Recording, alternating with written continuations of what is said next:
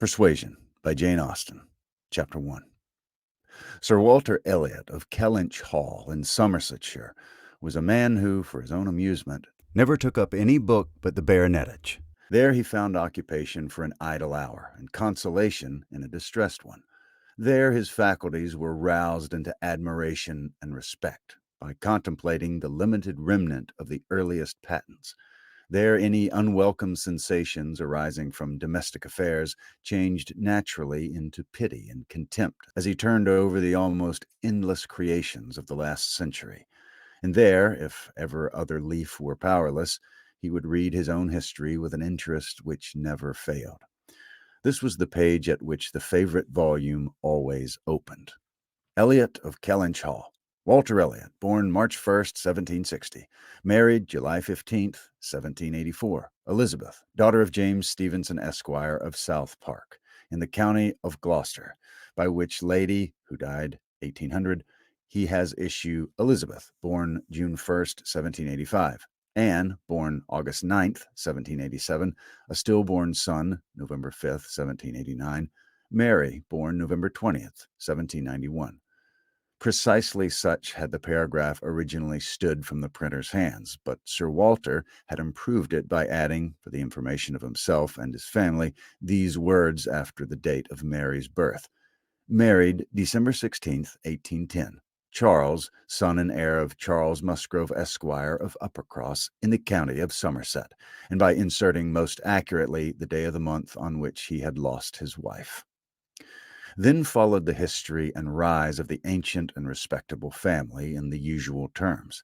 How it had been first settled in Cheshire, how mentioned in Dugdale, serving the office of High Sheriff, representing a borough in 3 successive parliaments, exertions of loyalty and dignity of baronet in the first year of Charles II, with all the Marys and Elizabeths they had married, forming altogether 2 handsome 12mo pages, and concluding with the arms and the motto, principal seat, Kellynch Hall in the county of Somerset, and with Sir Walter's handwriting again in this finale, heir presumptive, William Walter Elliot, Esquire, great-grandson of the second Sir Walter. Vanity was the beginning and end of Sir Walter Elliot's character, vanity of person and of situation. He had been remarkably handsome in his youth, and at 54 was still a very fine man. Few women could think more of their personal appearance than he did, nor could the valet of any new-made lord be more delighted with the place he held in society.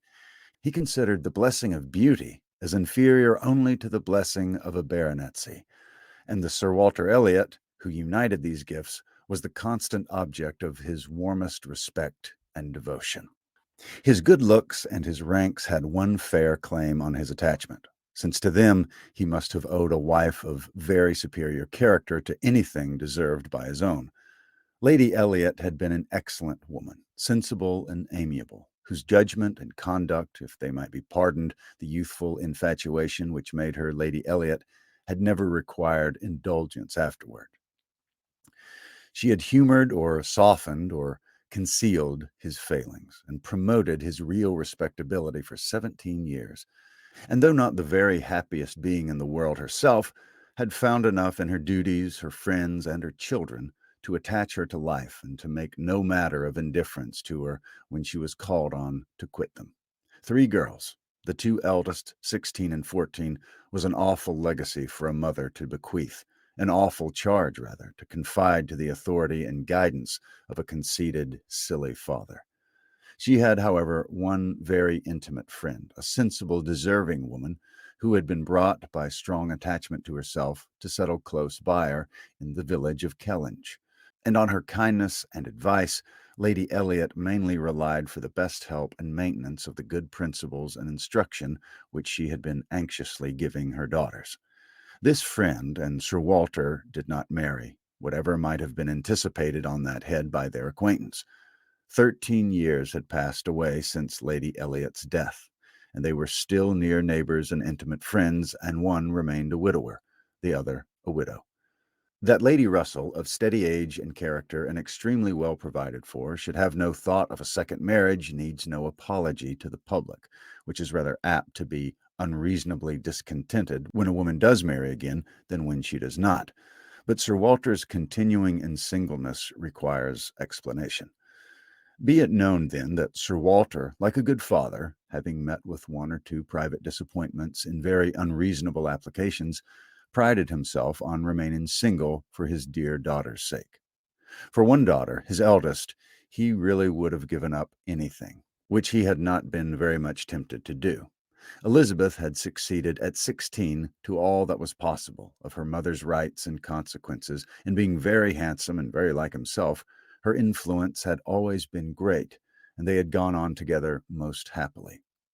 His two other children were of very inferior value. Mary had acquired a little artificial importance by becoming Mrs. Charles Musgrove, but Anne, with an elegance of mind and sweetness of character which must have placed her high with any people of real understanding, was nobody with either father or sister. Her word had no weight. Her convenience was always to give way. She was only Anne. To Lady Russell, indeed, she was a most dear and highly valued goddaughter, favorite, and friend. Lady Russell loved them all, but it was only in Anne that she could fancy the mother to revive again. A few years before, Anne Elliot had been a very pretty girl, but her bloom had vanished early. And as even in its height, her father had found little to admire in her, so totally different were her delicate features and mild dark eyes from his own. There could be nothing in them, now that she was faded and thin, to excite his esteem. He had never indulged much hope. He had now none of ever reading her name in any other pages of his favorite work. All equality of alliance must rest with Elizabeth, for Mary had merely connected herself with an old country family of respectability and large fortune, and had therefore given all the honor and received none. Elizabeth would, one day or other, marry suitably. It sometimes happens that a woman is handsomer at 29 than she was 10 years before.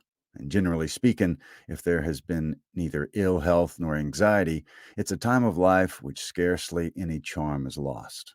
It was so with Elizabeth, still the same handsome Miss Elliot that she had begun to be 13 years ago, and Sir Walter might be excused, therefore, in forgetting her age, or at least be deemed only half a fool for thinking himself and Elizabeth as bloomin' as ever, amidst the wreck of the good looks of everybody else. For he could plainly see how old all the rest of his family and acquaintance were growing.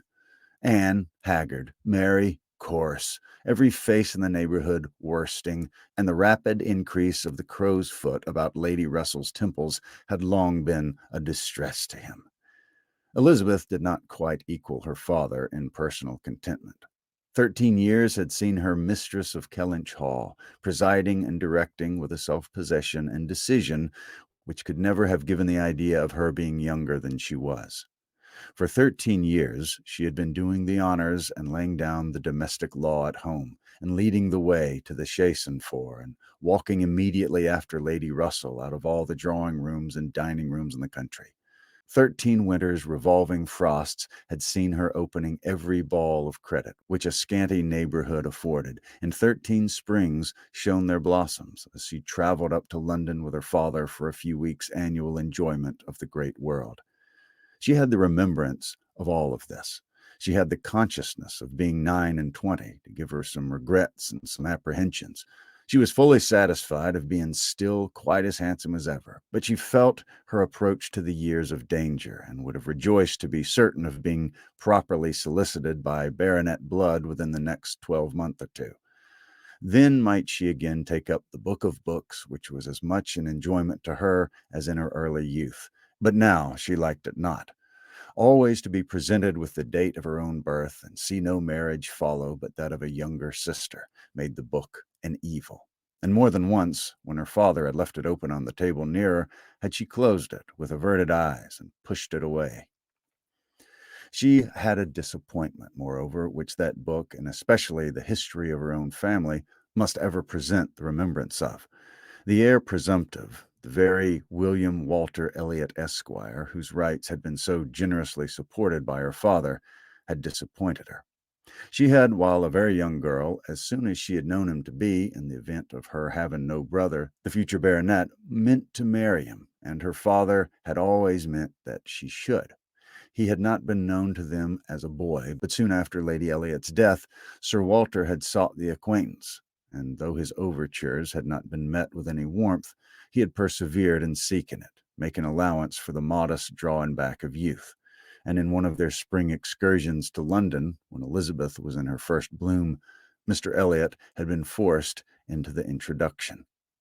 He was at that time a very young man, just engaged in the study of law, and Elizabeth found him extremely agreeable, and every plan in his favor was confirmed. He was invited to Kellynch Hall. He was talked of and expected all the rest of the year, but he never came. The following spring he was seen again in town, found equally agreeable, again encouraged, invited, and expected, and again he did not come. And the next tidings were that he was married. Instead of pushing his fortune to the line marked out for the heir of the house of Elliot, he had purchased independence by uniting himself to a rich woman of inferior birth. Sir Walter resented it. As the head of the house, he had felt he ought to have been consulted, especially after taking the young man so publicly by the hand. "For they must have been seen together," he observed, "once at Tattersall's and twice at the lobby of the House of Commons." His disapprobation was expressed, but apparently very little regarded. Mr. Elliot had attempted no apology and shown himself as unsolicitous of being longer noticed by the family, as Sir Walter considered him unworthy of it. All acquaintance between them had ceased. This very awkward story of Mr. Elliot was still, after an interval of several years, felt with anger by Elizabeth, who had liked the man for himself, and still more for being her father's heir, and whose strong family pride could see only in him a proper match for Sir Walter Elliot's eldest daughter. There was not a baronet from A to Z whom her feelings could not have so willingly acknowledged as an equal. Yet so miserably had he conducted himself that though she was at this present time, the summer of 1814, wearing black ribbons for his wife, she could not admit him to be worth thinking of again. The disgrace of his first marriage might, perhaps, as there was no reason to suppose it perpetuated by offspring, have been got over. He had not done worse. But he had, as by the customary intervention of kind friends, they had been informed, spoken most disrespectfully of them all, most slightingly and contemptuously of the very blood he belonged to, and the honors which were hereafter to be his own. This could not be pardoned.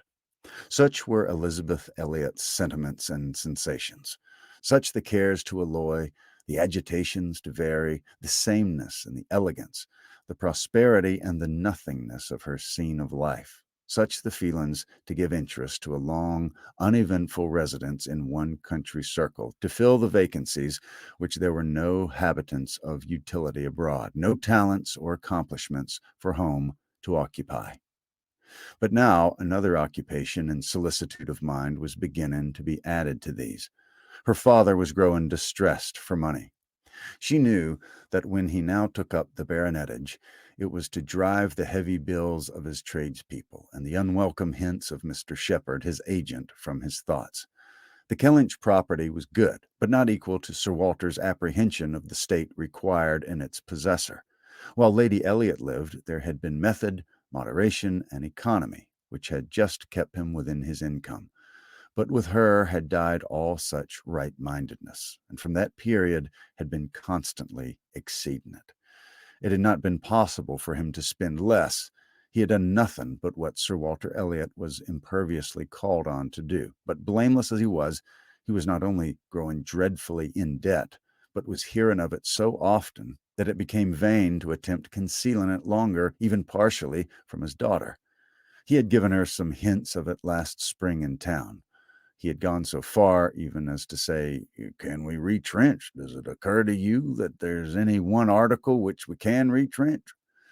And Elizabeth, to do her justice, had in the first ardor of female alarm set seriously to think what could be done, and finally had proposed these two branches of economy: to cut off some unnecessary charities and to refrain from newly furnishing the drawing-room, to which expedients she afterward added the happy thought of their taking no present down to Anne, as had been the usual yearly custom. But these measures, however good themselves, were insufficient to the real extent of the evil, the whole of which Sir Walter found himself obliged to confess to her soon afterwards.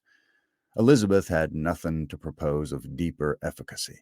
She had felt herself ill-used and unfortunate, as did her father, and they were neither of them able to devise any means of lessening their expenses without compromising their dignity, or relinquishing their comforts in a way not to be borne. There was only a small part of his estate that Sir Walter could dispose of, but had every acre been alienable, it would have made no difference. He had condescended to mortgage as far as he had the power, but he would never condescend to sell. No, he would never disgrace his name so far. The Kellynch estate should be transmitted whole and entire as he had received it. Their two confidential friends, Mr. Shepherd, who lived in the neighboring market town, and Lady Russell, were called to advise them, and both father and daughter seemed to expect that something should be struck out by one or other to remove their embarrassments and reduce their expenditure without involving the loss of any indulgence of taste or pride. Chapter 2. Mr. Shepherd, a civil, cautious lawyer who, whatever might be his hold or his views on Sir Walter, would rather have the disagreeable prompted by anybody else, excused himself from offering the slightest hint, and only begged leave to recommend an implicit reference to the excellent judgment of Lady Russell, for whose known good sense he fully expected to have just such resolute measures advised as he meant to see finally adopted. Lady Russell was most anxiously zealous on the subject, and gave it much serious consideration. She was a woman rather of sound than of quick abilities, whose difficulties in coming to any decision in this instance were great, from the opposition of two leading principles. She was of strict integrity herself, with a delicate sense of honor, but she was as desirous of saving Sir Walter's feelings, as solicitous for the credit of the family, as aristocratic in her ideas of what was due to them, as anybody of sense and honesty could well be. She was a benevolent, charitable, good woman, and capable of strong attachments, most correct in her conduct, strict in her notions of decorum, and with manners that were held a standard of good breeding. She had a cultivated mind, and was, generally speaking, rational and consistent. But she had prejudices on the side of ancestry, for she had a value for rank and consequence, which blinded her a little to the faults of those who possessed them.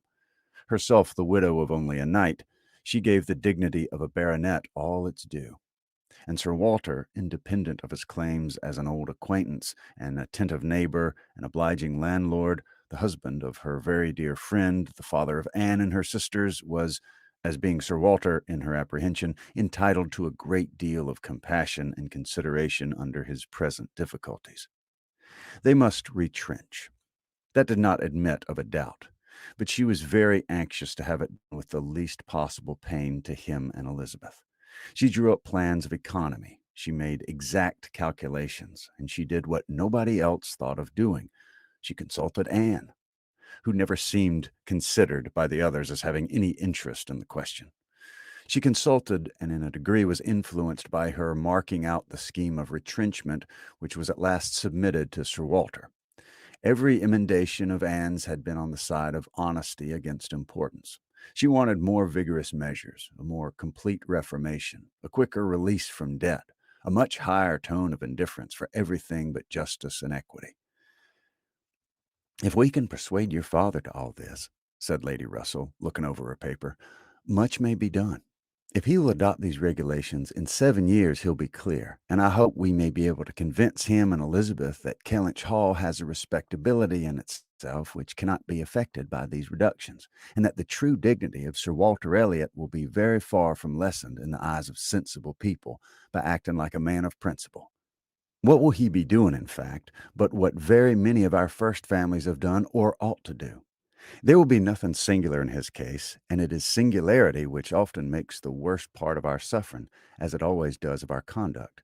I have great hope of prevailing.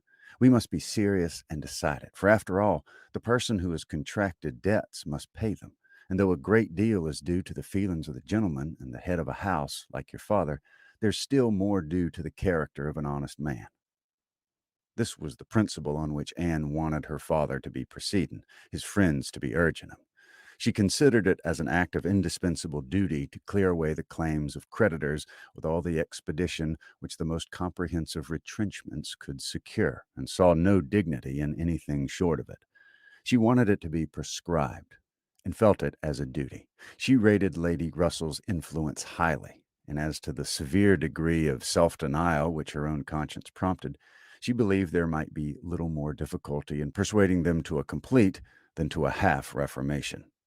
Her knowledge of her father and Elizabeth inclined her to think that the sacrifice of one pair of horses would be hardly less painful than of both, and so on, through the whole list of Lady Russell's too gentle reductions. How Anne's more rigid requisitions might have been taken is of little consequence. Lady Russell's had no success at all, could not be put up with, were not to be borne. Whatever comfort of life knocked off, journeys, London, servants, horses, table, contractions, and restrictions everywhere, to live no longer with the decencies even of a private gentleman. No, he would sooner quit Kellynch Hall at once than remain in it on such disgraceful terms. Quit Kellynch Hall. The hint was immediately taken up by Mr. Shepherd, whose interest was involved in the reality of Sir Walter's retrenching, and who was perfectly persuaded that nothing could be done without a change of abode. Since the idea had been started in the very quarter which ought to dictate, he had no scruple, he said, in confessing his judgment to be entirely on that side. It did not appear to him that Sir Walter could materially alter his style of living in a house which had such a character of hospitality and ancient dignity to support.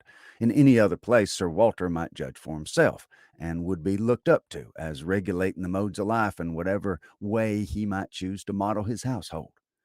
Sir Walter would quit Kellynch Hall, and after a very few days more of doubt and indecision, the great question of whither he should go was settled, and the first outline of this important change made out.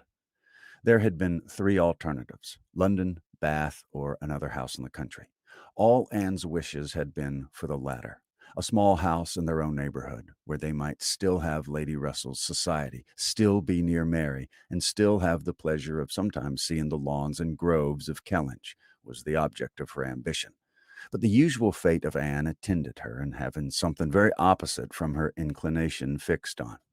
She disliked Bath, and did not think it agreed with her, and Bath was to be her home.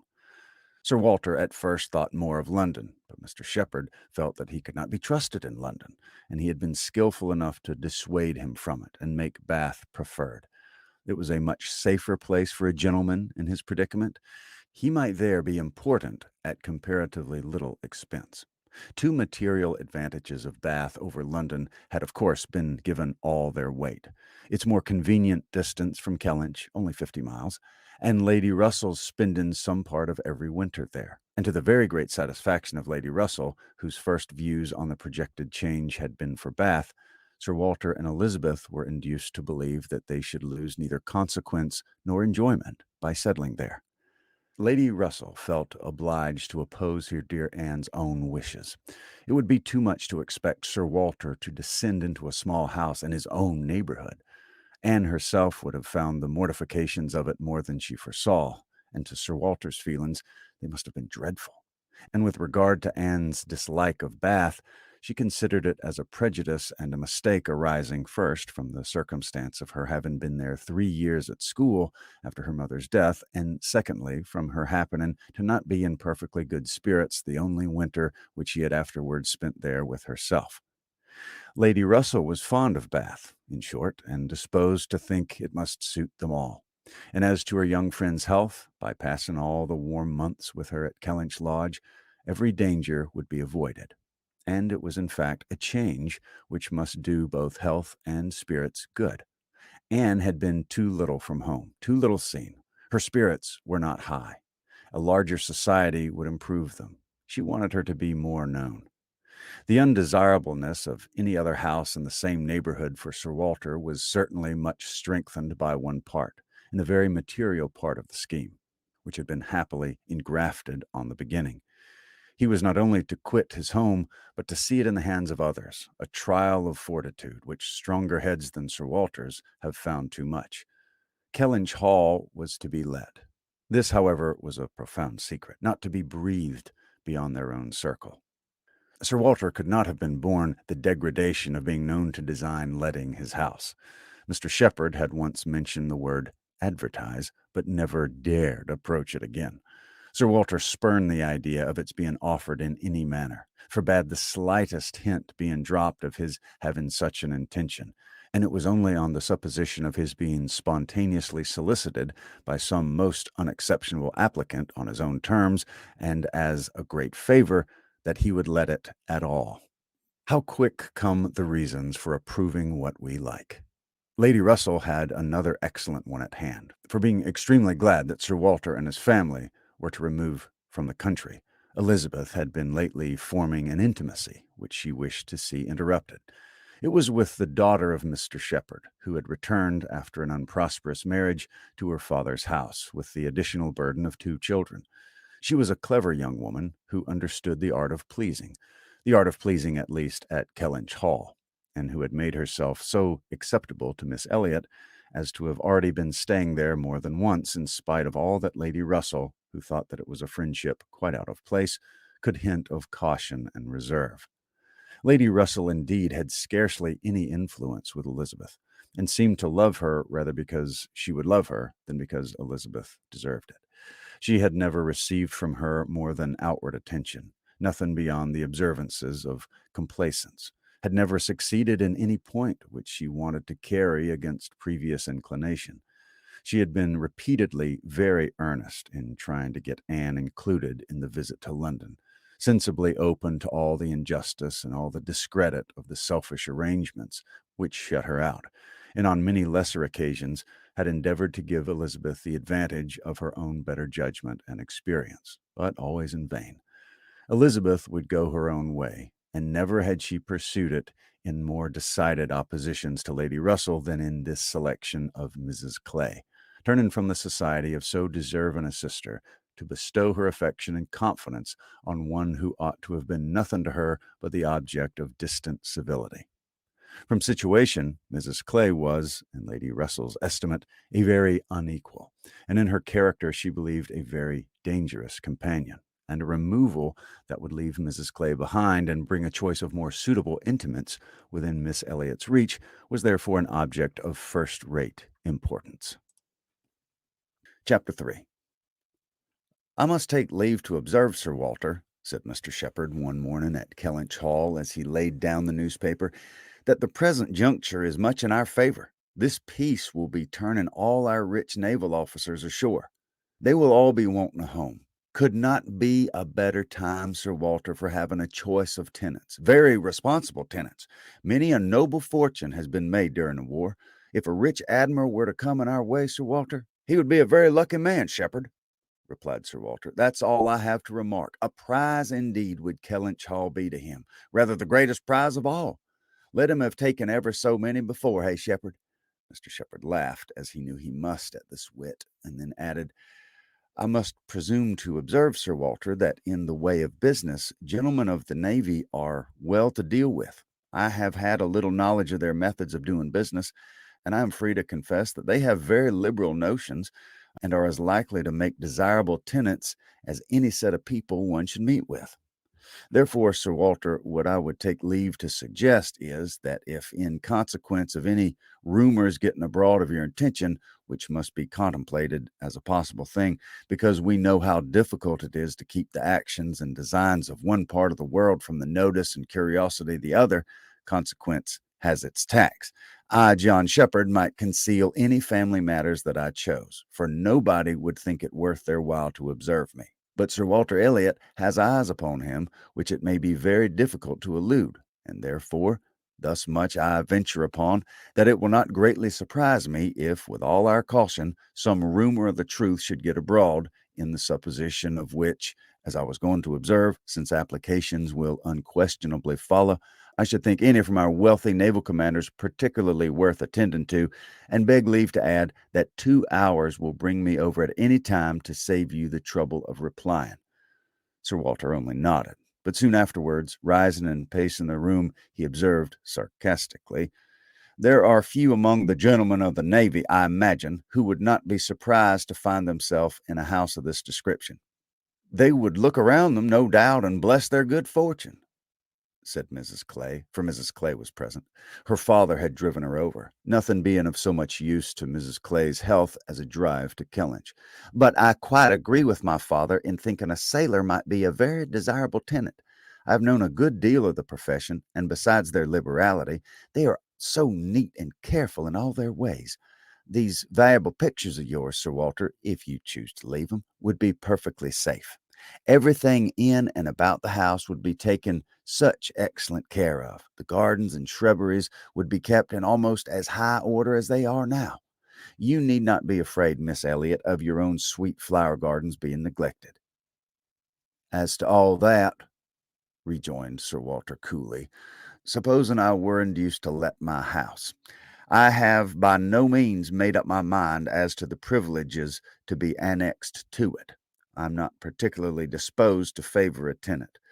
The park would be open to him, of course, and few Navy officers or men of any other description can have had such a range. But what restrictions I might impose on them to the use of pleasure grounds is another thing. I am not fond of the idea of my shrubberies being always approachable. I should recommend Miss Elliot to be on her guard with respect to her flower garden. I am very little disposed to grant a tenant of Kellynch Hall any extraordinary favor, I assure you, be he sailor or soldier. After a short pause, Mr. Shepherd presumed to say, in all these cases there are established usages which make everything plain and easy between landlord and tenant. Your interest, Sir Walter, is in pretty safe hands. Depend upon me for taking care that no tenant has more than his just rights. I venture to hint that Sir Walter Elliot can't be half so jealous for his own as John Shepherd will be for him. Here Anne spoke. The Navy, I think, who have done so much for us, have at least an equal claim with any other set of men for all the comforts and all the privileges which any home can give. Sailors work hard enough for their comforts, we must all allow. Very true, very true. What Miss Anne says is very true, was Mr. Shepherd's rejoinder. And, oh, certainly, was his daughter's. But Sir Walter's remark was soon afterwards, the profession has its utility, but I should be sorry to see any friend of mine belonging to it. Indeed, was the reply, and with a look of surprise. Yes, it is in 2 points offensive to me. I have 2 strong grounds of objection to it. First, as being the means of bringing persons of obscure birth into undue distinction, and raising men to honors which their fathers and grandfathers never dreamt of. And secondly, as it cuts up a man's youth and vigor most horribly. A sailor grows old sooner than any other man. I have observed it all my life. A man is in greater danger in the Navy of being insulted by the rise of one whose father, his father might have disdained to speak to, and of becoming prematurely an object of disgust himself than in any other line. One day last spring in town, I was in company with 2 men, striking instances of what I am talking of. Lord St. Ives, whose father we all know to have been a country curate, without bread to eat. I was given place to Lord St. Ives and a certain Admiral Baldwin, the most deplorable-looking personage you can imagine. His face the color of mahogany, rough and rugged into the last degree, all lines and wrinkles, 9 gray hairs of a side, and nothing but a dab of powder at the top. In the name of heaven, who's this fella? Said I to a friend who was standing near, Sir Basil Morley. Old fella, cried Sir Basil, it's Admiral Baldwin. What do you take his age to be? 60, I said, or perhaps 62. 40, replied Sir Basil. 40 and no more. Picture to yourselves my amazement. I shall not easily forget Admiral Baldwin. I never saw quite so wretched an example of what a seafaring life can do. But to a degree, I know it's the same with all of them. They're all knocked about and exposed to every climate and every weather till they're not fit to be seen. It's a pity they're not knocked on the head at once before they reach Admiral Baldwin's age. Nay, Sir Walter, cried Mrs. Clay, this is being very severe indeed. Have a little mercy on the poor men. We're not all born to be handsome. The sea is no beautifier, certainly. Sailors do grow old betimes, I have observed it. They soon lose the look of youth. But then, is it not the same with many other professions, perhaps most other? Soldiers in active service are not at all better off. And even in the quieter professions, there's a toil and a labor of the mind, if not on the body, which seldom leaves a man's looks to the natural effect of time. The lawyer plods, quite careworn. The physician is up at all hours and traveling in all weather, and even the clergyman. She stopped a moment to consider what might do for the clergyman. And even the clergyman, is obliged to go into infected rooms and expose his health and look to all the injury of a poisonous atmosphere. In fact, as I have long been convinced, though every profession is necessary and honorable in its turn, it's only the lot of those things who are not obliged to follow any who can live in a regular way in the country, choosing their own hours, following their own pursuits, and living on their own property without torment of trying for more. It's only their lot, I say, to hold the blessing of health and a good appearance to the utmost. I know no other set of men but what lose something of their personableness when they cease to be quite young. It seemed as if Mr. Shepherd, in this anxiety to bespeak Sir Walter's good will toward a naval officer as tenant, had been gifted with foresight, for the very first application for the house was from an Admiral Croft, with whom he shortly afterwards fell into company in attending the quarter sessions at Taunton. And indeed, he had received a hint of the Admiral from a London correspondent. By the report which he hastened over to Kellynch to make, Admiral Croft was a native of Somersetshire, who, having acquired a very handsome fortune, was wishing to settle in his own country, and had come to Taunton in order to look at some advertised places in that immediate neighborhood, which, however, had not suited him. That accidentally hearing, it was just as he foretold, Mr. Shepherd observed, Sir Walter's concerns could not be kept a secret, accidentally hearing of the possibility of Kellynch Hall being let, and understanding his, Mr. Shepherd's, connection to the owner, he had introduced himself in order to make particular inquiries, and had, in the course of a pretty long conference, expressed as strong an inclination for the place as a man who knew it only by description could feel, and given Mr. Shepherd, in his explicit account of himself, every proof of his being a most responsible, eligible tenant. "And who is Admiral Croft?" was Sir Walter's cold, suspicious inquiry. Mr. Shepherd answered for his being of a gentleman's family, and mentioned a place, and Anne, after the little pause which followed, added, "He is a rear admiral of the White. He was in the Trafalgar action, and has been in the East Indies since. He was stationed there, I believe, several years." "Then I take it for granted," observed Sir Walter, "that his face is about as orange as the cuffs and capes of my livery?"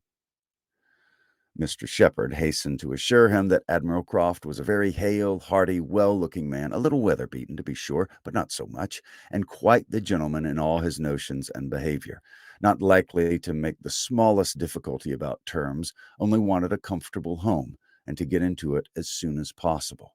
Knew what rent a ready-furnished house of that consequence might fetch, should not have been surprised if Sir Walter had asked more, had inquired about the matter, would be glad of the deputation, certainly, but made no great point of it, and he sometimes took out a gun, but never killed. Quite the gentleman. Mr. Shepherd was eloquent on the subject, pointing out all the circumstances of the Admiral's family, which made him peculiarly desirable as a tenant. He was a married man and without children, the very state to be wished for. A house was never taken good care of, Mr. Shepherd observed, without a lady. He did not know whether furniture might not be in danger of suffering as much when there was no lady as when there were many children. A lady without a family was the very best preserver of furniture in the world. He had often seen Mrs. Croft, too. She was at Taunton with the Admiral, and she had been present almost all the time they were talking the matter over. "And a very well-spoken, genteel, shrewd lady she seemed to be," continued he. "Asked more questions about the house and terms and taxes than the Admiral himself, and seemed more conversant with business. And moreover, Sir Walter, I found she was not quite unconnected with this country any more than her husband. That is to say, she's a sister to a gentleman who did live amongst us once. She told me so herself. Sister to the gentleman who lived a few years back at Monkford. Bless me, what was his name? At this point, I can't recollect his name, though I have heard it so lately. Penelope, my dear, can you help me to get the name of the gentleman who lived at Monkford, Mrs. Croft's brother?" But Mrs. Clay was talking so eagerly with Miss Bennet that she did not hear the appeal. I have no conception whom you can mean, shepherd. I remember no gentleman resident at Monkford since the name of old Governor Trent. Bless me, how very odd. I shall forget my own home soon, I suppose.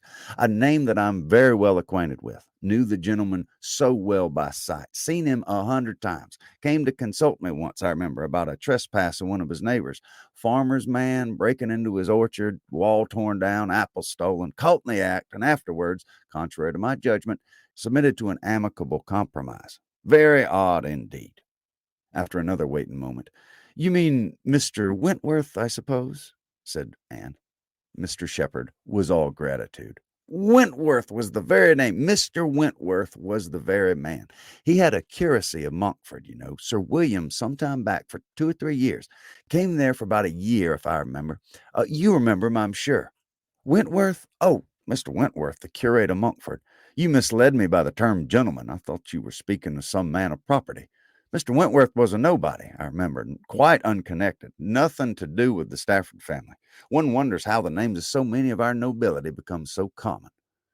As Mr. Shepherd perceived that his connection of the Crofts did them no service with Sir Walter, he mentioned it no more, returning with all his zeal to dwell on the circumstances more indisputably in their favor, their age and number and fortune, the high idea they had formed of Kellynch Hall, and extreme solicitude for their advantage of renting it, making it appear as if they ranked nothing beyond the happiness of being the tenants of Sir Walter Elliot. An extraordinary taste, certainly, could they have been supposed in the secret of Sir Walter's estimate of the dues of a tenant. It succeeded, however, and though Sir Walter must ever look with an evil eye on anyone intending to inhabit that house and think them infinitely too well off in being permitted to rent it on the highest terms, he was talked into allowing Mr. Shepherd to proceed in the treaty and authorizing him to wait on Admiral Croft, who still remained at Taunton, and fix a day for the house being seen.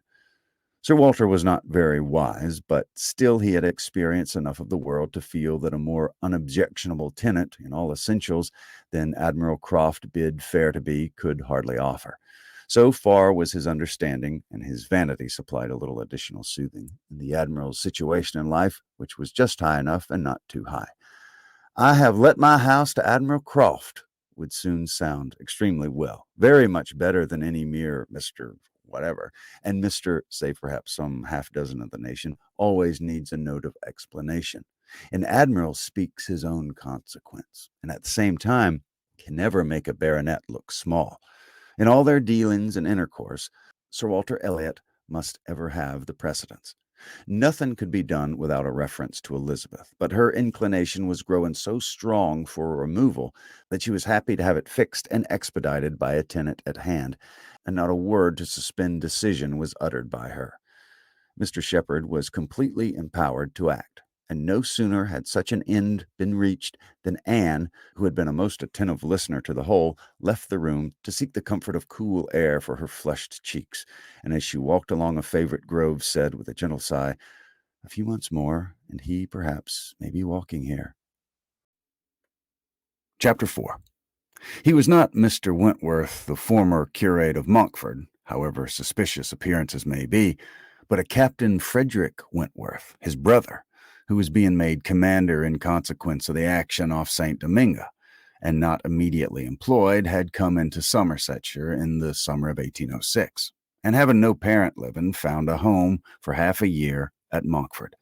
He was at that time a remarkably fine young man, with a great deal of intelligence, spirit, and brilliancy, and Anne an extremely pretty girl, with gentleness, modesty, taste, and feeling. Half the sum of attraction on either side might have been enough, for he had had nothing to do, and she had hardly anybody to love. But the encounter of such lavish recommendations could not fail. They were gradually acquainted, and when acquainted, rapidly and deeply in love. It would be difficult to say which had seen highest perfection in the other, or which had been the happiest. She in receiving his declarations and proposals, or he in having them accepted. A short period of exquisite felicity followed, and but a short one. Troubles soon arose. Sir Walter, on being applied to, without actually withholding his consent or saying it should never be, gave it all the negative of great astonishment, great coldness, great silence, and a professed resolution of doing nothing for his daughter.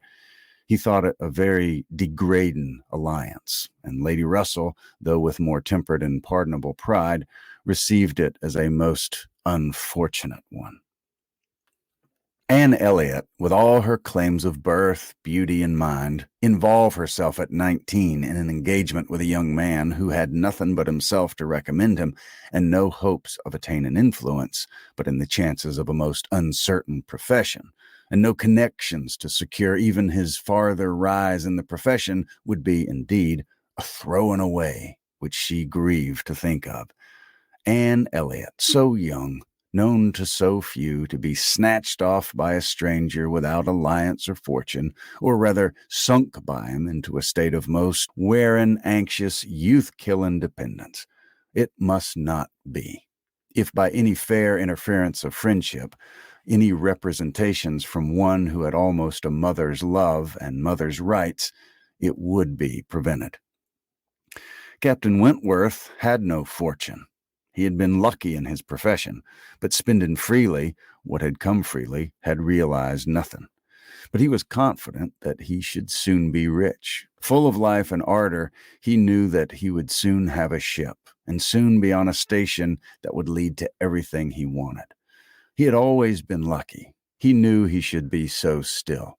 Such confidence, powerful in its own warmth and bewitching in the wit with which Austen expressed it, must have been enough for Anne. But Lady Russell saw it very differently. His sanguine temper and fearlessness of mind operated very differently on her. She saw in it but an aggravation of the evil. It only added a dangerous character to himself. He was brilliant. He was headstrong. Lady Russell had little taste for wit, and of anything approaching to imprudence, a horror. She deprecated the connection in every light. Such opposition as these feelings produced was more than Anne could combat. Young and gentle as she was, it might yet have been possible to withstand her father's ill will, though unsoftened by one kind word or look on the part of her sister. But Lady Russell, with whom she had always loved and relied on, could not, with such steadfastness of opinion and such tenderness of manner, be continually advising her in vain. She was persuaded to believe the engagement a wrong thing, indiscreet, improper, hardly capable of success, and not deserving it. But it was not a merely selfish caution under which she acted in putting an end to it. Had she not imagined herself consulting his good, even more than her own, she could hardly have given him up.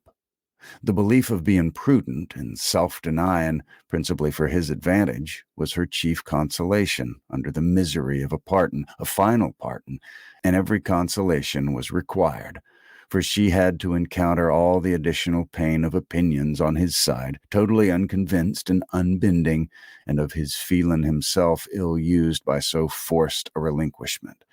He had left the country in consequence. A few months had seen the beginning and the end of their acquaintance, but not with a few months ended Anne's share of suffering from it. Her attachment and regrets had for a long time clouded every enjoyment of youth, and an early loss of bloom and spirits had been their lasting effect. More than 7 years were gone since this little history of sorrowful interest had reached its close, and time had softened down much, perhaps nearly all of peculiar attachment to him. But she had been too dependent on time alone. No aid had been given in change of place, except in one to visit to Bath soon after the rupture, or in any novelty or enlargement of society. No one had ever come within the Kellynch circle who could bear a comparison with Frederick Wentworth, as he stood in her memory. No second attachment, the only thoroughly natural, happy, and sufficient cure at her time of life, had been possible to the nice tone of her mind and the fastidiousness of her taste in the small limits of the society around them. She had been solicited, when about 22, to change her name by the young man who, not long afterwards, found a more willing mind in her younger sister, and Lady Russell had lamented her refusal. For Charles Musgrove was the eldest son of a man whose landed property and general importance were second in that country only to Sir Walter's, and of good character and appearance. And however Lady Russell might have asked yet for something more, while Anne was 19, she would have rejoiced to see her at 22 so respectably removed from the partialities and injustice of her father's house, and settled so permanently near herself. But in this case, Anne had left nothing for advice to do, and though Lady Russell, as satisfied as ever with her own discretion, never wished the past undone, she began now to have the anxiety which borders on hopelessness for Anne's being tempted, by some man of talents and independence, to enter a state for which she held her to be peculiarly fitted by her warm affections and domestic habits. They knew not each other's opinion, either its constancy or its change, on the one leading point of Anne's conduct, for the subject was never alluded to. But Anne, at 27, thought very differently from what she had been made to think at 19. She did not blame Lady Russell. She did not blame herself for having been guided by her. But she felt that were any young person in similar circumstances to apply to her for her counsel, they would never receive any of such certain immediate wretchedness, such uncertain future good. She was persuaded that under every disadvantage of disapprobation at home and every anxiety attending his profession, all their probable fears, delays, and disappointments, she should yet have been a happier woman in maintaining the engagement than she had been in the sacrifice of it. And this, she fully believed, had the usual share. Had even more than the usual share of all such solicitudes and suspense been theirs, without reference to the actual results of their case, which, as it happened, would have bestowed earlier prosperity than could be reasonably calculated on. All his sanguine expectations, all his confidence had been justified. His genius and ardor had seemed to foresee and to command his prosperous path. He had very soon after their engagement ceased, got employ, and all that he had told her would follow had taken place. He distinguished himself and early gained the other step in rank, and must now, by successive captures, have made a handsome fortune.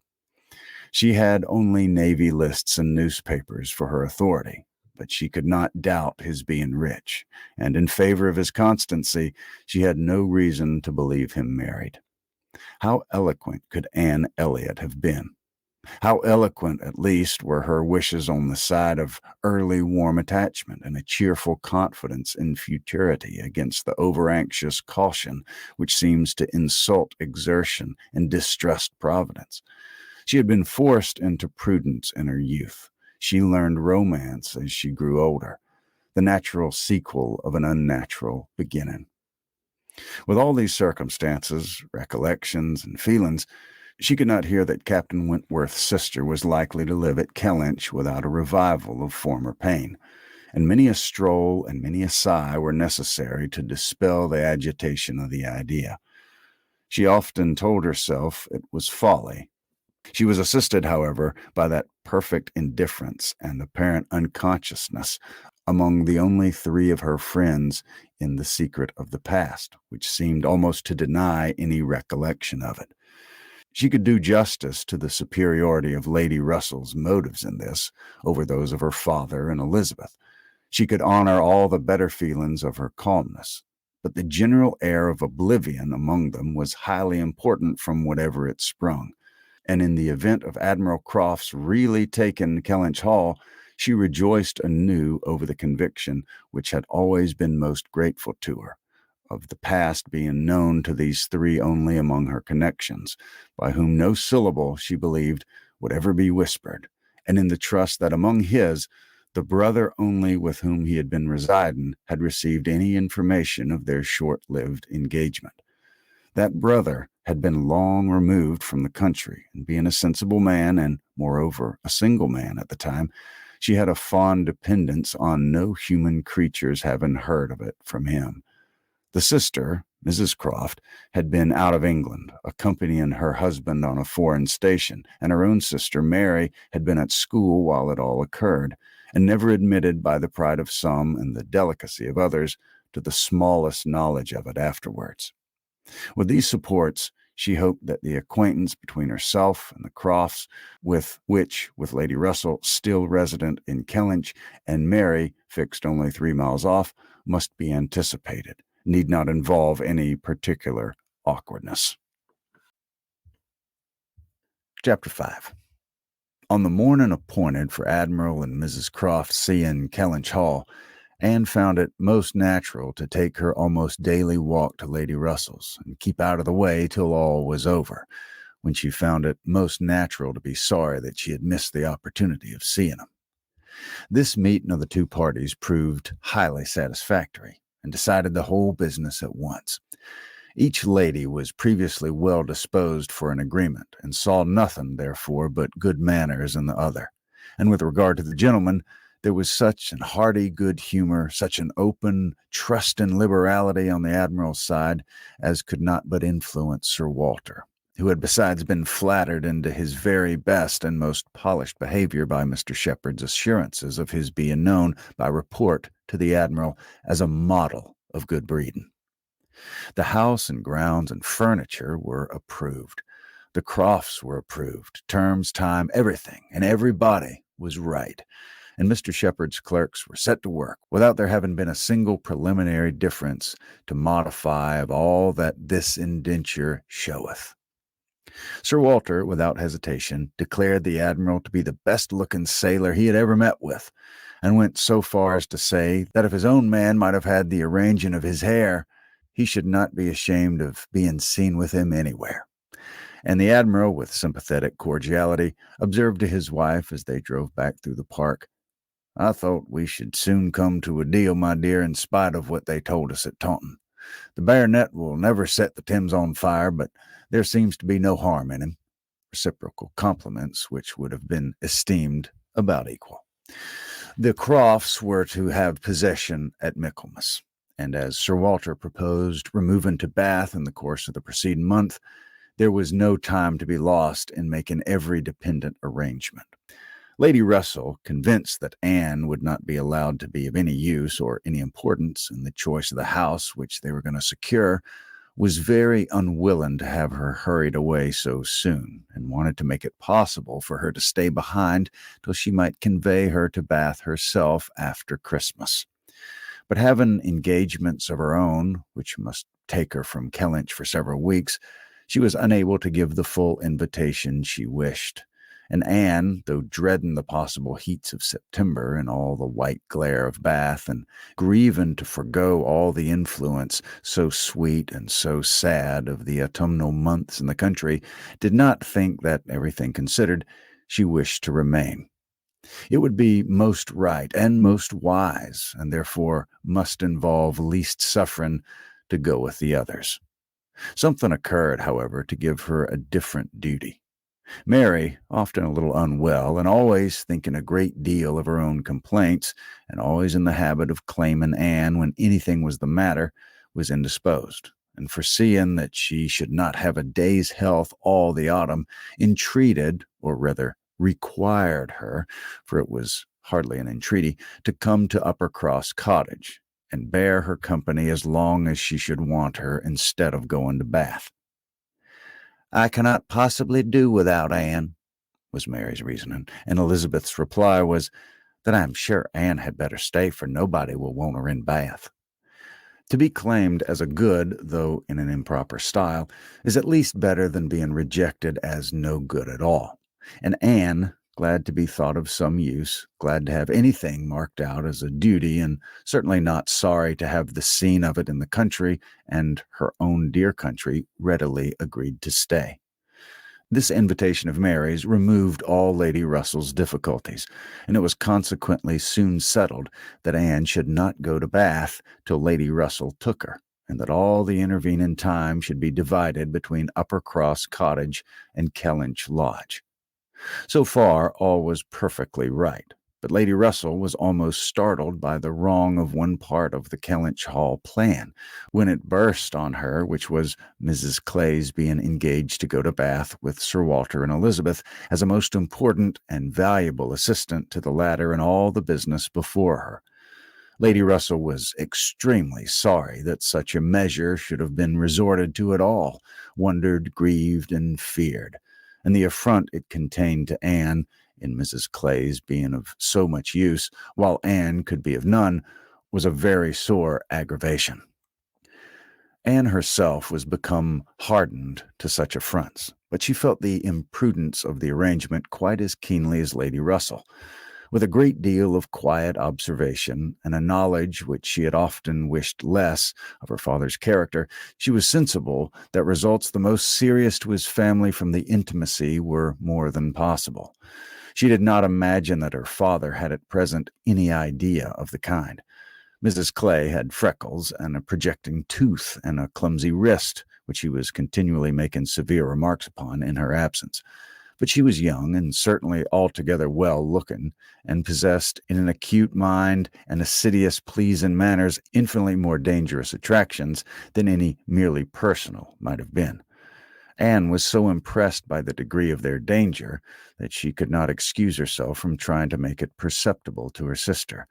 She had little hope of success, but Elizabeth, who, in the event of such a reverse, would be so much more to be pitied than herself, should never, she thought, have reason to reproach her for giving no warning. She spoke and seemed only to offend. Elizabeth could not conceive how such an absurd suspicion should occur to her, and indignantly answered each party's perfectly knowing their situation. "Mrs. Clay," said she warmly, "never forgets who she is, and as I am rather better acquainted with her sentiments than you can be, I can assure you that upon the subject of marriage they are particularly nice, and that she reprobates all inequality of condition and rank more strongly than most people. And as to my father, I really should not have thought that he, who has kept himself single so long for our sakes, needs be suspected now. If Mrs. Clay were a very beautiful woman, I grant you it might be wrong to have her so much with me.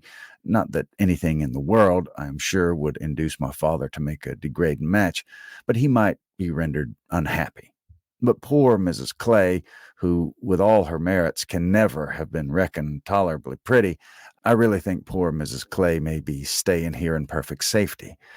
One would imagine you had never heard my father speak of her personal misfortunes, though I know you must have 50 times. That tooth of hers and those freckles. Freckles do not disgust me so very much as they do him. I have known a face not materially disfigured by a few, but he abominates them. You must have heard him notice Mrs. Clay's freckles."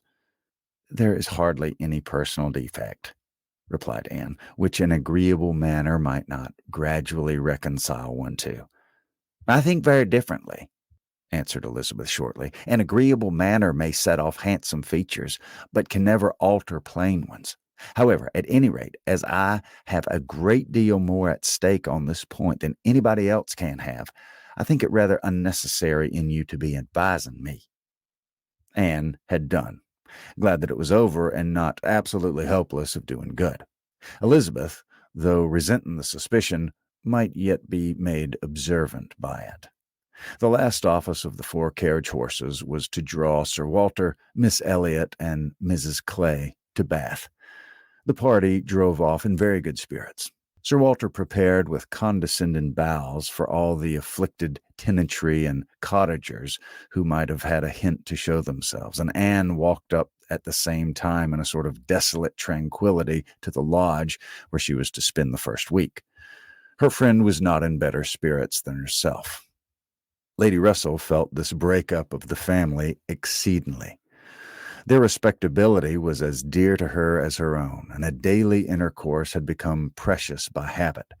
It was painful to look upon their deserted grounds, and still worse to anticipate the new hands they were to fall into, and to escape the solitariness and the melancholy of so altered a village, and be out of the way when Admiral and Mrs. Crofts first arrived. She had determined to make her own absence from home again when she must give up Anne. Accordingly, their removal was made together, and Anne was set down at Uppercross Cottage in the first stage of Lady Russell's journey. Uppercross was a moderate-sized village, which a few years back had been completely in the Old English style, containing only 2 houses superior in appearance to those of the yeomen and laborers. The mansion of the squire, with its high walls, great gates, and old trees, substantial and unmodernized, and the compact, tight parsonage, enclosed in its own neat garden, with a vine and a pear tree trained round its casements, but upon the marriage of the young squire it had received the improvement of a farmhouse elevated into a cottage for his residence, and Uppercross Cottage, with its veranda, French windows, and other prettiness, was quite as likely to catch the traveller's eye as the more consistent and considerable aspect and premises of the great house about a quarter of a mile farther on. Here Anne had often been staying. She knew the ways of Uppercross as well as those of Kellynch. The 2 families were so continually meeting, so much in the habit of running in and out of each other's houses at all hours, that it was rather a surprise to find Mary alone. But being alone, her being unwell and out of spirits, was almost a matter of course. Though better endowed than her elder sister, Mary had not Anne's understanding nor temper. While well and happy and properly attended to, she had great good humor and excellent spirits. But any indisposition sunk her completely. She had no resources for solitude, and inheriting a considerable share of the Elliot self-importance, was very prone to add to every other distress that of fancying herself neglected and ill-used. In person, she was inferior to both sisters, and had even in her bloom only reached the dignity of being a fine girl. She was now lying on the faded sofa of the pretty little drawing-room, the once elegant furniture of which had been gradually growing shabby under the influence of 4 summers and 2 children, and on Anne's appearing, greeted her with, "So you're come at last. I began to think I should never see you again. I'm so ill I can hardly speak. I have not seen a creature the whole morning." "Well, I'm sorry to find you unwell," replied Anne. "You sent me such a good account of yourself on Thursday." "Yes, I made the best of it. I always do, but I was very far from well at the time, and I do not think I was ever so ill in all my life as I've been all this morning. Very unfit to be alone, I'm sure. Suppose I were to be seized all of a sudden in some dreadful way, and not able to ring the bell, so Lady Russell would not get out. I do not think she has been in this house 3 times this summer." Anne said what was proper, and inquired after her husband. "Oh, Charles is out shooting. I haven't seen him since 7 o'clock. He would go, though I told him how ill I was. He said he should not stay out long, but he's never come back, and now it's almost 1. I assure you I haven't seen a soul this whole morning." "You have your little boys with you?" "Yes, as long as I could bear their noise, but they're so unmanageable that they do me more harm than good. Little Charles does not mind a word I say, and Walter is growing quite as bad." "Well, you'll soon be better now," replied Anne cheerfully. "You know I always cure you when you come. How are your neighbors at the great house?" "I can give you no account of them. I have not seen one of them today except Mr. Musgrove, who stopped and spoke through the window, but without getting off his horse. And though I told him how ill I was, not one of them have been near me. It did not happen to suit Miss Musgrove's, I suppose, and they never put themselves out of their way." "You'll see him yet, perhaps before the morning's gone. It's early." "I never want 'em, I assure you. They talk and laugh a great deal too much for me. Oh, Anne, I'm so very unwell. It's quite unkind of you not to come on Thursday." "My dear Mary, recollect what a comfortable account you sent of yourself. You wrote in the cheerfulest manner, and said you were perfectly well and in no hurry for me. And that being the case, you must be aware that my wish would be to remain with Lady Russell to the last. And besides what I felt on her account, I have really been so busy, have had so much to do, that I could not very conveniently have left Kellynch sooner." "Dear me, what could you possibly have to do?" "A great many things, I assure you. More than I can recollect in a moment, but I can tell you some. I've been making a duplicate of the catalogue of my father's books and pictures. I have been several times in the garden with Mackenzie, trying to understand and make him understand which of Elizabeth's plants are for Lady Russell. I have had all my own little concerns to arrange, books and music to divide, and all my trunks to repack, from not having understood in time what was intended as to the wagons. And one thing I have had to do, Mary, of a more trying nature, go into almost every house in the parish as a sort of take leave. I was told that they wished it, but all these things took up a great deal of time. Oh, well, and after a moment's pause, but you've never asked me one word about our dinner at the Pools yesterday. Did you go then? I've made no inquiries because I concluded you must have been obliged to give up the party. Oh, yes, I went. I was very well yesterday. Nothing at all the matter with me till this morning. It would have been strange if I had not gone. Well, I'm very glad you're well enough, and I hope you had a pleasant party. Yeah, nothing remarkable. One always knows beforehand what the dinner will be and who will be there, and so is very uncomfortable not having a carriage of one's own. Mr. and Mrs. Musgrove took me, and we were all so crowded. They're both so very large and take up so much room, and Mr. Musgrove always sits forward, so there was I, crowded into the back seat with Henrietta and Louise, and I think it very likely that my illness today may be owing to it. A little further perseverance and patience and forced cheerfulness on Anne's side produced nearly a cure on Mary's. She could soon sit upright on the sofa and began to hope she might be able to leave it by dinner time. Then, forgetting to think of it, she was at the other end of the room beautifying a nosegay. Then she ate her cold meat, and then she was well enough to propose a little walk. "Where shall we go?" said she while they were ready. "I suppose you'll not like to call at the great house before they've been to see you." "I have not the smallest objection on that account," replied Anne. "I should never think of standing on such ceremony with people I know so well as Mrs. and the Miss Musgroves." "Oh, but they ought to call upon you as soon as possible. They ought to feel what is due to you as my sister. However, we may as well go and sit with them a while, and when we have had that over, we can enjoy our walk." Anne had always thought such a style of intercourse highly imprudent, and she had ceased to endeavor to check it, from believing that though there were on each side continual subjects of offense, neither family could now do without it. To the great house, accordingly, they went, to sit the full half-hour in the old-fashioned square parlor, with a small carpet and shining floor, to which the present daughters of the house were gradually given the proper air of confusion by a grand pianoforte and a harp, flower stands, and little tables placed in every direction. Oh, could the originals of the portraits against the wainscot, could the gentlemen in brown velvet and the ladies in blue satin have seen what was going on, have been conscious of such an overthrow of all order and neatness, the portraits themselves seemed to be staring in astonishment. The Musgroves, like their houses, were in a state of alteration, perhaps of improvement. The father and mother were in the old English style, and the young people in the new. Mr. and Mrs. Musgrove were a very good sort of people, friendly and hospitable, not much educated, and not at all elegant. Their children had more modern minds and manners. There was a numerous family, but the only two grown-up, excepting Charles, were Henrietta and Louisa, young ladies of 19 and 20, who had brought from school at Exeter all the usual stock of accomplishments, and were now, like thousands of other young ladies, living to be fashionable, happy, and merry. Their dress had every advantage. Their faces were rather pretty, their spirits extremely good, their manner unembarrassed and pleasant. They were of consequence at home and favorites abroad.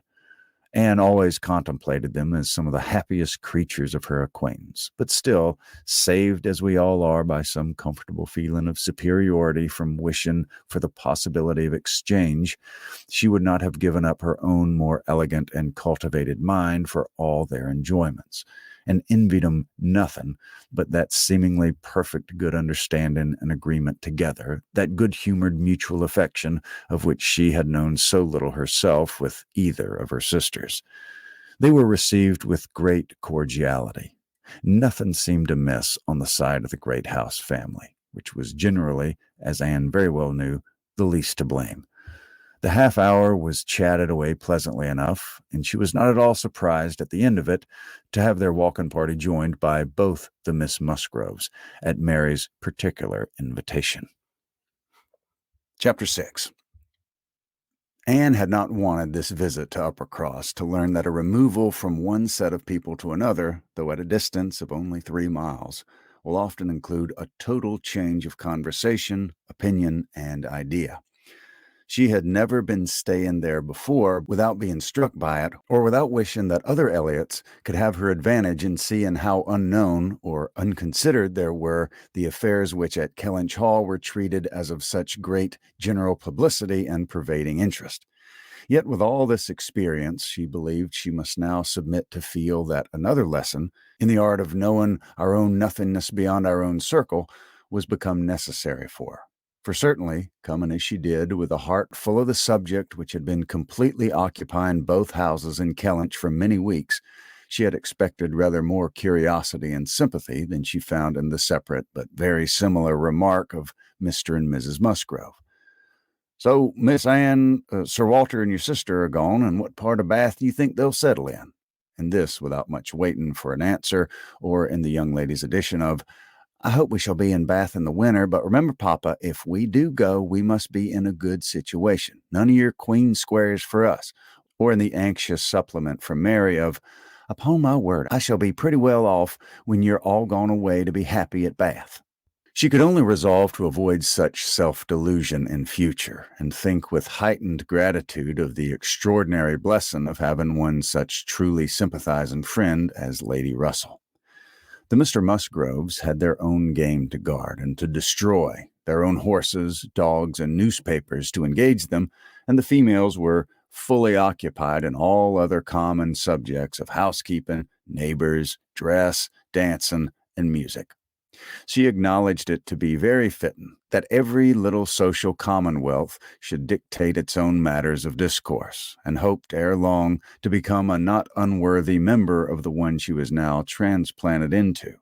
With the prospect of spending at least 2 months at Uppercross, it was highly incumbent on her to clothe her imagination, her memory, and all her ideas in as much of Uppercross as possible. She had no dread of these 2 months. Mary was not so repulsive and unsisterly as Elizabeth, nor so inaccessible to all influence of hers. Neither was there anything among the other component parts of the cottage inimical to comfort. She was always on friendly terms with her brother-in-law, and in the children, who loved her nearly as well and respected her a great deal more than their mother, she had an object of interest, amusement, and wholesome exertion. Charles Musgrove was civil and agreeable. In sense and in temper he was undoubtedly superior to his wife, but not of powers or conversation or grace to make the past, as they were connected together, at all a dangerous contemplation, though at the same time Anne could believe, with Lady Russell, that a more equal match might have greatly improved him, and that a woman of real understanding might have given more consequence to his character, and more usefulness, rationality, and elegance to his habits and pursuits. As it was, he did nothing with much zeal but sport, and his time was otherwise trifled away without benefit from books or anything else. He had very good spirits, which never seemed much affected by his wife's occasional lowness, bore with her unreasonableness sometimes to Anne's admiration, and upon the whole, though there were very often a little disagreement, in which she had sometime more share than she wished, being appealed to by both parties, they might pass for a happy couple. They were always perfectly agreed in the want of more money and a strong inclination for a handsome present from his father. But here, as on most topics, he had the superiority. For while Mary thought it a great shame that such a present was not made, he always contended for his father's having many other uses for his money, and a right to spend it as he liked. As to the management of their children, his theory was much better than his wife's, and his practice not so bad. "I could manage 'em very well if it were not for Mary's interference," was what Anne often heard him say, and had a good deal of faith in. But when listening in turn to Mary's reproach of, "Charles spoils the children so that I can't get 'em into any order," she never had the smallest temptation to say, "Very true." One of the least agreeable circumstances of her residence there was being treated with too much confidence by all parties, and being too much in the secret of the complaints of each house. Known to have some influence with her sister, she was continually requested, or at least receiving hints to exert it, beyond what was practicable. "I wish you could persuade Mary not to be always fancying herself ill," was Charles's language, and in an unhappy mood thus spoke Mary. "I do believe if Charles were to see me dying, he would not think there was anything the matter with me. I'm sure, Anne, if you would, you might persuade him that I'm really very ill, a great deal worse than I ever own." Mary's declaration was, "I hate sending the children to the great house, though their grandmama is always wanting to see 'em, for she humors and indulges 'em to so much a degree and gives 'em so much trash and sweet things that they're sure to come back sick and cross for the rest of the day."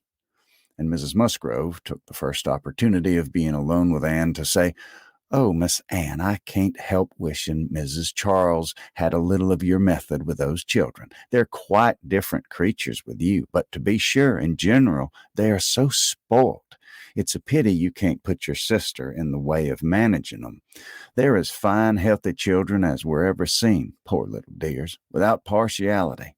But Mrs. Charles knows no more how they should be treated. Bless me, how troublesome they are sometimes.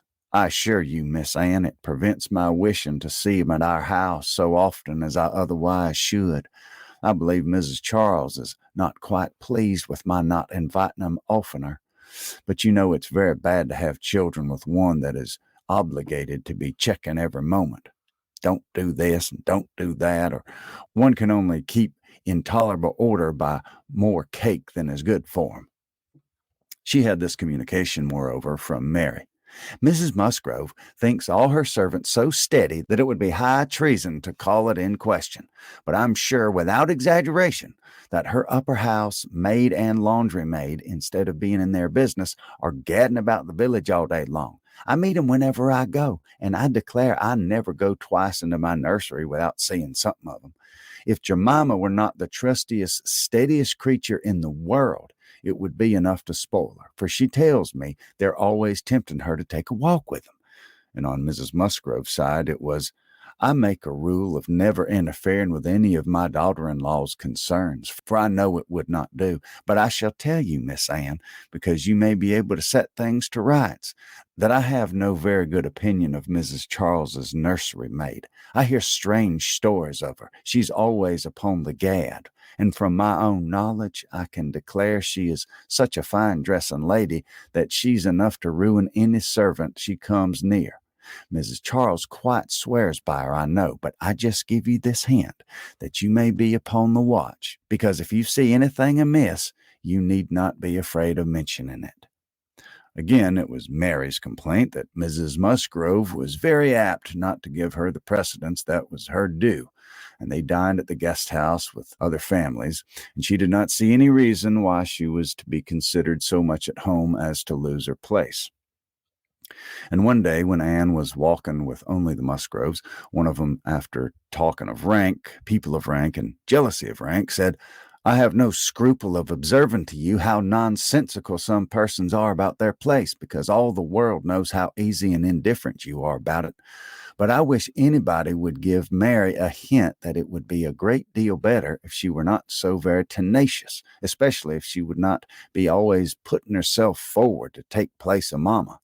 Nobody doubts her right to have precedence of Mamma, but it would be more becoming in her not to be always insisting on it. It's not that Mamma cares about it the least in the world, but I know it's taken notice of by many persons." How was Anne to set all these matters to rights?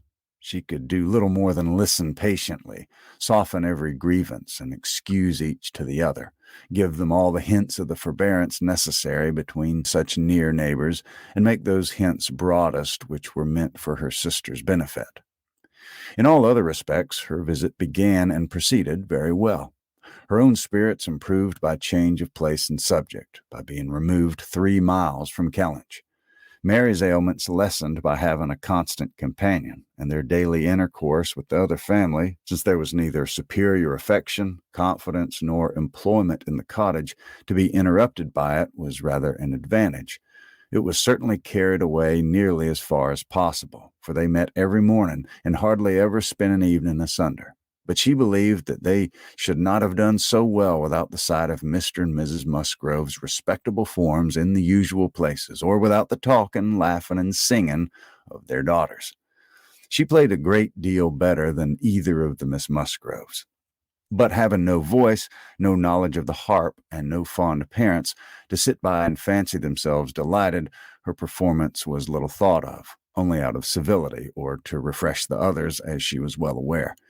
She knew that when she played, she was given pleasure only to herself, but this was no new sensation. Except in one short period of her life, she had never, since the age of 14, never since the loss of her dear mother, known the happiness of being listened to or encouraged by any just appreciation or real taste. In music, she had always been used to feel alone in the world, and Mr. and Mrs. Musgrove's fond partiality for their own daughter's performance and total indifference to any other person's gave her much more pleasure for their sakes than mortification for her own. The party at the great house was sometimes increased by other company. The neighborhood was not large, but the Musgroves were visited by everybody, and had more dinner parties and more callers, more visitors by invitation and by chance than any other family. They were more completely popular.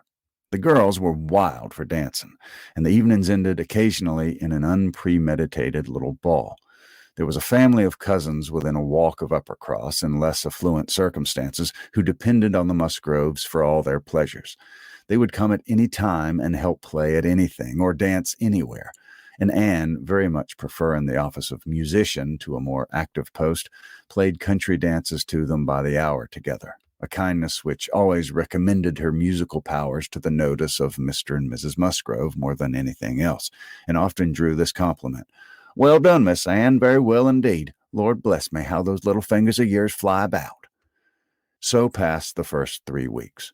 Michaelmas came, and now Anne's heart must be in Kellynch again. A beloved home made over to others. All the precious rooms and furniture, groves and prospects, beginning to own other eyes and other limbs. She could not think of much else on the 29th of September, and she had this sympathetic touch in the evening from Mary, who, on having occasion to note down the day and the month, exclaimed, "Dear me, is not this the day the Crofts were to come to Kellynch? I'm glad I did not think of it before. How low it makes me." The Crofts took possession with true naval alertness, and were to be visited. Mary deplored the necessity for herself. Nobody knew how much she should suffer. She should put it off as long as she could, but it was not easy till she had talked Charles into driving her over on an early day, and was in a very animated, comfortable state of imaginary agitation when she came back. Anne had very precisely rejoiced in there being no means of her going. She wished, however, to see the Crofts, and was glad to be within when the visit was returned. They came. The master of the house was not at home, but the two sisters were together, and as it chanced that Mrs. Croft fell to the share of Anne, while the Admiral sat by Mary and made himself very agreeable by his good-humored notice of her little boys, she was well able to watch for a likeness, and if it failed her in the features, to catch it in the voice or in the turn of sentiment and expression. Mrs. Croft, though neither tall nor fat, had a squareness, uprightness, and vigor of form which gave importance to her person. She had bright, dark eyes, good teeth, and altogether an agreeable face, though her reddened and weather-beaten complexion, the consequence of her having been almost as much at sea as her husband, made her seem to have lived some years longer in the world than her real 38. Her manners were open, easy, and decided, like one who had no distrust of herself and no doubts of what to do, without any approach to coarseness, however, or any want of good humor. Anne gave her credit, indeed, for feelings of great consideration towards herself in all that related to Kellynch, and it pleased her, especially as she had satisfied herself in the very first half of minute, in the instant even of introduction, that there was not the smallest symptom of any knowledge nor suspicion on Mrs. Croft's side to give a bias of any sort. She was quite easy on that head, and consequently full of strength and courage, till for a moment electrified by Mrs. Croft's suddenly saying, It was you and not your sister, I find, that my brother had the pleasure of being acquainted with when he was in this country. Anne hoped she had outlived the age of blushing, but the age of emotion she certainly had not. Perhaps you may not have heard that he's married, added Mrs. Croft. She could now answer as she ought, and was happy to feel, when Mrs. Croft's next words explained it to be Mr. Wentworth of whom he spoke, that she had said nothing which might not do for either brother. She immediately felt how reasonable it was that Mrs. Croft should be thinking and speaking of Edward and not of Frederick, and with shame at her own forgetfulness applied herself to the knowledge of their former neighbor's present state with proper interest. The rest was all tranquillity, till just as they were moving, she heard the Admiral say to Mary, "We're expecting a brother of Mrs. Crofts here soon. I dare say you know him by name." He was cut short by the eager attacks of the little boys, clinging to him like an old friend, and declaring he should not go, and being too much engrossed by proposals of carrying them away in his coat pockets to have another moment for finishing or recollection what he had begun, Anne was left to persuade herself, as well as she could, that the same brother must still be in question. She could not, however, reach such a degree of certainty as not to be anxious to hear whether anything had been said on the subject at the other house where the Crofts had previously been calling.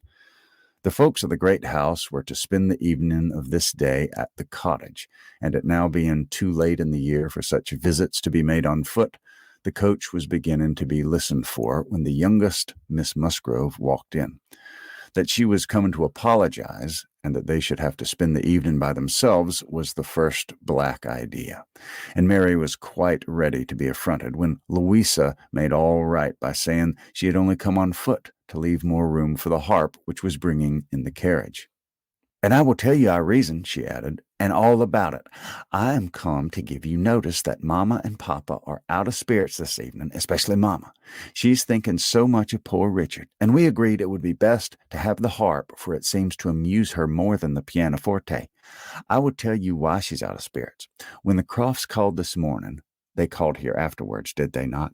They happened to say that her brother, Captain Wentworth, is just returned to England, or paid off, or something, and is coming to see him almost directly. And most unluckily it came into Mamma's head when they were gone that Wentworth, or something very like it, was the name of poor Richard's captain at one time. I do not know when or where, but a great while before he died, poor fellow. And upon looking over his letters and things, she found it was so, and is perfectly sure that this must be the very man, and her head is quite full of it, and of poor Richard. So we must be as merry as we can, that she may not be dwelling upon such gloomy things."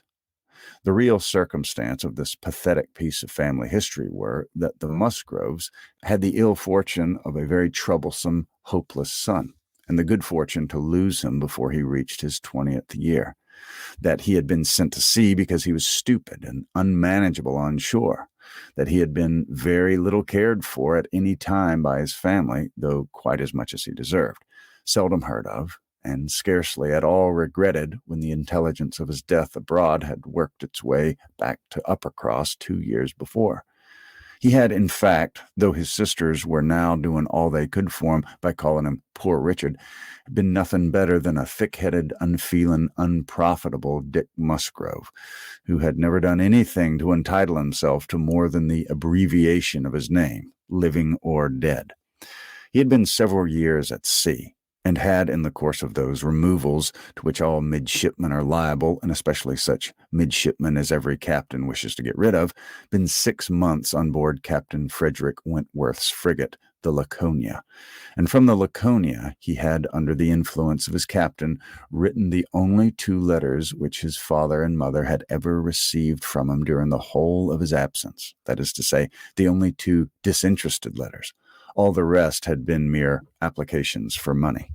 In each letter he had spoken well of his captain, but yet so little were they in the habit of attending to such matters, so unobservant and incurious they were as to the names of men or ships, that it had made scarcely any impression at the time, and that Mrs. Musgrove should have been suddenly struck this very day with a recollection of the name of Wentworth as connected with her son seemed one of those extraordinary bursts of mind which do sometimes occur.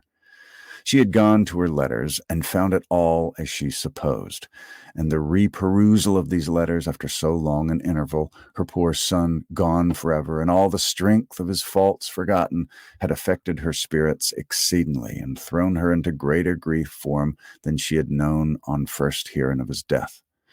Mr. Musgrove was in a lesser degree affected likewise, and when they reached the cottage they were evidently in want, first of being listened to anew on the subject, and afterwards of all the relief which cheerful companions could give them. To hear them talking so much of Captain Wentworth, repeating his name so often, puzzling over past years, and at last ascertaining that it probably would, turn out to be the very same Captain Wentworth whom they recollected meeting once or twice after their coming back from Clifton, a very fine young man, they could not say whether it was 7 or 8 years ago, was a sort of trial to Anne's nerves. She found, however, that it was one to which she must inure herself. Since he actually was expected in the country, she must teach herself to be insensible on such points. And not only did it appear that he was expected, and speedily, but the Musgroves, in their warm gratitude for the kindness he had shown poor Dick, and a very high respect for his character, stamped as it was by poor Dick's having been 6 months under his care, and mentioning him in strong, though not perfectly well-spelt praise, as a fine dashing fellow, only too particular about the schoolmaster, were bent on introducing themselves and seeking his acquaintance as soon as they could hear of his arrival. The resolution of doing so helped to form the comfort of their evening. Chapter 7. A very few days more, and Captain Wentworth was known to be at Kellynch. Mr. Musgrove had called on him and come back warm in his praise, and he was engaged with the Crofts to dine at Uppercross by the end of another week. It had been a great disappointment to Mr. Musgrove to find that no earlier day could be fixed. So impatient was he to show his gratitude by seeing Captain Wentworth under his own roof and welcoming him to all that was strongest and best in his cellars. But a week must pass, only a week in Anne's reckoning, and then she supposed they must meet. And soon she began to wish that she could feel secure even for a week. Captain Wentworth made a very early return to Mr. Musgrove's civility, and she was all but calling there in the same half hour. She and Mary were actually setting forward for the great house where, as she afterwards learnt, they must inevitably have found him when they were stopped by the eldest boy's being at that moment brought home in consequence of a bad fall. The child's situation put the visit entirely aside, but she could not hear of her escape with indifference, even in the midst of the serious anxiety which they afterwards felt on his account. His collarbone was found to be dislocated, and such injury received in the back as roused the most alarming ideas.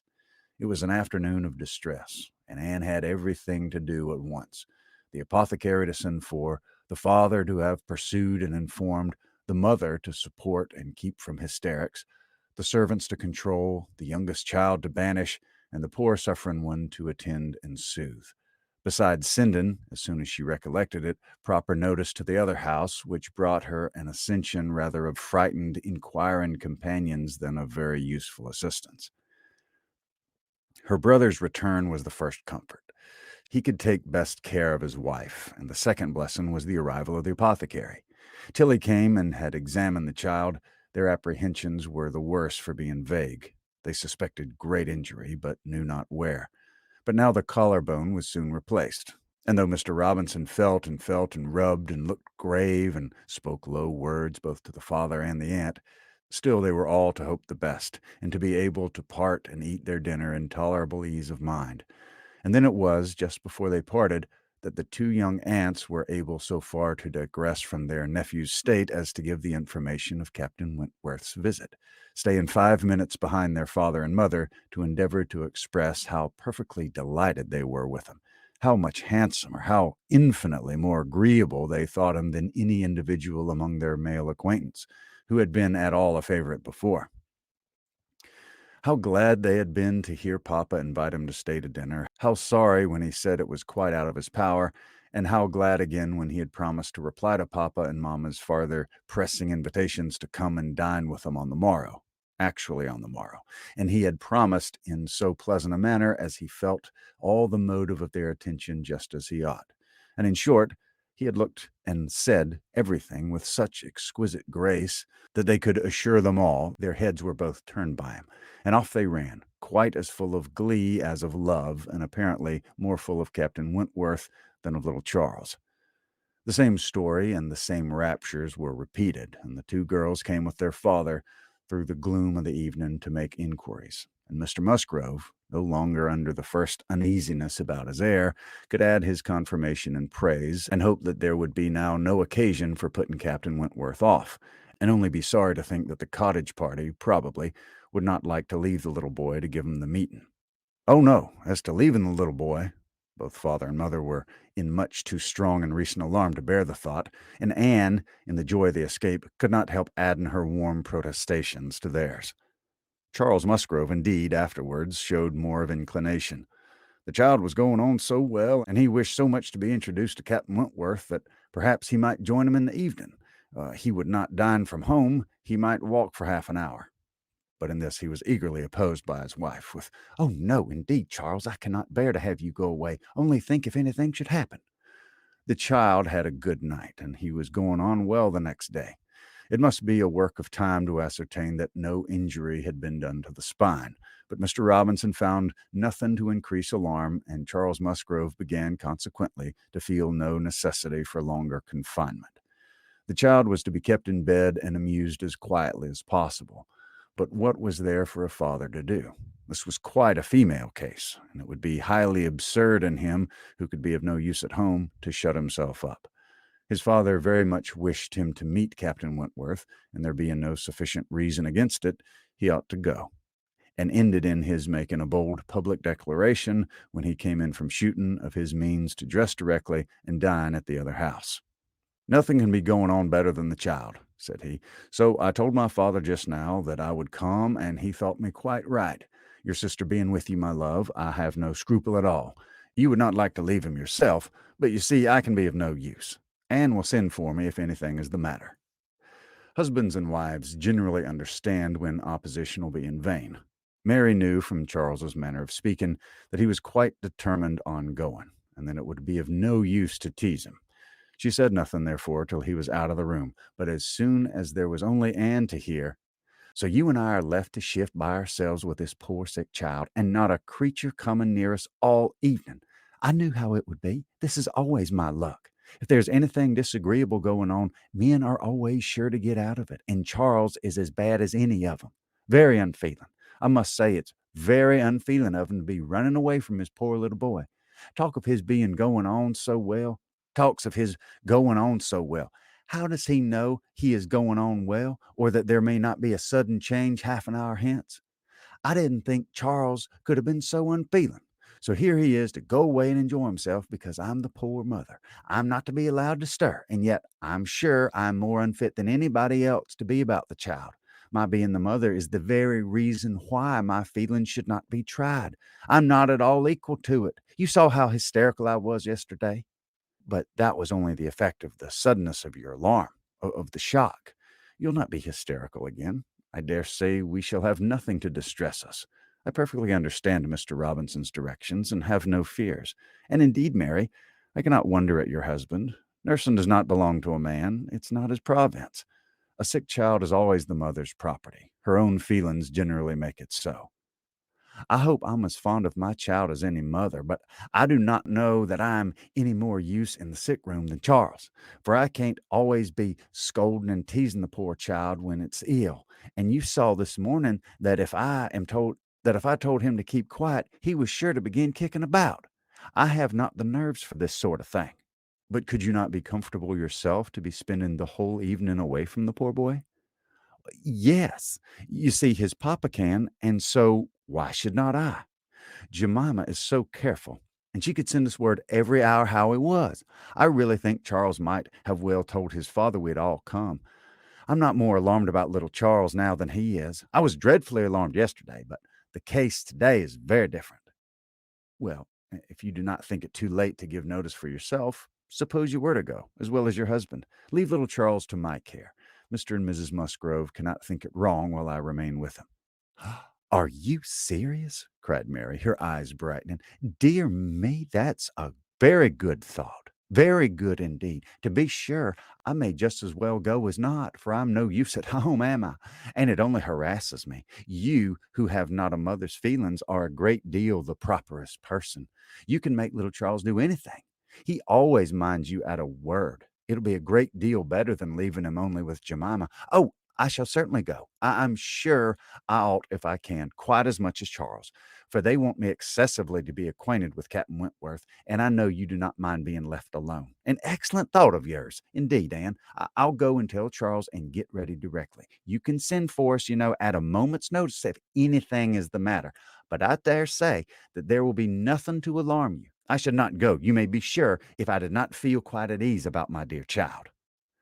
The next moment she was tapping at her husband's dressing-room door, and as Anne followed her upstairs, she was in time for the whole conversation, which began with Mary saying in a tone of great exultation, "I mean to go with you, Charles, for I'm of no more use than you are at home. If I were to shut myself up forever with the child, I should not be able to persuade him to do anything he did not like.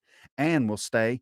Anne undertakes to stay at home and take care of him. It's Anne's own proposal, and so I shall go with you, which will be a great deal better, for I've not dined at the other house since Tuesday." "Well, that's very kind of Anne," was her husband's answer, "and I should be very glad to have you go, but it seems rather hard that she should be left at home by herself to nurse our sick child." Anne was now at hand to take up her own cause, and the sincerity of her manner was soon sufficient to convince him. Where conviction was at very least agreeable, he had no farther scruples as to her being left to dine alone, though he still wanted her to join them in the evening when the child might be at rest for the night, and kindly urged her to let him come and fetch her, but she was quite unpersuadable.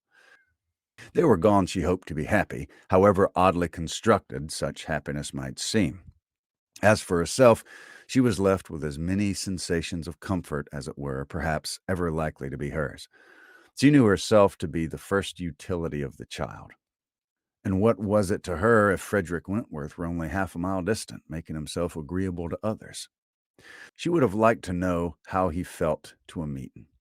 Perhaps indifferent, if indifference could exist under such circumstances. He must be either indifferent or unwilling. Had he wished ever to see her again, he need not have waited till this time. He would have done what she could not believe that in his place she should have done long ago, when events had been early given him the independence which alone had been wanting. Her brother and sister came back delighted with their new acquaintance and their visit in general. There had been music, singing, talking, laughing, all that was most agreeable. Charm and manners in Captain Wentworth, no shyness or reserve. They seemed all to know each other perfectly, and he was coming the very next morning to shoot with Charles. He was to come to breakfast, but not at the cottage, though that had been proposed at first. But then he had been pressed to come to the great house instead, and he seemed afraid of being in Mrs. Charles Musgrove's way on account of the child, and therefore, somehow, they hardly knew how, it ended in Charles's being to meet him to breakfast at his father's. Anne understood it. He wished to avoid seeing her. He had inquired after her. She found slightly, as might suit a former slight acquaintance, seeming to acknowledge such as she had been acknowledged, actuated perhaps by the same view of escape and introduction when they were to meet. The morning hours of the cottage were always later than those of the other house, and on the morrow the difference was so great that Mary and Anne were not more than beginning breakfast when Charles came in to say they were just setting off, that he was come in for his dogs, that his sisters were following with Captain Wentworth. His sisters meaning to visit Mary and the child, and Captain Wentworth proposing also to wait on her for a few minutes, if not convenient. And though Charles had answered for the child's being in no such state as could make it inconvenient, Captain Wentworth would not be satisfied without his running on to give notice. Mary, very much gratified by this attention, was delighted to receive him, while 1,000 feelings rushed on Anne, of which this was the most consoling, that it would soon be over. And it was soon over. In 2 minutes after Charles's preparation, the others appeared. They were in the drawing-room. Her eye half met Captain Wentworth's. A bow, a curtsy passed. She heard his voice. He talked to Mary, said all that was right, said something to the Miss Musgroves, enough to mark an easy footing. The room seemed full of persons and voices, but a few minutes ended it. Charles showed himself at the window. All was ready. Their visitor had bowed and was gone. The Miss Musgroves were gone too, suddenly resolving to walk to the end of the village with the sportsmen. The room was cleared, and Anne might finish her breakfast as she could. "It's over. It's over," she repeated to herself again and again in nervous gratitude. "The worst is over." Mary talked, but she could not attend. She had seen him. They had met. They had been once more in the same room. Soon, however, she began to reason with herself and try to be feeling less. 8 years, almost 8 years, had passed since all had been given up. How absurd to be resuming the agitation which such an interval had banished into distance and indistinctness. What might not 8 years do? Events of every description, changes, alienations, removals, all must be comprised in it, an oblivion of the past. How natural, how certain, too. It included nearly a third part of her own life. Alas, with all her reasoning, she found that to retentive feelings 8 years may be little more than nothing. Now, how were his sentiments to be read? Was this like wishing to avoid her? And the next moment she was hating herself for the folly which asked the question. On one other question, which perhaps her utmost wisdom might not have prevented, she was soon spared all suspense.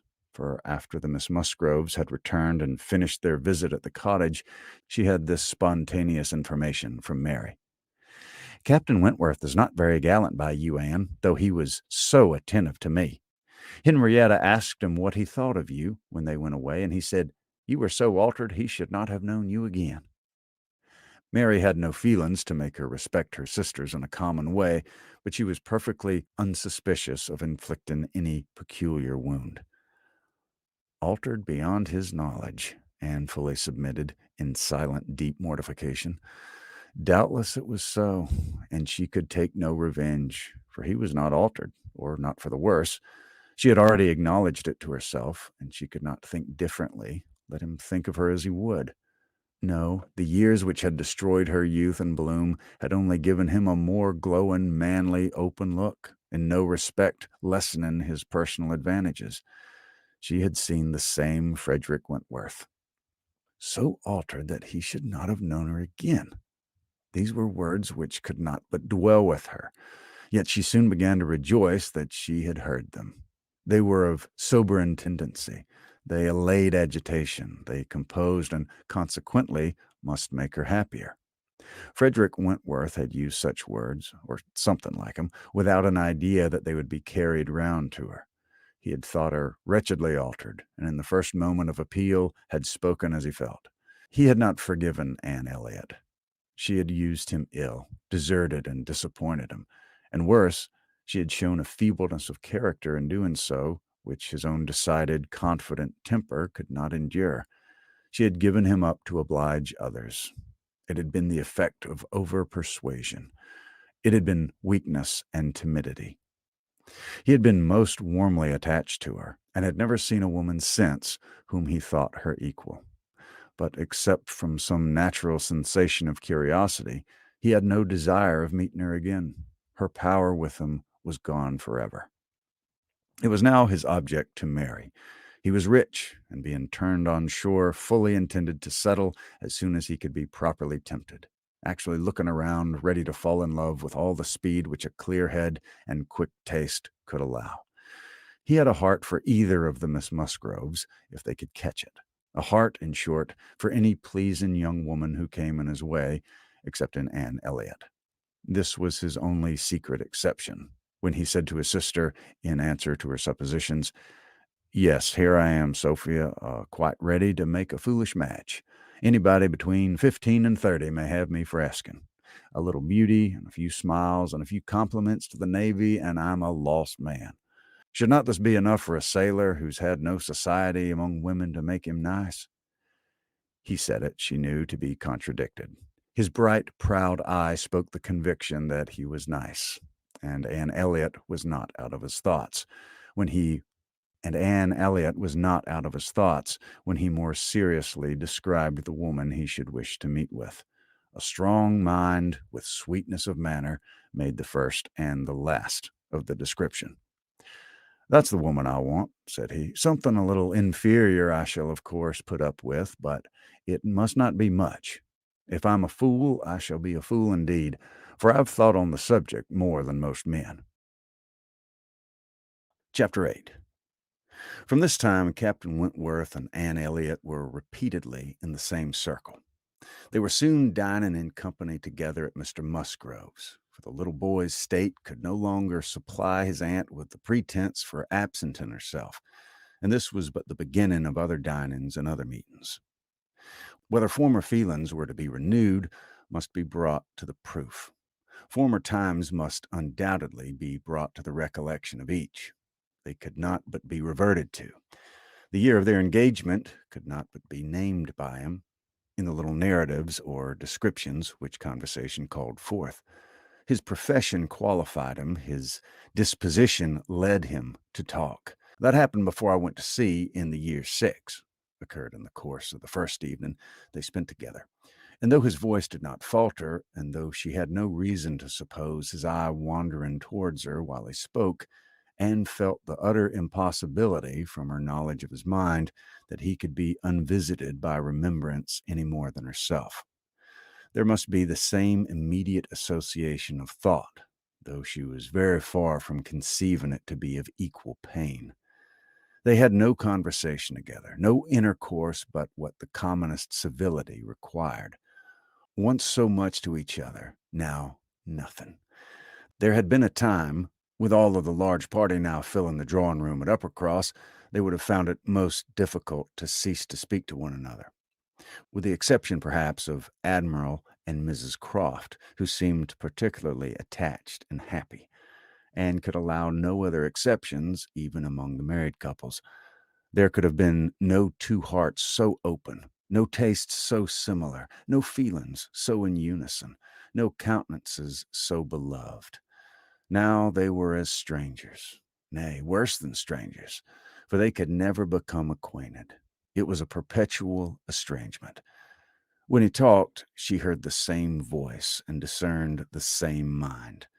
There was a very general ignorance of all naval matters throughout the party, and he was very much questioned, and especially by the two Miss Musgroves, who seemed hardly to have any eyes but for him, as to the manner of living on board, daily regulations, food, hours, etc., and their surprise at his accounts, at learning the degree of accommodation and arrangement which was practicable, drew from him some pleasant ridicule, which reminded Anne of the early days when she had been too ignorant, and she too had been accused of supposing sailors to be living on board without anything to eat, or any cook to dress if they were, or any servant to wait, or any knife and fork to use. From thus listening and thinking, she was roused by a whisper of Mrs. Musgrove's, who, by fond regrets, could not help saying, "Oh, Miss Anne, if it had pleased heaven to spare my poor son, I dare say he would have been just such another by this time." Anne suppressed a smile and listened kindly while Mrs. Musgrove relieved her heart a little more, and for a few minutes, therefore, could not keep pace with the conversation of the others. When she could let her attention take its natural course again, she found the Miss Musgroves just fetching the Navy list, their own Navy list, the first that had ever been at Uppercross, and sitting down together to pore over it, with the professed view of finding out the ships that Captain Wentworth had commanded. "Your first was the Asp, I remember. We'll look for the Asp." "You'll not find it there. Quite worn out and broken up. I was the last man who commanded her. Hardly fit for service then. Reported fit for home service for a year or two, and I was sent off to the West Indies." The girls looked all amazement. "The Admiralty," he continued, "entertain themselves now and then with sending a few hundred men to sea in a ship not fit to be employed. But they have a great many to provide for, and among the thousands that may just as well go to the bottom as not, it's not impossible for them to distinguish the very set who may be least missed." "Pooh, pooh!" cried the Admiral. "What stuff these young fellows talk! Never was a better sloop than the Asp in her day. For an old-built sloop, you'd not see her equal. Lucky fella to get her. He knows there must have been 20 better men than himself applying for her at the same time. Lucky fella to get anything so soon with no more interest than his.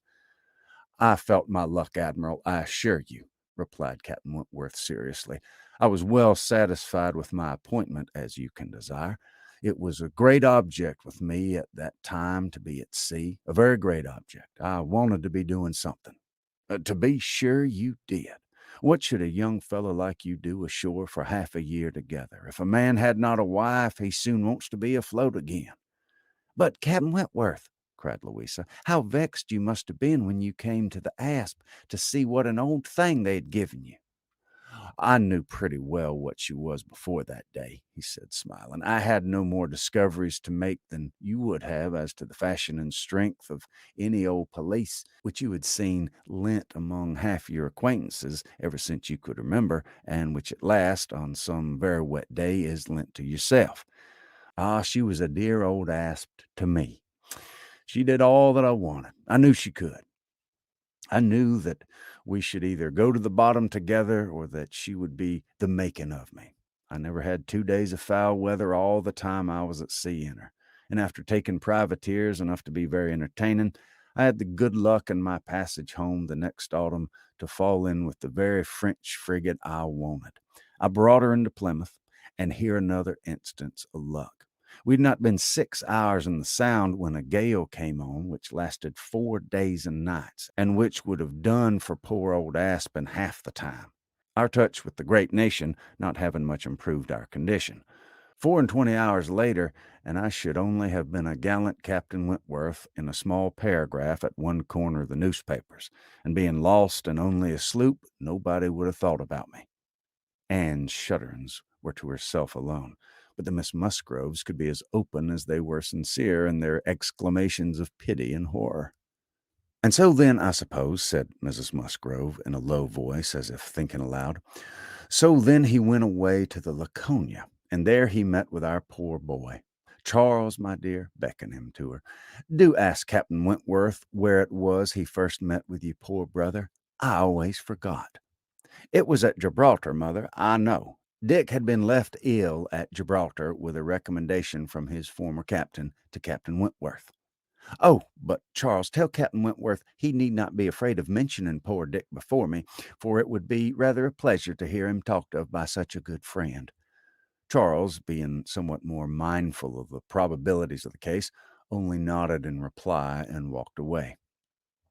The girls were now hunting for the Laconia, and Captain Wentworth could not deny himself the pleasure of taking the precious volume into his own hands to save them the trouble, and once more read aloud the little statement of her name and rate and present non-commissioned class, observing over it that she had been one of the best friends man ever made. Ah, those were pleasant days when I had the Laconia. How fast I made money in her. A friend of mine and I had such a lovely cruise together off the Western Islands. Poor Harville, sister. You know how much he wanted money. Worse than myself. He had a wife. Excellent fella. I shall never forget his happiness. He felt it all, so much for her sake. I wish for him again the next summer when I still had the same luck in the Mediterranean. I am sure, sir, said Mrs. Musgrove, it was a lucky day for us when you were put captain into that ship. We shall never forget what you did. Her feelings made her speak low, and Captain Wentworth, hearing only in part, and probably not having Dick Musgrove at all near his thoughts, looked rather in suspense, and as if waiting for more. My brother, whispered one of the girls, Mamma is thinking of poor Richard. Poor dear fellow, continued Mrs. Musgrove. He was grown so steady and such an excellent correspondent while he was under your care. Ah, it would have been a happy thing if he had never left you. I'm sure, Captain Wentworth, we are all very sorry he ever left you. There was a momentary expression in Captain Wentworth's face at this speech, a certain glance of his bright eye and a curl of his handsome mouth, which convinced Anne that, instead of sharing in Miss Musgrove's kind wishes as to her son, he had probably been at some pains to get rid of him. but it was too transient an indulgence of self-amusement to be detected by any who understood him less than herself. In another moment he was perfectly collected and serious, and almost instantly afterwards coming up to the sofa on which she and Mrs. Musgrove were sitting, took a place by the letter, and entered into conversation with her in a low voice about her son, doing it with so much sympathy and natural grace as showed the kindest consideration for all that was real and unabsurd in the parents' feelings.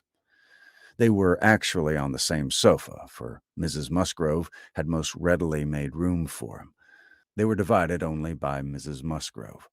It was no insignificant barrier, indeed.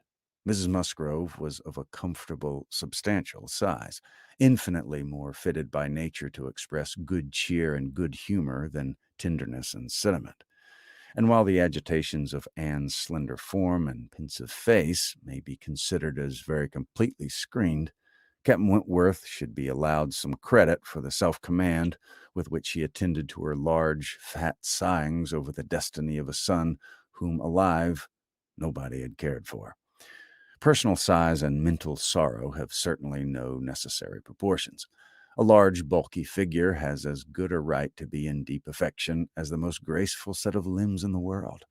But, fair or not fair, there are unbecoming conjunctions, which reason will patronize in vain, which taste cannot tolerate, which ridicule will seize. The Admiral, after taking 2 or 3 refreshing turns about the room with his hands behind him, being called to order by his wife, now came up to Captain Wentworth, and without any observation of what he might be interrupting, thinking only of his own thoughts, began with, "If you had been a week later at Lisbon last spring, Frederick, you would have been asked to give a passage to Lady Mary Grierson and her daughters." Should I? I'm glad I was not a week later then." The Admiral abused him for his want of gallantry. He defended himself, though professing that he would never willingly admit any ladies on board a ship of his, excepting for a ball or a visit which a few hours might comprehend. "But if I know myself," said he, "this is from no want of gallantry towards them. It's rather from feeling how impossible it is, with all one's efforts and all one's sacrifices, to make the accommodations on board such as women ought to have. There can be no want of gallantry, Admiral, in rating the claims of women to every personal comfort high, and this is what I do. I hate to hear of women on board, or to see them on board, and no ship under my command shall ever convey a family of ladies anywhere if I can help it." This brought his sister upon him. "Oh, Frederick, but I cannot believe it of you. All idle refinement.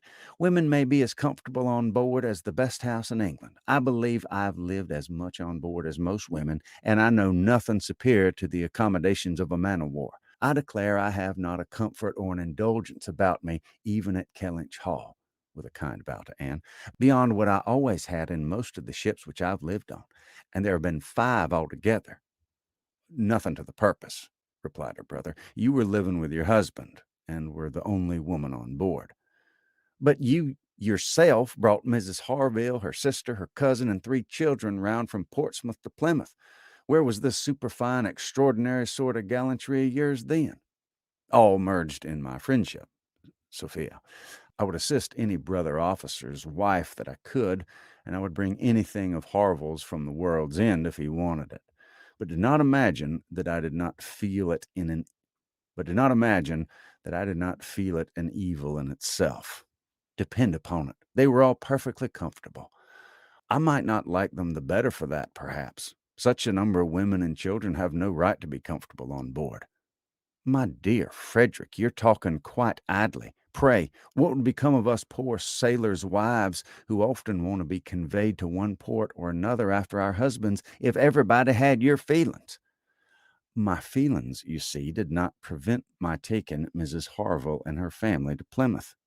But I hate to hear you talking so like a fine gentleman, as if women were all fine ladies instead of rational creatures. We none of us expect to be in smooth water all our days." "Oh, my dear," said the Admiral, "when he's got a wife, he'll sing a different tune. When he's married, if we have the luck to live to another war, we shall see him do as you and I and a great many others have done. We shall have him very thankful to anybody that'll bring him his wife." "Ah, that they shall." "Now I've done," cried Captain Wentworth. "When once married people begin to attack me with, 'Oh, you'll think very differently when you're married,' I can only say, 'No, I shall not.' And then they shall say again, 'Yes, you will,' and there's the end of it." He got up and moved away. "What a great traveler you must have been, ma'am," said Mrs. Musgrove to Mrs. Croft. "Pretty well, ma'am, in the 15 years of my marriage, though many women have done more. I've crossed the Atlantic 4 times and have been once to the East Indies and back again, and only once, besides being in different places about home, Cork and Lisbon and Gibraltar. But I never went beyond the Straits and never was in the West Indies. We do not call Bermuda or Bahama, the West Indies."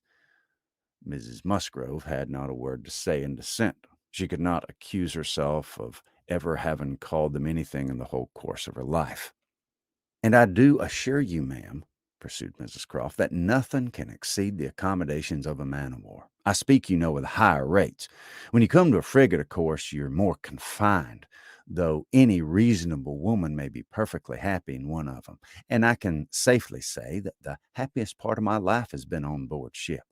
While we were together, there was nothing to be feared. Thank God, I've always been blessed with excellent health, and no climate disagrees with me.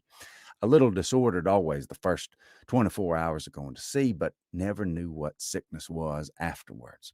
The only time I ever really suffered in body or mind, the only time that I ever fancied myself unwell or had any ideas of danger, was the winter that I passed by myself at Deal, and when Admiral Captain Crofts then was in the North Seas.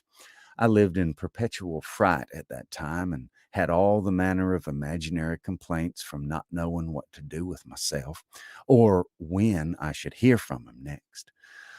But as long as we were together, nothing ever ailed me, and I never met with the smallest inconvenience."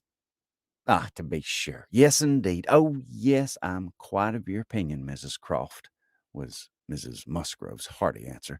"There's nothing so bad as a separation. I'm quite of your opinion. I know what it is, for Mr. Musgrove always attends the assizes, and I'm so glad when they're all over and he's safe back again." The evening ended with dancing. On its being proposed, Anne offered her services as usual, and though her eyes would sometimes fill with tears as she sat at the instrument, she was extremely glad to be employed, and desired nothing in return but to be unobserved. It was a merry, joyous party, and no one seemed in higher spirits than Captain Wentworth. She felt that he had everything to elevate him, which general attention and deference, and especially the attention of all the young women, could do. The Miss Hayters, the females of the family of cousins already mentioned, were apparently admitted to the honor of being in love with him. And as for Henrietta and Louisa, they both seemed so entirely occupied by him that nothing but the continued appearance of the most perfect goodwill between themselves could have made it credible that they were not decided rivals. If he were but a little spoilt by such universal, such eager admiration, who could wonder? These were some of the thoughts which occupied Anne while her fingers were mechanically at work, proceeding for half an hour together, equally without error and without consciousness. Once she felt that he was looking at herself, observing her altered features, perhaps, trying to trace in them the ruins of the face which had once charmed him. And once she knew that he must have spoken to her. She was hardly aware of it till she heard the answer. But then she was sure of his having asked his partner whether Miss Elliot never danced. The answer was, "Oh, no, never. She's quite given up dancing. She'd rather play. She's never tired of playing." Once, too, he spoke to her. She had left the instrument on the dancing being over, and he had sat down to try and make out an air which he wished to give Miss Musgrove an idea of. Unintentionally, she returned to that part of the room. He saw her, and instantly rising, said with studied politeness, "I beg your pardon, madam, this is your seat." And though she immediately drew back with a decided negative, he was not to be induced to sit down again. Anne did not wish for more of such looks and speeches. His cold politeness, his ceremonious grace, were worse than anything. Chapter 9. Captain Wentworth was come to Kellynch as to a home, to stay as long as he liked, being as thoroughly the object of the Admiral's fraternal kindness as of his wife's. He had intended, on first arriving, to proceed very soon into Shropshire, and to visit the brother settled in that country, but the attractions of Uppercross induced him to put this off. There was so much of friendliness and of flattery and of everything most bewitching in his reception there. The old were so hospitable, the young so agreeable, that he could not but resolve to remain where he was, and take all the charms and perfections of Edward's wife upon credit a little longer. It was soon Uppercross with him almost every day. The Musgroves could hardly be more ready to invite than he to come, particularly in the morning when he had no companion at home, for the Admiral and Mrs. Crofts were generally out of doors together, interesting themselves in their new possessions, their grass and their sheep, and dawdling about in a way not endurable to a third person, or driving out in a gig lately added to their establishment. Hitherto there had been but one opinion of Captain Wentworth among the Musgroves and of their dependencies. It was unvarying, warm admiration everywhere. But this intimate footing was not more than established when a certain Charles Hayter returned among them, to be a good deal disturbed by it, and to think Captain Wentworth very much in the way. Charles Hayter was the eldest of all the cousins, and a very amiable, pleasing young man, between whom and Henrietta there had been a considerable appearance of attachment previous to Captain Wentworth's introduction. He was in orders, and having a curacy in the neighborhood where residence was not required, lived at his father's house only 2 miles from Uppercross. A short absence from home had left his fair one unguarded by his attentions at this critical period, and when he came back he had the pain of finding very altered manners, and of seeing Captain Wentworth. Mrs. Musgrove and Mrs. Hayter were sisters. They each had money, but their marriages had made a material difference in their degree of consequence. Mr. Hayter had some property of his own, but it was insignificant compared with Mr. Musgrove's, and while the Musgroves were in the first class of society in the country, the young Hayters would, from their parents' inferior, retired, and unpolished way of living and their own defective education, have been hardly in any class at all but for their connection with Uppercross, this eldest son, of course, excepted, who had chosen to be a scholar and a gentleman, and who was very superior in cultivation and manners to all the rest. The two families had always been on excellent terms, there being no pride on one side and no envy on the other, and only such a consciousness of superiority in the Miss Musgroves as made 'em pleased to improve their cousins. Charles's attentions to Henrietta had been observed by her father and mother without disapprobation. It would not be a great match for her, but if Henrietta liked him, and Henrietta did seem to like him, Henrietta fully thought so herself. But Captain Wentworth came. But from that time, cousin Charles had been very much forgotten.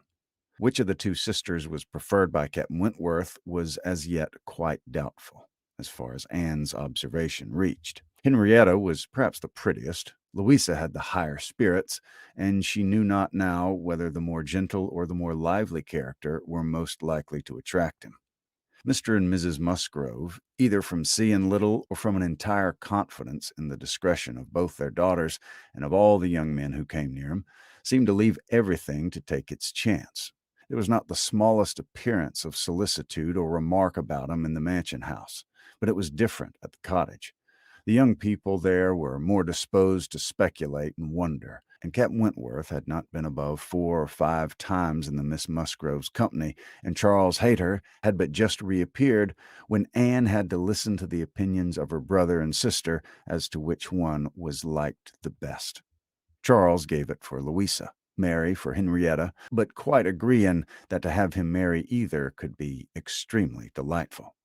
Charles had never seen a pleasanter man in his life, and from what he had once heard Captain Wentworth say himself, was very sure that he had not made less than £20,000 by the war.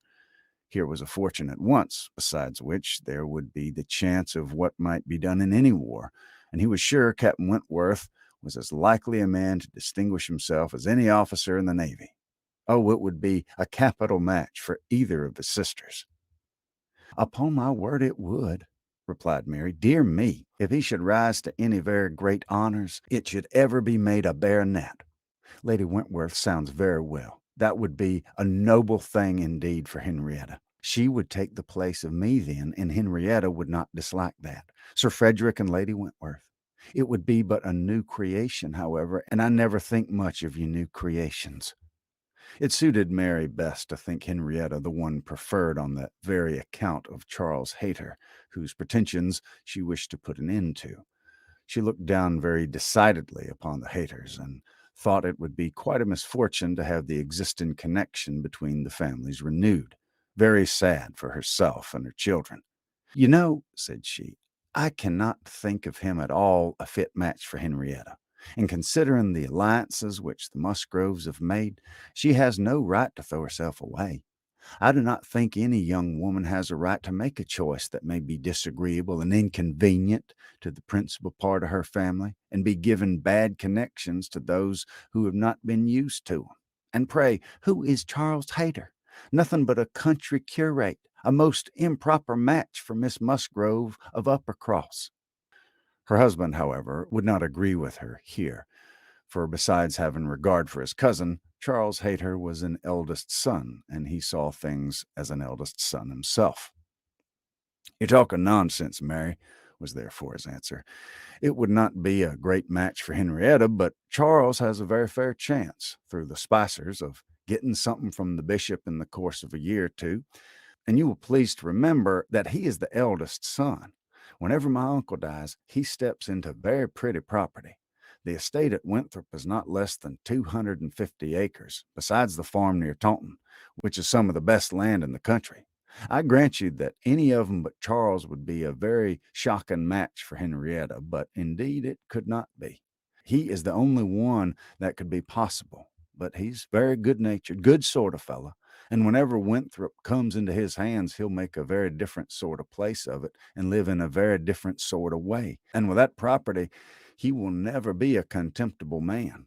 Good freehold property. No, Henrietta might do worse than marry Charles Hayter, and if she has him and Louisa can get Captain Wentworth, I shall be very well satisfied."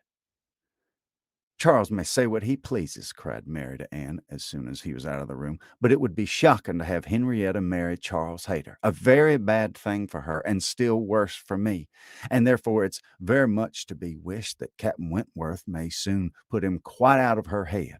I have very little doubt that he has. She hardly took any notice of Charles Hayter yesterday.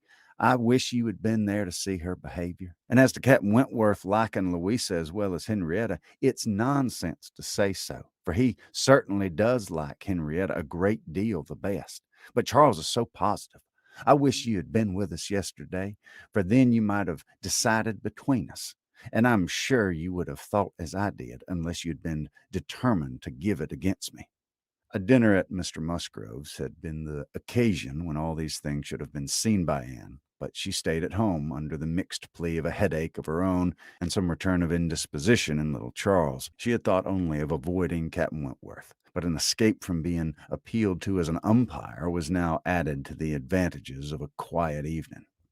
As to Captain Wentworth's views, she deemed it of more consequence that he should know his own mind early enough not to be endangering the happiness of either sister, or impeaching his own honor, than that he should prefer Henrietta to Louisa, or Louisa to Henrietta. Either of them would, in all probability, make him an affectionate, good-humored wife. With regard to Charles Hayter, she had delicacy which must be pained by any likeness of conduct in a well-meaning young woman, and a heart to sympathize in any of the sufferings it occasioned. But if Henrietta found herself mistaken in the nature of her feelings, the alternation could not be understood too soon. Charles Hayter had met with much to disquiet and mortify him in his cousin's behavior. She had too old a regard for him to be so wholly estranged as might in two meetings extinguish every past hope, and leave him nothing to do but to keep away from Uppercross. And there was such a large change as became very alarming when such a man as Captain Wentworth was to be regarded as the probable cause. He had been absent only 2 Sundays, and when they parted, had left her interested, even to the height of his wishes, in his prospect of soon quitting his present curacy and obtaining that of Uppercross instead. It had then seemed the object nearest her heart that Dr. Shirley, the rector, who for more than 40 years had been zealously discharging all the duties of his office, but was now growing too infirm for any of them, should be quite fixed on engaging a curate, and should make his curacy quite as good as he could afford, and should give Charles Hayter the promise of it. The advantage of his having to come only to Uppercross, instead of going 6 miles another way, of his having, in every respect, a better curacy, of his belongings to their dear Dr. Shirley, and of dear good Dr. Shirley's being relieved from the duty which he could no longer get through without most injurious fatigue, had been a great deal even to Louisa, but had been almost everything to Henrietta. When he came back, alas, the zeal of the business was gone by. Louisa could not listen at all to his account of a conversation which he had just held with Dr. Shirley. She was at a window looking out for Captain Wentworth, and even Henrietta had best only divided attention to give, and seemed to have forgotten all the former doubt and solicitude of the negotiation. "Well, I'm very glad indeed, but I always thought you would have it. I always thought you sure. It did not appear to me that, in short, Dr. Shirley must have a curate, and you had secured his promise. Is he coming, Louisa?" One morning, very soon after the dinner at the Musgroves, at which Anne had not been present, Captain Wentworth walked into the drawing-room at the cottage, where were only herself and the little invalid Charles, who was lying on the sofa.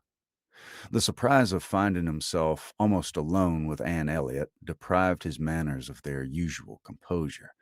He started and could only say, "I thought the Miss Musgroves had been here. Mrs. Musgrove told me I should find 'em here," before he walked to the window to recollect himself and feel how he ought to behave. "They're upstairs with my sister. They'll be down in a few moments, I dare say," had been Anne's reply, in all the confusion that was natural. And if the child had not called to her to come and do something for him, she would have been out of the room the next moment and released Captain Wentworth as well as herself. He continued at the window, and after calmly and politely saying, "I hope the little boy's better," was silent. She was obliged to kneel down by the sofa and remain there to satisfy her patient. And thus they continued a few minutes, when, to her very great satisfaction, she heard some other person crossing the little vestibule. She hoped, on turning her head, to see the master of the house, but it proved to be one much less calculated for making matters easy, Charles Hayter, probably not at all better pleased by the sight of Captain Wentworth than Captain Wentworth had by the sight of Anne. She only attempted to say, "How do you do? Will you not sit down? The others will be here presently." Captain Wentworth, however, came from his window, apparently not ill-disposed for conversation. But Charles Hayter soon put an end to his attempts by seating himself near the table and taking up the newspaper, and Captain Wentworth returned to his window. Another minute brought another addition. The younger boy, a remarkable stout, forward child of 2 years old, having got the door open for him by someone without, made his determined appearance among them and went straight to the sofa to see what was going on, and to put his claim to anything good that might be given way. There being nothing to eat, he could only have some play, and as his aunt would not let him tease his sick brother, he began to fasten himself upon her as she knelt in such a way that, busy as she was about Charles, she could not shake him off. She spoke to him, ordered, entreated, and insisted, in vain. Once she did contrive to push him away, but the boy had the greater pleasure in getting upon her back again directly. "Walter," said she, "get down this moment. You're extremely troublesome. I'm very angry with you." "Walter," cried Charles Hayter, "why do you not do as you're told? Do you not hear your aunt speak? Come to me, Walter. Come to Cousin Charles." But not a bit did Walter stir. In another moment, however, she found herself in the state of being released from him. Someone was taking him from her, though he had bent down her head so much that his sturdy little hands were unfastened from around her neck, and he was resolutely borne away before she knew that Captain Wentworth had done it. Her sensations on the discovery made her perfectly speechless. She could not even thank him. She could only hang over little Charles with most disordered feelings. His kindness in stepping forward to her relief, the manner, the silence in which it had passed, the little particulars of the circumstance, with the conviction soon forced on her by the noise he was studiously making with the child that he meant to avoid hearing her thanks, and rather sought to testify that her conversation was the last of his wants, produced a confusion of varying but very painful agitation, as she could not fully recover from, till enabled by the entrance of Mary and the Miss Musgroves to make over her little patient to their cares and leave the room. She could not stay. It might have been an opportunity of watching the loves and jealousies of the four. They were now all together, but she could stay for none of it. It was evident that Charles Hayter was not well inclined toward Captain Wentworth. She had a strong impression of his having said in a vexed tone of voice after Captain Wentworth's interference, "You ought to have minded me, Walter. I told you not to tease your aunt," and could comprehend his regretting that Captain Wentworth should do what he ought to have done himself. But neither Charles Hayter's feelings nor anybody's feelings could interest her till she had a little better arranged her own.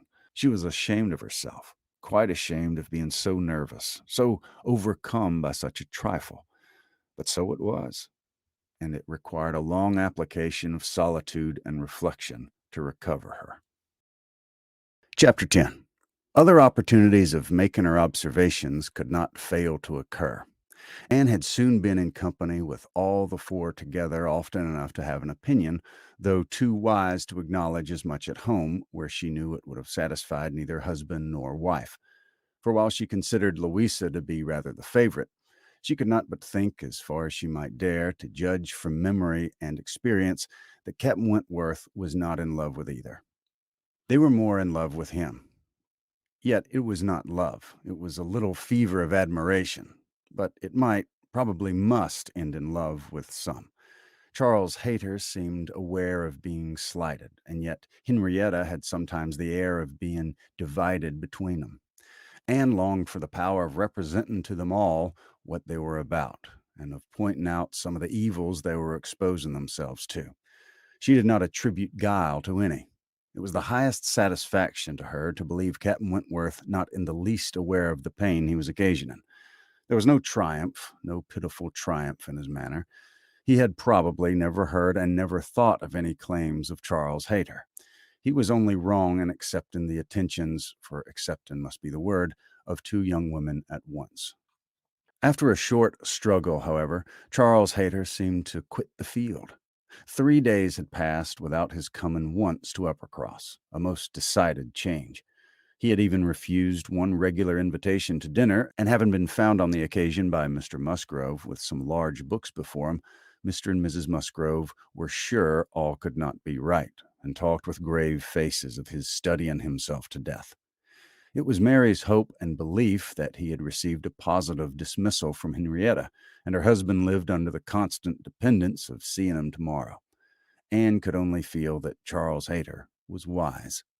One morning about this time, Charles Musgrove and Captain Wentworth, being gone a-shooting together, as the sisters in the cottage were sitting quietly at work, they were visited at the window by the sisters from the mansion house.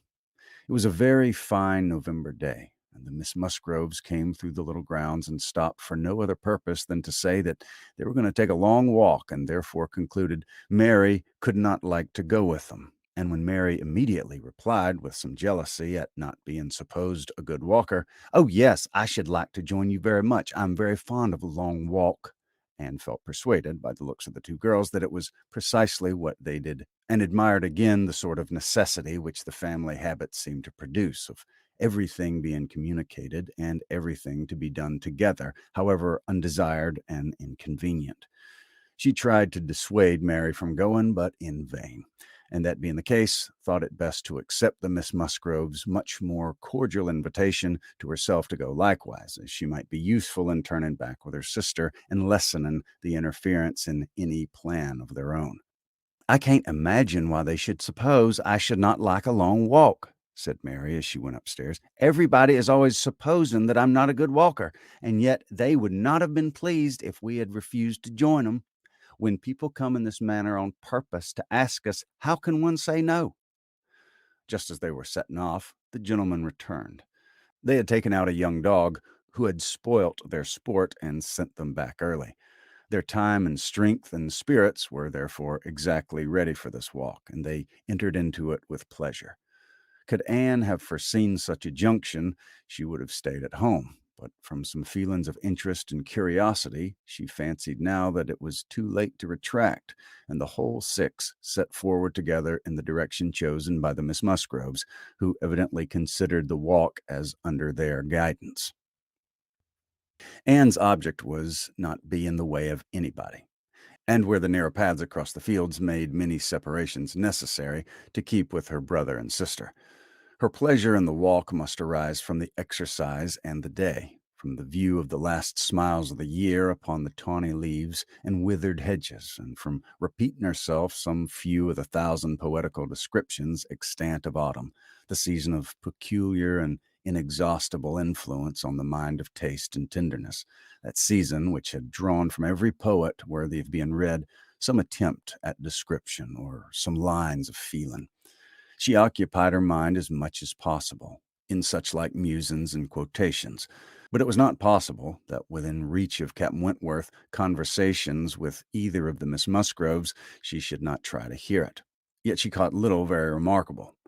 It was a mere lively chat, such as any young persons on an intimate footing might fall into. He was more engaged with Louisa than with Henrietta. Louisa certainly put more forward for his notice than her sister. This distinction appeared to increase, and there was one speech of Louisa's which struck her. After one of the many praises of the day, which were continually bursting forth, Captain Wentworth added, "What glorious weather for the Admiral and my sister! They meant to take a long drive this morning. Perhaps we may hail them from one of these little hills. They talked of coming into this side of the country. I wonder whereabouts they'll be upset today." "Oh, it does happen very often, I assure you, but my sister makes nothing of it. She would as soon be tossed out as not." "Ah, you make the most of it, I know," cried Louisa. "But if it were really so, I should just do the same in her place. If I loved a man as she loves the Admiral, I would always be with him. Nothing should ever separate us, and I would rather be overturned by him than driven safely by anybody else." It was spoken with enthusiasm. "Had you?" cried he, catching the same tone. "I honor you." And there was silence between them for a little while. Anne could not immediately fall into a quotation again. The sweet scenes of autumn were for a while put by, unless some tender sonnet, fraught with the apt analogy of the declining year with declining happiness, and the images of youth and hope and spring, all gone together, blessed her memory. She roused herself to say, as they struck by order into another path, "Is not this one of the ways to Winthrop?" But nobody heard, or at least nobody answered her. Winthrop, however, or its environs, for young men are sometimes to be met with, strolling about near home, was their destination. And after another half mile of gradual ascent through large enclosures where the plows were at work, and the fresh made path spoke the farmer counteracting the sweets of poetical despondence and meaning to have spring again, they gained the summit of the most considerable hill which parted Uppercross and Winthrop, and soon commanded a full view of the latter at the foot of the hill on the other side.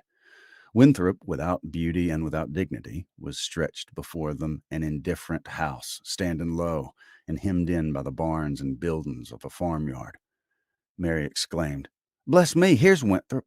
I declare I had no idea. Well, now, I think we'd better turn back. I'm excessively tired." Henrietta, conscious and ashamed, and seeing no cousin Charles walking along any path or leaning against any gate, was ready to do as Mary wished. But "No," said Charles Musgrove, and "No, no," cried Louisa more eagerly, and taking her sister aside, seemed to be arguing the matter warmly.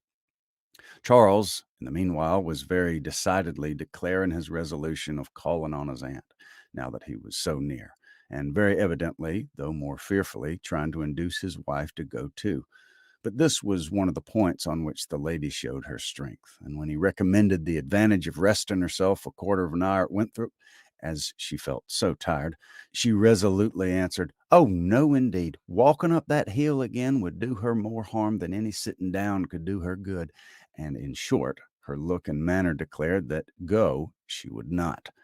After a little succession of these sort of debates and consultations, it was settled between Charles and his two sisters that he and Henrietta should just run down for a few minutes to see their aunt and cousins while the rest of the party waited for them at the top of the hill. Louisa seemed the principal arranger of the plan, and as she went a little way with them down the hill, still talking to Henrietta, Mary took the opportunity of looking scornfully around her and saying to Captain Wentworth, "It's very unpleasant having such connections, but I assure you I have never been in the house above twice in my life." She received no other answer than an artificial assenting smile, followed by a contemptuous glance as he turned away, which Anne perfectly knew the meaning of. The brow of the hill where they remained was a cheerful spot. Louisa returned, and Mary, finding a comfortable seat for herself on the step of a stile, was very well satisfied so long as the others all stood about her. But when Louisa drew Captain Wentworth away to try for a gleaning of nuts in an adjoining hedgerow, and they were gone by degrees quite out of sight and sound, Mary was happy no longer, and she quarreled with her own seat, was sure Louisa had got a much better somewhere, and nothing could prevent her from going to look for a better also. She turned through the same gate, but could not see him. Anne found a nice seat for her on a dry, sunny bank under the hedgerow, in which she had no doubt of their still being in some spot or other. Mary sat down for a moment, but it would not do. She was sure Louisa had found a better seat somewhere else, and she would go on till she overtook her. Anne really tired herself, was glad to sit down, and she very soon heard Captain Wentworth and Louisa in the hedgerow behind her, as if making their way back along the rough, wild sort of channel down the center. They were speaking as they drew near. Louisa's voice was the first distinguished. She seemed to be in the middle of some eager speech. What Anne first heard was, "And so I made her go. I could not bear that she should be so frightened from the visit by such nonsense. What?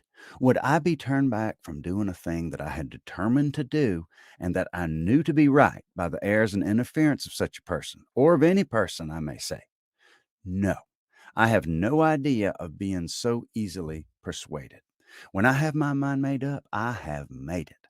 And Henrietta seemed entirely to have made up hers to call at Winthrop today, and yet she was as near to giving it up out of nonsensical complacence. "She would have turned back then but for you?" "Oh, she would indeed. I'm almost ashamed to say it." "Well, happy for her to have such a mind as yours at hand, after the hints you gave just now, which did but confirm my own observations the last time I was in company with them. I need not affect to have no comprehension of what's going on. I see that more than a mere dutiful morning visit to your aunt was in question, and woe betide him, and her too, when it comes to things of consequence, when they're placed in circumstances requiring fortitude of strength. If she had not resolution enough to resist idle interference in such a trifle as this. Your sister is an amiable creature, but yours is the character of decision and firmness, I see. If you value her conduct or happiness, infuse as much of your own spirit into her as you can. But this, no doubt, you have always been doing. It's the worst evil of a too yielding and indecisive a character that no influence over it can be depended on. You're never sure of a good impression being durable. Everybody may sway it. Let those who would be happy be firm. Here's a nut," said he, catching one down from an upper bough, "to exemplify a beautiful glossy nut, which, blessed with original strength, has outlived all the storms of autumn. Not a puncture, not a weak spot anywhere. This nut," he continued with playful solemnity, "while so many of his brethren have fallen and been trodden underfoot, is still in possession of all the happiness that a hazelnut can be supposed capable of." Then, returning to his former earnest tone, "My first wish for all whom I am interested in is that they should be firm. If Louisa Musgrove would be beautiful and happy in her November of life, she will cherish all her present powers of mind." He had done and was unanswered. It would have surprised Anne if Louisa could have readily answered such a speech. Words of such interest spoken with such serious warmth. She could imagine what Louisa was feeling. For herself, she feared to move lest she should be seen. While she remained, a bush of low rambling holly protected her, and they were moving on. Before they were beyond her hearing, however, Louisa spoke again. "Mary is good-natured enough in many respects, said she, "but she does sometimes provoke me excessively by her nonsense and pride, the Elliot pride. She has a great deal too much of the Elliot pride. We do wish that Charles had married Anne instead. I suppose you know he wanted to marry Anne." After a moment's pause, Captain Wentworth said, "Do you mean she refused him?" "Oh, yes, certainly." "When did that happen?" I, I don't know exactly, for Henrietta and I were at school at the time, but I believe about a year before he married Mary. I wish she had accepted him. We should have all liked her a great deal better. And Papa and Mama always think it was her great friend Lady Russell's doing that she did not. They think Charles might not be learned and bookish enough to please Lady Russell, and that therefore she persuaded Anne to refuse him. The sounds were retreating, and Anne distinguished no more. Her own emotions still kept her fixed. She had much to recover from before she could move.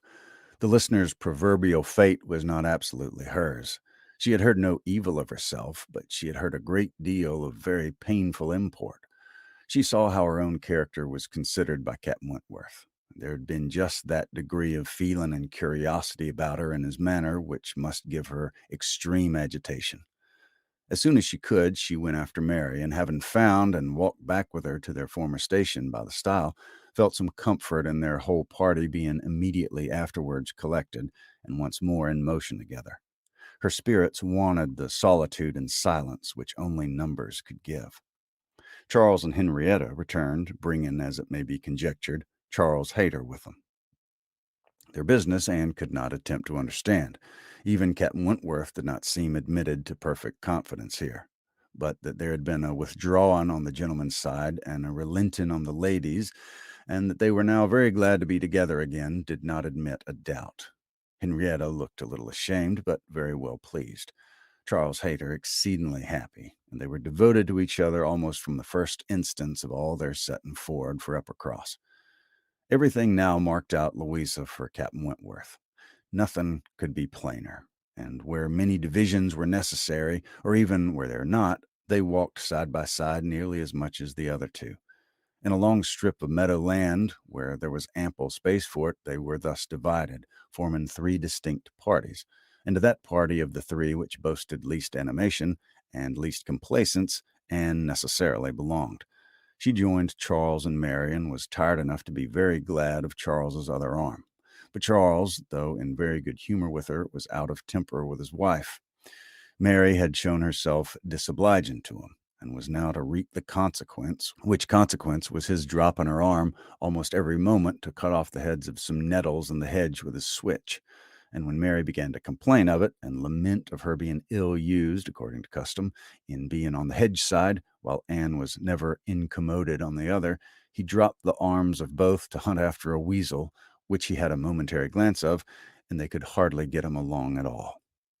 The long meadow bordered a lane, which their footpath at the end of it was to cross, and when the party had all reached the gate of exit, the carriage advancing in the same direction, which had been some time heard, was just coming up, and proved to be Admiral Crofts' rig. He and his wife had taken their intended drive, and were returning home. Upon hearing how long a walk the young people had engaged in, they kindly offered a seat to any lady who might be particularly tired. It would save her a full mile, and they were going through Uppercross. The invitation was general, and generally declined. The Miss Musgroves were not at all tired, and Mary was either offended by not being asked before any of the others, or what Louisa called the Elliot pride could not endure to make a third in a one-horse chaise. The walk-in party had crossed the lane, and were surmounting an opposite stile, and the Admiral was putting his horse in motion again, when Captain Wentworth cleared the hedge in a moment to say something to his sister. The something might be guessed by its effects. "Miss Elliot, I'm sure you're tired," cried Miss Croft. "Do let us have the pleasure of taking you home. Here's excellent room for three, I assure you. If we were all like you, I believe we might sit four. You must, indeed, you must." Anne was still in the lane, and though instinctively beginning to decline, she was not allowed to proceed. The Admiral's kind urgency came in support of his wife's. They would not be refused. They compressed themselves into the smallest possible space to leave her a corner, and Captain Wentworth, without saying a word, turned to her and quietly obliged her to be assisted into the carriage. Yes, he had done it. She was in the carriage, and felt that he placed her there. that his will and his hands had done it, and she owed it to his perception of her fatigue and his resolution to give her rest. She was very much affected by the view of his disposition towards her, which all these things made apparent. This little circumstance seemed the completion of all that had gone before. She understood him. He could not forgive her, but he could not be unfeeling. Though condemning her for the past and considering it with high and unjust resentment, though perfectly careless of her, and though becoming attached to another, still he could not see her suffer without the desire of giving her relief. It was a remainder of former sentiment. It was an impulse of pure, though unacknowledged, friendship. It was a proof of his own warm and amiable heart, which she could not contemplate without emotion so compounded of pleasure and pain that she knew not which prevailed. Her answers to the kindness and the remarks of her companions were at first unconsciously given. They had traveled half their way along the rough lane before she was quite awake to what they said. She then found them talking of Frederick. "He certainly means to have one or other of those girls, Sophie," said the Admiral, "but there's no saying which. He'd been running after 'em too long enough, one would think, to make up his mind. This comes of the peace. If it were war now, he would have settled it long ago. We sailors, Miss Elliot, can't afford to make long courtships in time of war. How many days was it, my dear, between the first time of my seeing you and our sitting down together in our lodgings at North Yarmouth?" "We'd better not talk about it, my dear," replied Mrs. Croft pleasantly, "for if Miss Elliot were to hear how soon we came to an understanding, she would never be persuaded that we could be happy together. I had known you by character, however, long before." "Well, I'd heard of you as a very pretty girl, and what were we to wait for besides? I don't like having such things so long at hand. I wish Frederick would spread a little more canvas and bring us home one of these young ladies to Kellynch. Then there'd always be company for 'em. And very nice young ladies, both of 'em are. I hardly know one from the other." "Very good-humored, unaffected girls indeed," said Mrs. Croft in a tone of calmer praise, such as made Anne suspect that her keener powers might not consider either of them as quite worthy of her brother, "and a very respectable family. One could not be connected with better people. My dear Admiral, that post, we shall certainly take that post." But by coolly giving the reins a better direction herself, they happily passed the danger, and by once afterwards judiciously putting out her hand, they neither fell into a rut nor ran foul of a dung cart. And Anne, with some amusement at their style of driving, which she imagined no bad representation of the general guidance of their affairs, found herself safely deposited by him at the cottage. Chapter 11. The time now approached for Lady Russell's return. The day was even fixed, and Anne, being engaged to join her as soon as she was resettled, was looking forward to an early removal to Kellynch, and beginning to think how her own comfort was likely to be affected by it. It would place her in the same village with Captain Wentworth, within half a mile of him. They would have to frequent the same church, and there must be intercourse between the two families. This was against her, but on the other hand, he spent so much of his time at Uppercross that in removing thence she might be considered rather as leaving him behind than as going towards him, and upon the whole she believed she must, on this interesting question, be the gainer, almost as certainly as in her change of domestic society in leaving poor Mary for Lady Russell. She wished it might be possible for her to avoid ever seeing Captain Wentworth at the Hall. Those rooms had witnessed former meetings which would be brought too painfully before her, but she was yet more anxious for the possibility of Lady Russell and Captain Wentworth never meeting anywhere. They did not like each other, and no renewal of acquaintance now could do any good, and were Lady Russell to see them together, she might think he had too much self-possession and she too little. These points formed her chief solicitude in anticipating her removal from Uppercross, where she felt she had been stationed quite long enough. Her usefulness to little Charles would always give some sweetness to the memory of her 2 months' visit there, and he was gaining strength apace, and she had nothing else to stay for. The conclusion of her visit, however, was diversified in a way which she had not at all imagined. Captain Wentworth, after being unseen and unheard of at Uppercross for 2 whole days, appeared again among them to justify himself by a relation of what had kept him away. A letter from his friend, Captain Harville, having found him out at last, had brought intelligence of Captain Harville's being settled with his family at Lyme for the winter, of their being therefore, quite unknowingly, within 20 miles of each other. Captain Harville had never been in good health since a severe wound which he received 2 years before, and Captain Wentworth's anxiety to see him had determined him to go immediately to Lyme. He had been there for 24 hours. His acquittal was complete, his friendship warmly honored, a lively interest excited for his friend, and his description of the fine country about Lyme so feelingly attended to by the party that an earnest desire to see Lyme for themselves and a project for going thither was the consequence. The young people were all wild to see Lyme. Captain Wentworth talked of going there again himself. It was only 17 miles from Uppercross, though November the weather was by no means bad. And in short, Louisa, who was the most eager of the eager, having formed the resolution to go, and besides the pleasure of doing as she liked, being now armed with the idea of merit and maintaining her own way, bore down all the wishes of her father and mother for putting it off till summer. And to Lyme they were to go: Charles, Mary, Anne, Henrietta, Louisa, and Captain Wentworth.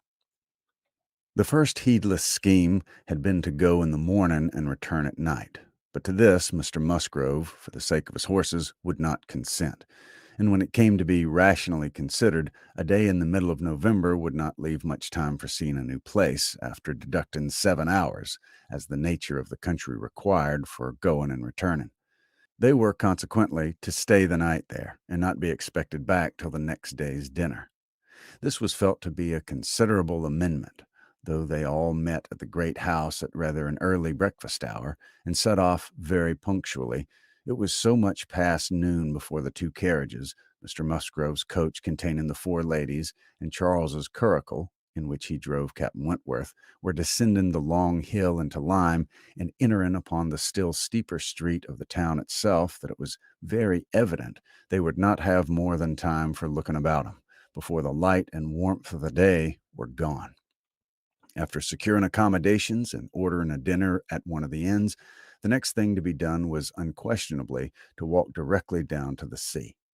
They were come too late in the year for any amusement or variety which Lyme, as a public place, might offer. The rooms were shut up, the lodgers almost all gone, scarcely any family but of the residents left, and as there's nothing to admire in the buildings themselves, the remarkable situation of the town, the principal street almost hurrying into the water, the walk to the Cobb, skirting round the pleasant little bay, which in the season is animated with bathing machines and company, the Cobb itself, its old wonders and new improvements, with the very beautiful line of cliffs stretching to the east of the town, are what the stranger's eye will seek. And a very strange stranger it must be who does not see charms in the immediate environs of Lyme, to make him wish to know it better. The scenes in its neighborhood, Charmouth, with its high grounds and extensive sweeps of country, and still more its sweet retired bay, backed by dark cliffs, where fragments of low rock among the sands make it the happiest spot for watching the flow of the tide, for sitting in unwearied contemplation. The woody varieties of the cheerful village of Uplyme, and above all Penny, with its green chasms between romantic rocks, with the scattered forest trees and orchards of luxuriant growth, declare that many a generation must have passed away since the first partial failing of the cliff prepared the ground for such a state, where a scene so wonderful and so lovely is exhibited, as may more than equal any other resembling scenes of the far-famed Isle of Wight. These places must be visited and visited again to make the worth of Lyme understood. The party from Uppercross, passing down by the now deserted and melancholy-looking rooms, and still descending, soon found themselves on the seashore, and lingering only, as all must linger and gaze on a first return to the sea, whoever deserved to look on it at all, proceeded towards the Cobb, equally their object in itself, and on Captain Wentworth's account. For in a small house, near the foot of an old pier of unknown date, where the Harvilles settled, Captain Wentworth turned in to call on his friend. The others walked on, and he was to join him on the Cobb. They were by no means tired of wondering and admiring, and not even Louisa seemed to feel that they had parted with Captain Wentworth long when they saw him coming after him with 3 companions, all well known already by description to be Captain and Mrs. Harville and a Captain Benwick, who was staying with them. Captain Benwick had some time ago been first lieutenant of the Laconia, and the account which Captain Wentworth had given of him on his return from Lyme before, his warm praise of him as an excellent young man and an officer, whom he had always valued highly, which must have stamped him well in the esteem of every listener, had been followed by a little history of his private life, which rendered him perfectly interesting in the eyes of all the ladies. He had been engaged to Captain Harville's sister, and was now mourning her loss. They had been a year or two waiting for fortune and promotion. Fortune came, his prize money as lieutenant being great. Promotion, too, came at last, but Fanny Harville did not live to know it. She had died the preceding summer while he was at sea.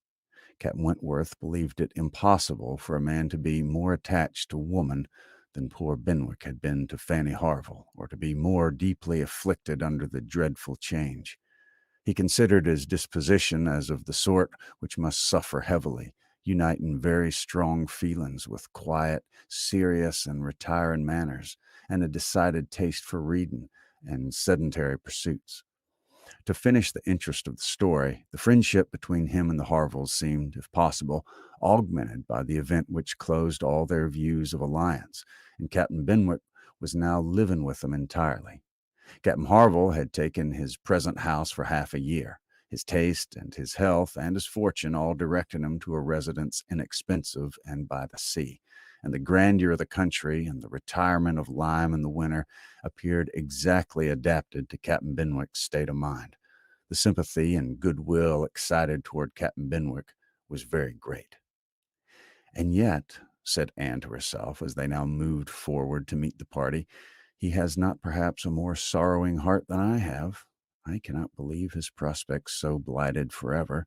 He is younger than I am, younger in feeling, if not in fact, younger as a man. He will rally again and be happy with another." They all met and were introduced.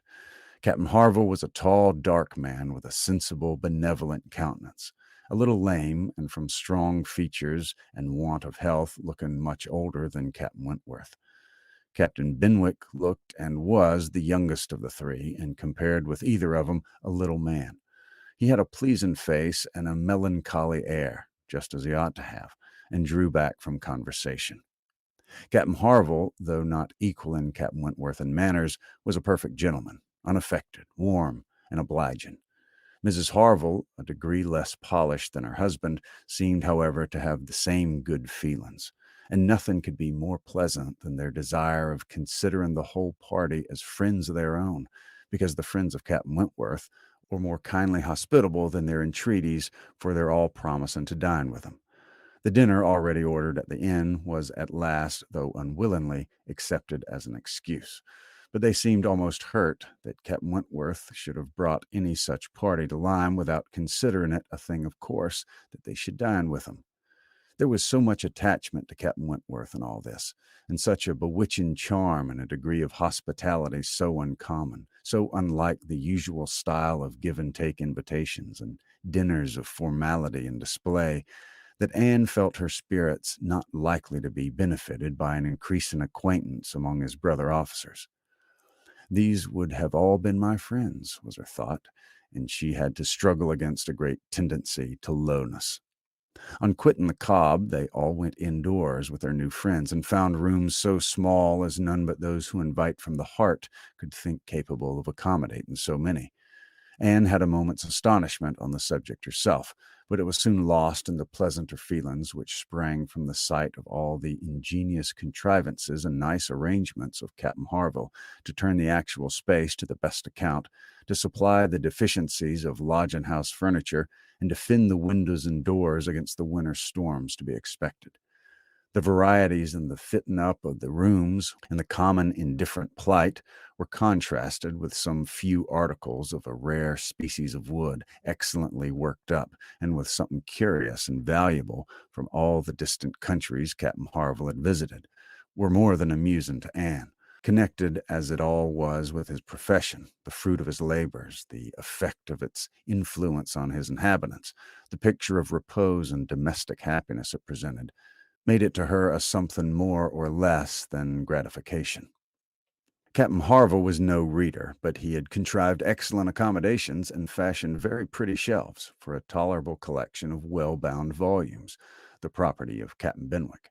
His lameness prevented him from taking much exercise, but a mind of usefulness and ingenuity seemed to furnish him with constant employment within.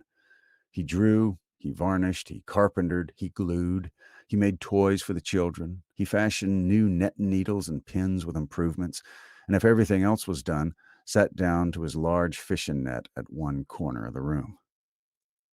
Anne, though she left great happiness behind her when they quitted the house, and Louisa, by whom she found herself walking, burst forth into raptures of admiration and delight on the character of the navy, their friendliness, their brotherliness, their openness, their uprightness, protesting that she was convinced of sailors having more worth and warmth than any other set of men in England, that they only knew how to live, and they only deserved to be respected and loved.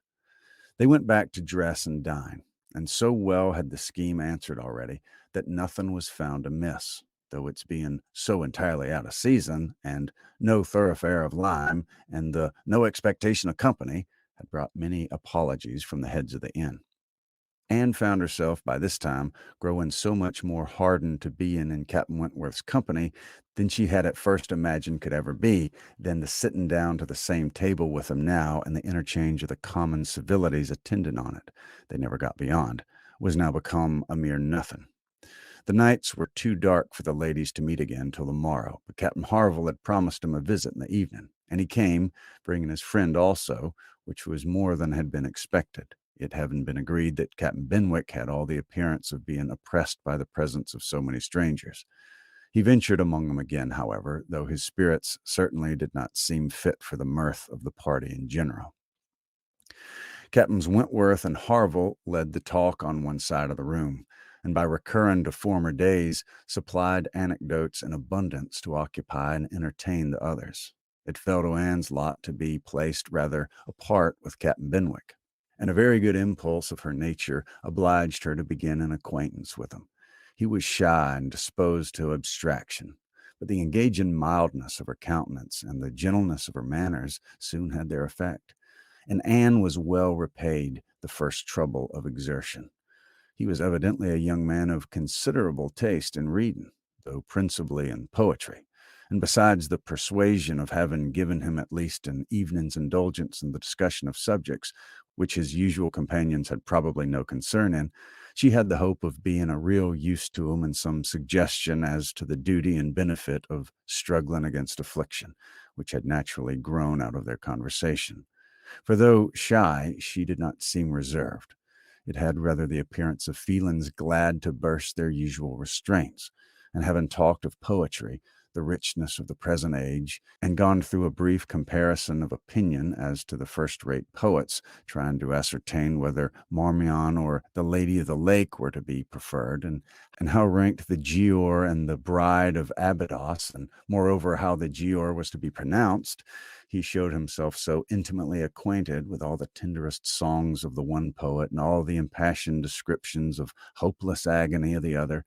He repeated with much tremulous feeling the various lines which imaged a broken heart or a mind destroyed by wretchedness, and looked so entirely as if he meant to be understood that she ventured to hope he did not always read only poetry, and to say that she thought it was the misfortune of poetry to be seldom safely enjoyed by those who enjoyed it completely, and that the strong feelings which alone could estimate it truly were the very feelings which ought to taste it, but sparingly.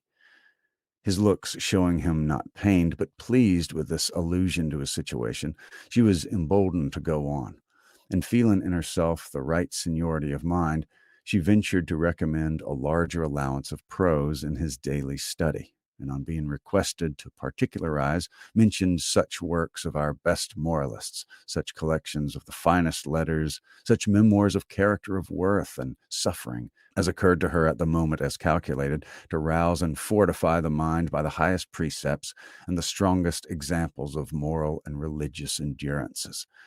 Captain Benwick listened attentively and seemed grateful for the interest applied, and though with a shake of the head and sighs which declared his little faith in the efficacy of any books on grief like his, noted down the names of those she recommended and promised to procure and read them.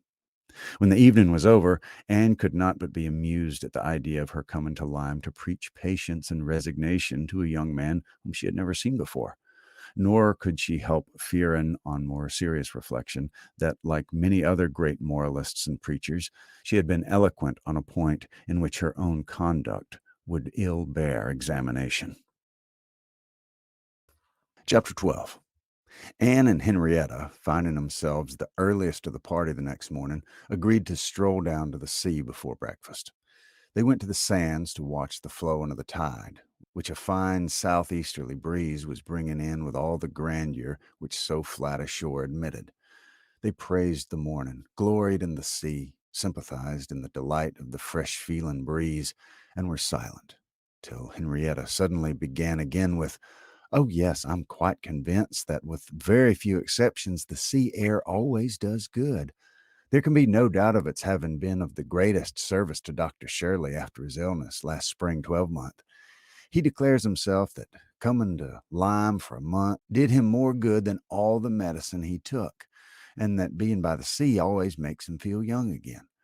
Now, I can't help but thinking it a pity that he does not live entirely by the sea. I do think he had better leave Uppercross entirely and fix at Lyme. Do not you agree with me that's the best thing he could do for both himself and Miss Shirley? She has cousins here, you know, and many an acquaintance, which would make it cheerful for her, and I'm sure she'd be glad to get at a place where she could have medical attendance at hand in case of his having another seizure. Indeed, I think it quite melancholy to have such excellent people as Dr. and Mrs. Shirley, who have been doing good all their lives, wearing out their last days in a place like Uppercross, where, except in our family, they seem shut out from all the world. I wish his friends would propose it to him. I really think they ought. And as to procuring a dispensation, there could be no difficulty at his time of life and with his character. My only doubt is whether anything could persuade him to leave his parish. He's so very strict and scrupulous in his notions, over scrupulous, I must say. Do not you think, Anne, it's over scrupulous? Do not you think it's quite a mistaken point of conscience when a clergyman sacrifices his health for the sake of duties which may just as well be performed by another person? And at Lyme, too, only 17 miles off, he would be near enough to hear if people thought there was anything to complain of." Anne smiled more than once to herself during the speech, and entered into the subject, as ready to do good by entering into the feelings of a young lady as of a young man, though here it was good of a lower standard for what could be offered but general acquiescence. She said all that was reasonable and proper on the business, felt the claims of Dr. Shirley to repose as she ought, say how very desirable it was that he should have some active, respectable young man as a resident curate, and was even curious enough to hint at the advantage of such resident curates being married. "I wish," said Henrietta, very well pleased with her companion, "I wish Lady Russell lived at Uppercross and were intimate with Dr. Shirley. I've always heard of Lady Russell as a woman of the greatest influence with everybody. I always look upon her as able to persuade a person to anything. I'm afraid of her, as I've told you before, quite afraid of her, because she's so very clever. But I respect her amazingly and wish we had such a neighbor at Uppercross." Anne was amused by Henrietta's manner of being grateful, and amused also that the course of events and the new interest of Henrietta's views should have placed her friend at all in favor with any of the Musgroves family. She had only time, however, for a general answer, and to wish that such another woman were at Uppercross before all subjects suddenly ceased, on seeing Louisa and Captain Wentworth coming towards them. They came also for a stroll till breakfast was likely to be ready. But Louisa, recollecting immediately afterwards that she had something to procure at a shop, invited them all to go back with her into the town. They were all at her disposal. When they came to the steps leading upwards from the beach, a gentleman at the same moment preparing to come down politely drew back and stopped to give him way. They ascended and passed him, and as they passed him, Anne's face caught his eye, and he looked at her with a degree of earnest admiration which he could not be insensible of. She was looking remarkably well, her very regular, very pretty features having the bloom and freshness of youth restored by the fine wind which had been blowing on her complexion and by the animation of eye which it had also produced. It was evident that the gentleman, completely a gentleman in manner, admired her exceedingly. Captain Wentworth looked round at her instantly in a way which showed his noticing of it. He gave her a momentary glance, a glance of brightness, which seemed to say, "That man is struck with you, and even I at this moment see something like Anne Elliot again." After attending Louisa through her business and loitering about a little longer, they returned to the inn, and Anne, in passing afterwards quickly from her own chamber to their dining-room, had nearly run against the very same gentleman as he came out of an adjoining apartment. She had before conjectured him to be a stranger like themselves, and determined that a well-looking groom who was strolling about near the two inns as they came back should be his servant. Both master and man, being in mourning, assisted the idea. It was now proved that he belonged to the same inn as themselves, and this second meeting, short as it was, also proved again by the gentleman's looks that he thought hers very lovely, and by the readiness and propriety of his apologies that he was a man of exceedingly good manners. He seemed about 30, and though not handsome, had an agreeable person. Anne felt that she should like to know who he was. They had nearly done breakfast when the sound of a carriage, almost the first they had heard since entering Lyme, drew half the party to the window. It was a gentleman's carriage, a curricle, but only coming round from the stable yard to the front door. Somebody must be going away. It was driven by a servant in mourning. The word curricle made Charles Musgrove jump up that he might compare it with his own. The servant in mourning roused Anne's curiosity, and the whole six were collected to look, by the time the owner of the curricle was seen to be issuing from the door amidst the bows and civilities of the household and taking his seat to drive off. "Ah!" cried Captain Wentworth instantly, with half a glance at Anne. "It's the very man we passed." The Miss Musgroves agreed to it, and having all kindly watched him as far up the hill as they could, they returned to the breakfast table. The waiter came into the room soon afterwards. "Pray," said Captain Wentworth immediately, "can you tell us the name of the gentleman who's just gone away?"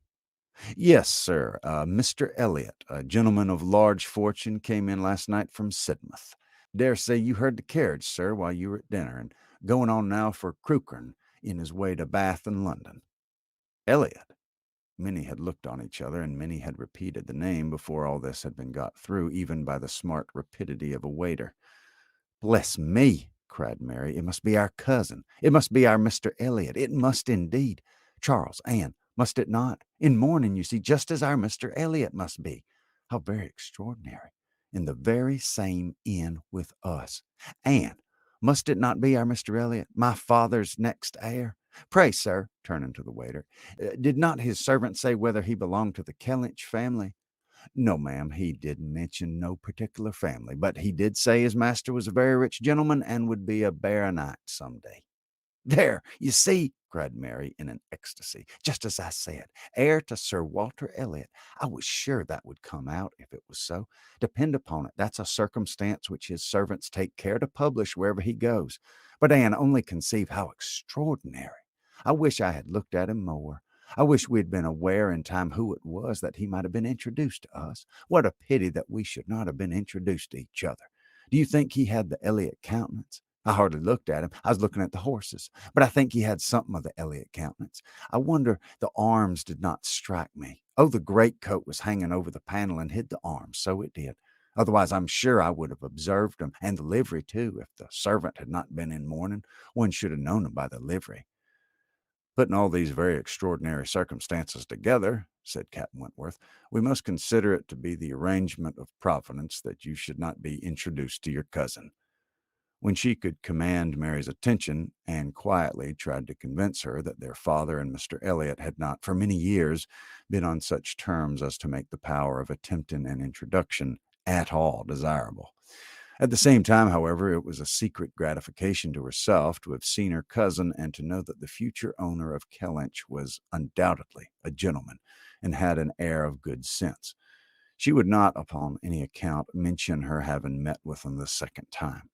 Luckily, Mary did not much attend to their having passed close by him in their earlier walk, but she would have felt quite ill-used by Anne's having actually run into him in the parsonage and received his very polite excuses while she had never been near him at all. No, that cousinly little interview must remain a perfect secret. "Of course," said Mary, "you'll be mentioning our seeing Mr. Elliot the next time you write to Bath. I think my father certainly ought to hear of it. Do mention all about him." Anne avoided a direct reply, but it was just the circumstance which she considered as not merely unnecessary to be communicated, but as what ought to be suppressed. The offense which had been given her father many years back, she knew. Elizabeth's particular share in it she suspected, and that Mr. Elliot's idea always produced irritation in both was beyond a doubt. Mary never wrote to Bath herself. All the toil of keeping up a slow and unsatisfactory correspondence with Elizabeth fell on Anne. Breakfast had not been long over when they were joined by Captain and Mrs. Harville and Captain Benwick, with whom they had appointed to take their last walk about Lyme.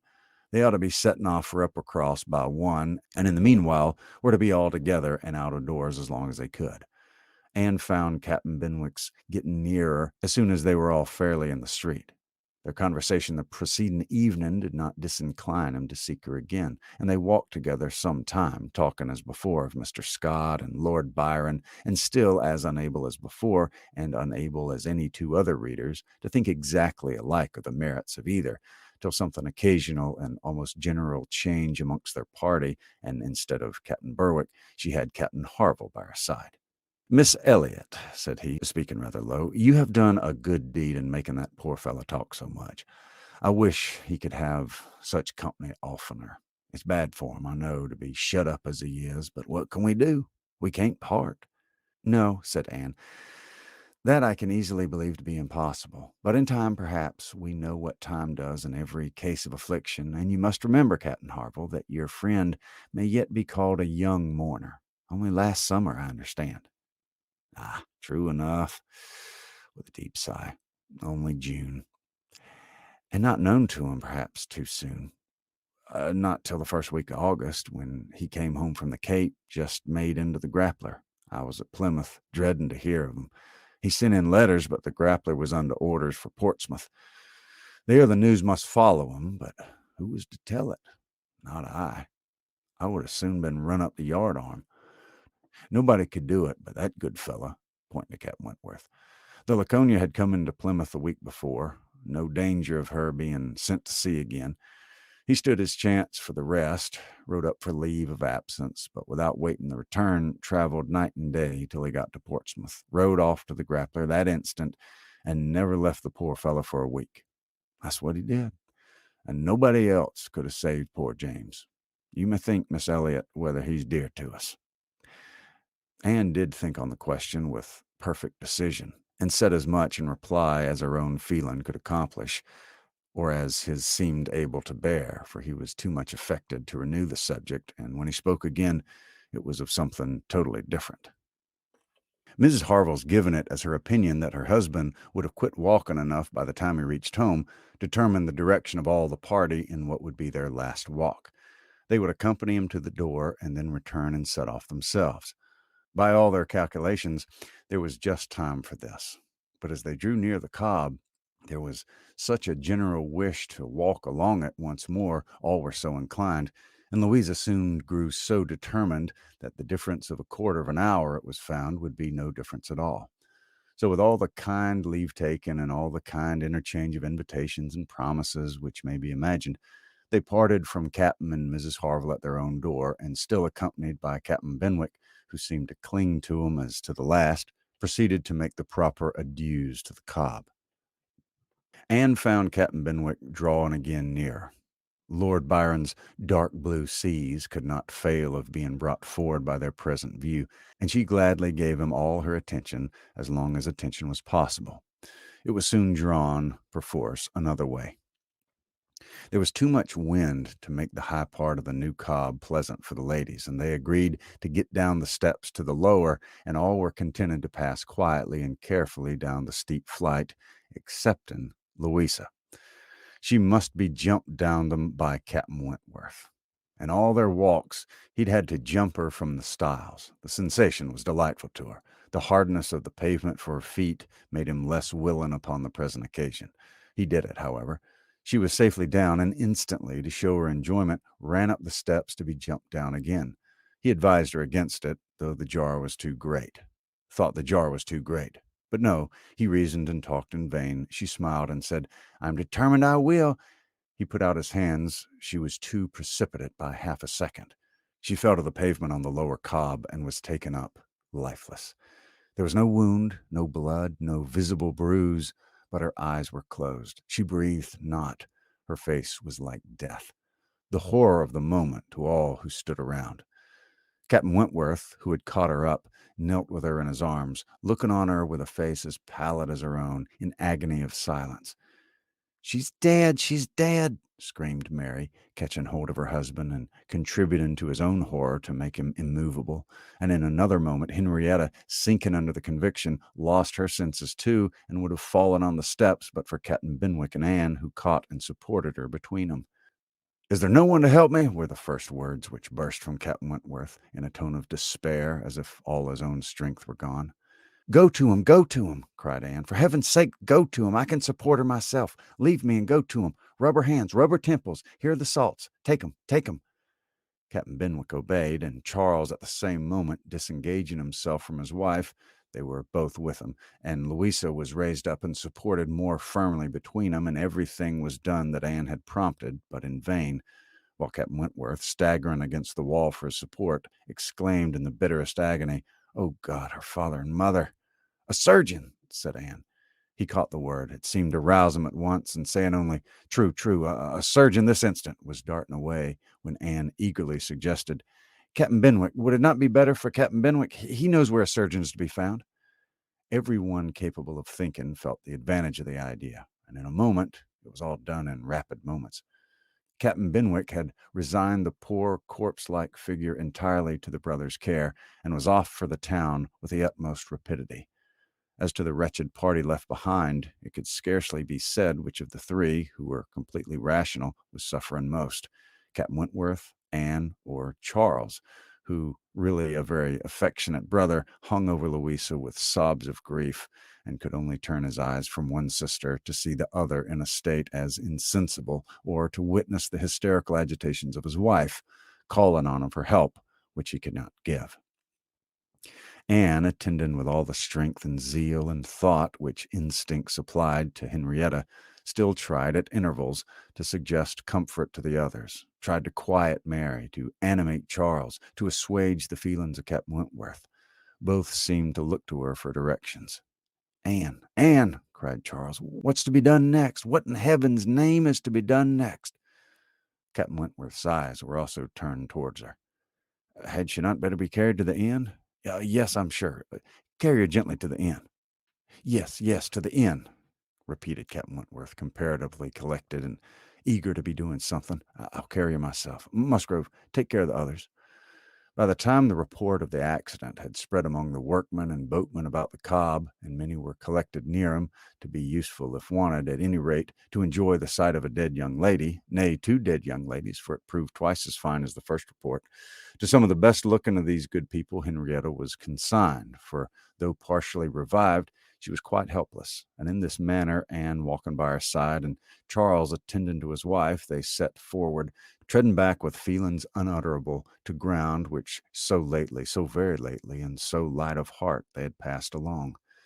They were not off the cob before the Harvilles met him.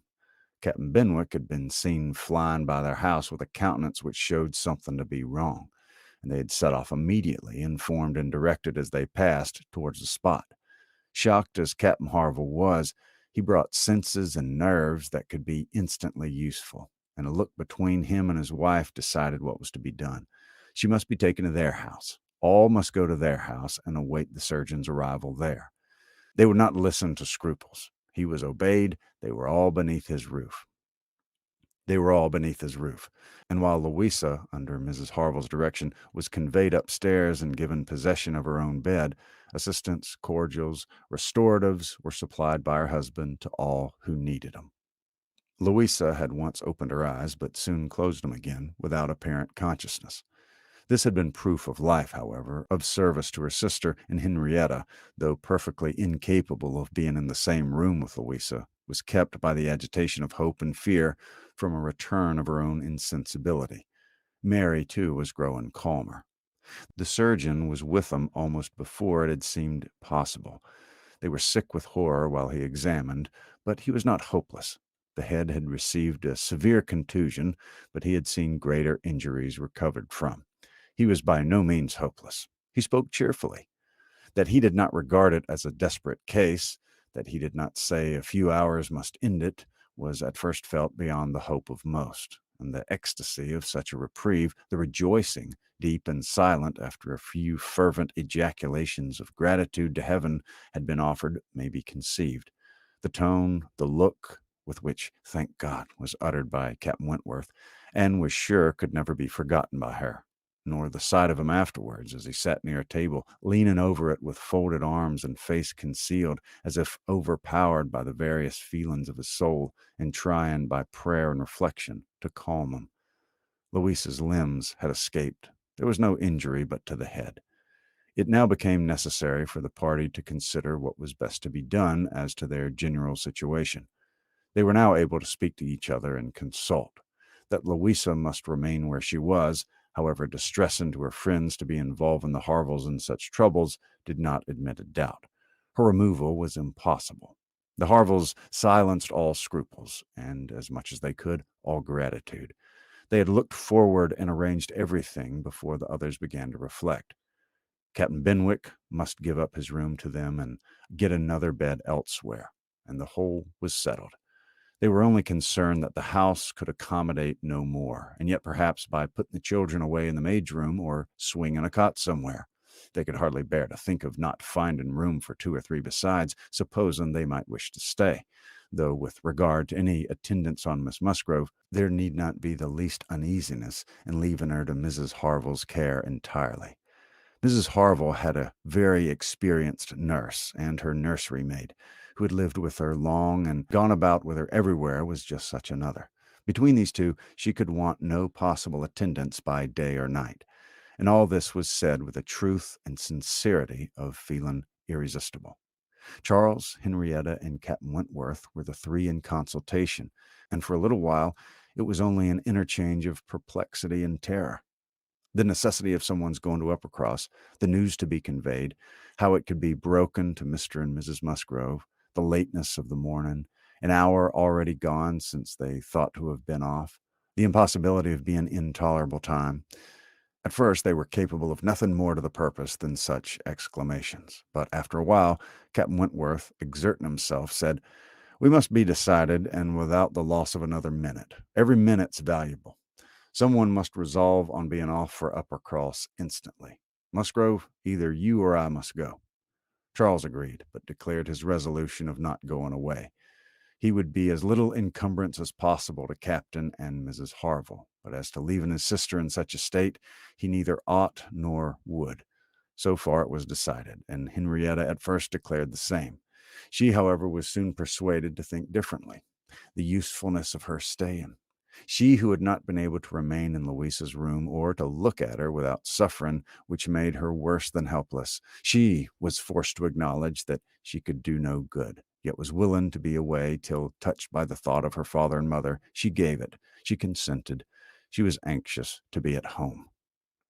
The plan had reached this point when Anne, coming quietly down from Louisa's room, could not but hear what followed, for the parlor door was open.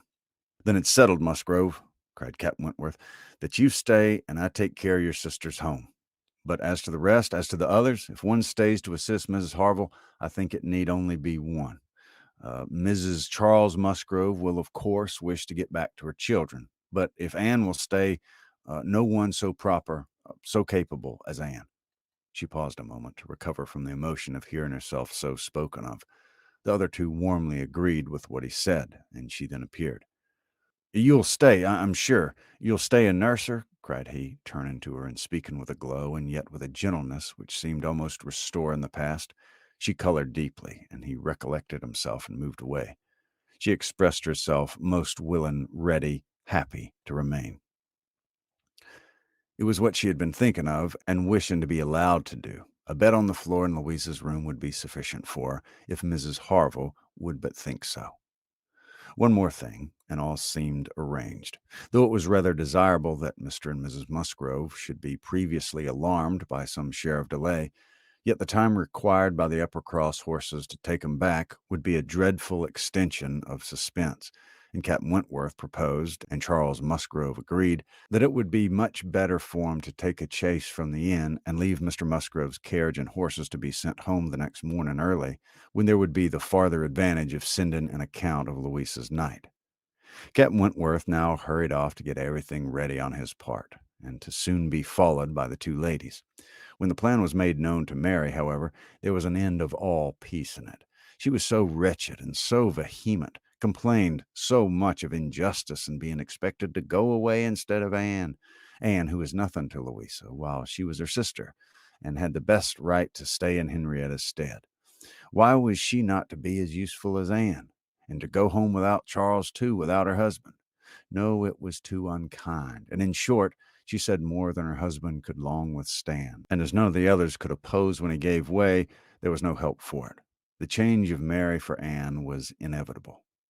Anne had never submitted more reluctantly to the jealous and ill-judging claims of Mary, but so it must be, and they set off for the town, Charles taking care of his sister and Captain Benwick attending to her. She gave a moment's recollection as they hurried along to the little circumstances which the same spots had witnessed earlier in the morning. There she had listened to Henrietta's schemes for Dr. Shirley's leaving Uppercross. Farther on, she had seen Mr. Elliot. A moment seemed all that could now be given to anyone but Louisa, or those who were wrapped up in her welfare. Captain Benwick was most considerably attentive to her, and united as they all seemed by the distress of the day, she felt an increasing degree of goodwill towards him, and a pleasure even in thinking that it might perhaps be the occasion of continuing their acquaintance. Captain Wentworth was on the watch for him, and a chaise for and waiting, stationed for their convenience in the lower part of the street, but his evident surprise and vexation at the substitution of one sister for the other, the change in his countenance, the astonishment, the expressions begun and suppressed, with which Charles was listened to, made but a mortifying reception of Anne, or must at least convince her that she was valued only as she could be useful to Louisa. She endeavored to be composed and to be just. Without emulating the feelings of an Emma towards her Henry, she would have attended on Louisa with a zeal above the common claims of regard for his sake, and she hoped he would not long be so unjust as to suppose she would shrink unnecessarily from the office of a friend. In the meanwhile, she was in the carriage. He had handed them both in and placed herself between them, and in this manner, under these circumstances, full of astonishment and emotion to Anne, she quitted Lyme. How the long stage would pass, how it was to affect their manners, what was to be their sort of intercourse, she could not foresee. It was all quite natural, however. He was devoted to Henrietta, always turning towards her, and when he spoke at all, always with the view of supporting her hopes and raising her spirits. In general, his voice and manner were studiously calm. To spare Henrietta from agitation seemed the governing principle. Once only, when she had been grieving over the last ill-judged, ill-fated walk to the Cobb, bitterly lamenting that it had ever been thought of, he burst forth, as if wholly overcome. "Don't talk of it, don't talk of it," he cried. "Oh, God, that I'd not given way to her at the fatal moment! Had I done as I ought, but so eager and so resolute, dear sweet Louisa!" Anne wondered whether it ever occurred to him now to question the justness of his own previous opinion as to the universal felicity and advantage of firmness of character, and whether it might not strike him that, like all other qualities of the mind, it should have its proportions and limits. She thought it could scarcely escape him to feel that a persuadable temper might sometimes be as much in favor of happiness as a very resolute character. They got on fast. Anne was astonished to recognize the same hills and the same objects so soon.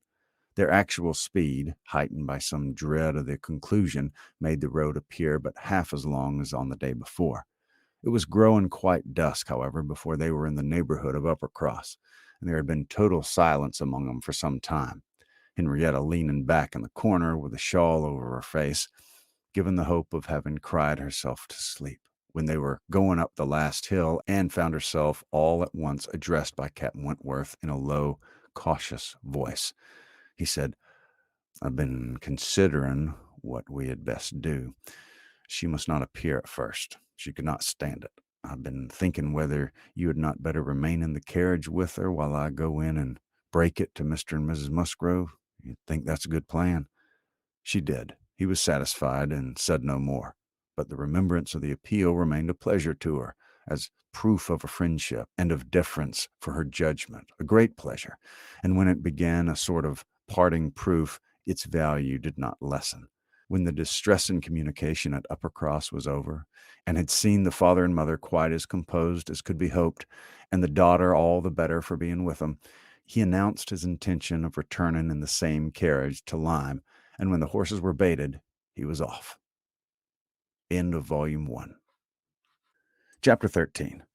The remainder of Anne's time at Uppercross, comprehended only 2 days, was spent entirely at the mansion house, and she had the satisfaction of knowing herself extremely useful there, both as an immediate companion and as assistant in all those arrangements for the future which, in Mr. and Mrs. Musgrove's distressed state of spirits, would have been difficulties. They had had an early account from Lyme the next morning. Louisa was much the same. No symptoms worse than before had appeared. Charles came a few hours afterwards to bring a later and more particular account. He was tolerably cheerful. A speedy cure must not be hoped, but everything was going on as well as the nature of the case admitted. In speaking of the Harvilles, he seemed unable to satisfy his own sense of their kindness, especially of Mrs. Harville's exertions as a nurse. She really left nothing for Mary to do. He and Mary had been persuaded to go early in their inn last night. He and Mary had been persuaded to go to their inn last night. He and Mary had been persuaded to go early to their inn last night. Mary had been hysterical again this morning. When he came away, she was going to walk out with Captain Benwick, which he hoped would do her good. He almost wished she had been prevailed on to come home the day before, but the truth was that Mrs. Harville left nothing for anybody to do. Charles was to return to Lyme the same afternoon, and his father had at first half a mind to go with him, but the ladies would not consent. It would be going only to multiply trouble to the others and increase his own distress, and a much better scheme followed and was acted on. A chaise was sent for from Crewkerne, and Charles conveyed back a far more useful person in the old nursery maid of the family, one having brought up all the children and seen the very last. The lingering and long-petted Master Harry, sent to school after his brothers, was now living in her deserted nursery to mend stockings and dress all the blains and bruises she could get near her, and who, consequently, was only too happy in being allowed to go and help nurse dear Miss Louisa. Vague wishes of getting Sarah thither had occurred before to Mrs. Musgrove and Henrietta, but without Anne it would hardly have been resolved on and found practicable so soon. They were indebted the next day to Charles Hayter for all the minute knowledge of Louisa, which it was so essential to obtain every 24 hours. He made it his business to go to Lyme, and his account was still encouraging. The intervals of sense and consciousness were believed to be stronger. Every report agreed to Captain Wentworth's appearing fixed in Lyme. Anne was about to leave him on the morrow, an event which they all dreaded. What should they do without her? They were wretched comforters for one another, and so much was said in this way that Anne thought she could do no better than impart among them the general inclination to which she was privy, and persuaded them all to go to Lyme at once. She had little difficulty. It was soon determined that they would go tomorrow, fix themselves at the inn, or get into lodgings as it suited, and there remain till dear Louisa could be moved. They must be taken off some trouble from the good people she was with. They might at least relieve Mrs. Harville from the care of her own children, and in short, they were so happy in the decision that Anne was delighted with what she had done, and felt she could not spend her last morning at Uppercross better than in assisting their preparations, and sending them off at an early hour, though her being left to the solitary range of the house was the consequence. She was the last, excepting the little boys at the cottage. She was the very last, the only remaining one of all that had filled and animated both houses, of all that had given Uppercross its cheerful character. A few days had made a change indeed. If Louisa recovered, it would all be well again. More than former happiness would be restored. There could not be a doubt to her mind, there was none, of what would follow her recovery. A few months hence, and the room now so deserted, occupied but by her silent, pensive self, might be filled again with all that was happy and gay, all that was glowing and bright in prosperous love, all that was most unlike Anne Elliot. An hour's complete leisure for such reflections as these on a dark November day, a small, thick rain almost blotting out the very few objects ever to be discerned from the windows, was enough to make the sound of Lady Russell's carriage exceedingly welcome.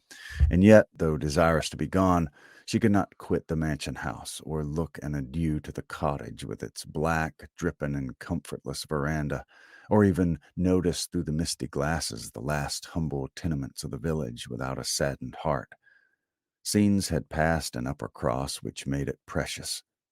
It stood the record of many sensations of pain, once severe, but now softened, and of some instances of relenting feeling, some breathings of friendship and reconciliation, which could never be looked for again, and which could never cease to be dear. She left it all behind her, all but the recollection that such things had been. Anne had never entered Kellynch since her quitting Lady Russell's house in September. It had not been necessary, and the few occasions of its being possible for her to go to the hall she had contrived to evade and escape from. Her first return was to resume her place in the modern and elegant apartments of the lodge, and to gladden the eyes of its mistress. There was some anxiety mixed with Lady Russell's joy in meeting her. She knew who had been frequenting Uppercross, but happily either Anne was improved in plumpness and looks, or Lady Russell fancied her so, and Anne, in receiving her compliments on the occasion, had the amusement of connecting them with the silent admiration of her cousin, and of hoping that she was to be blessed with a second spring of youth and beauty. When they came to converse, she was soon sensible of some mental change. The subjects of which her heart had been full on leaving Kellynch, and which she had felt slighted, and been compelled to smother among the Musgroves, were now to become but of secondary interest. She had lately lost sight even of her father and sister in Bath. Their concerns had been sunk under those of Uppercross, and when Lady Russell reverted to their former hopes and fears, and spoke her satisfaction in the house in Camden Place, which had been taken, and her regret that Mrs. Clay should still be with them, Anne would have been ashamed to have known how much she was thinking of Lyme and Louisa Musgrove and all her acquaintance there. How much more interesting to her was the home and the friendship of the Harvilles and Captain Benwick than her own father's house in Camden Place, or her own sister's intimacy with Mrs. Clay.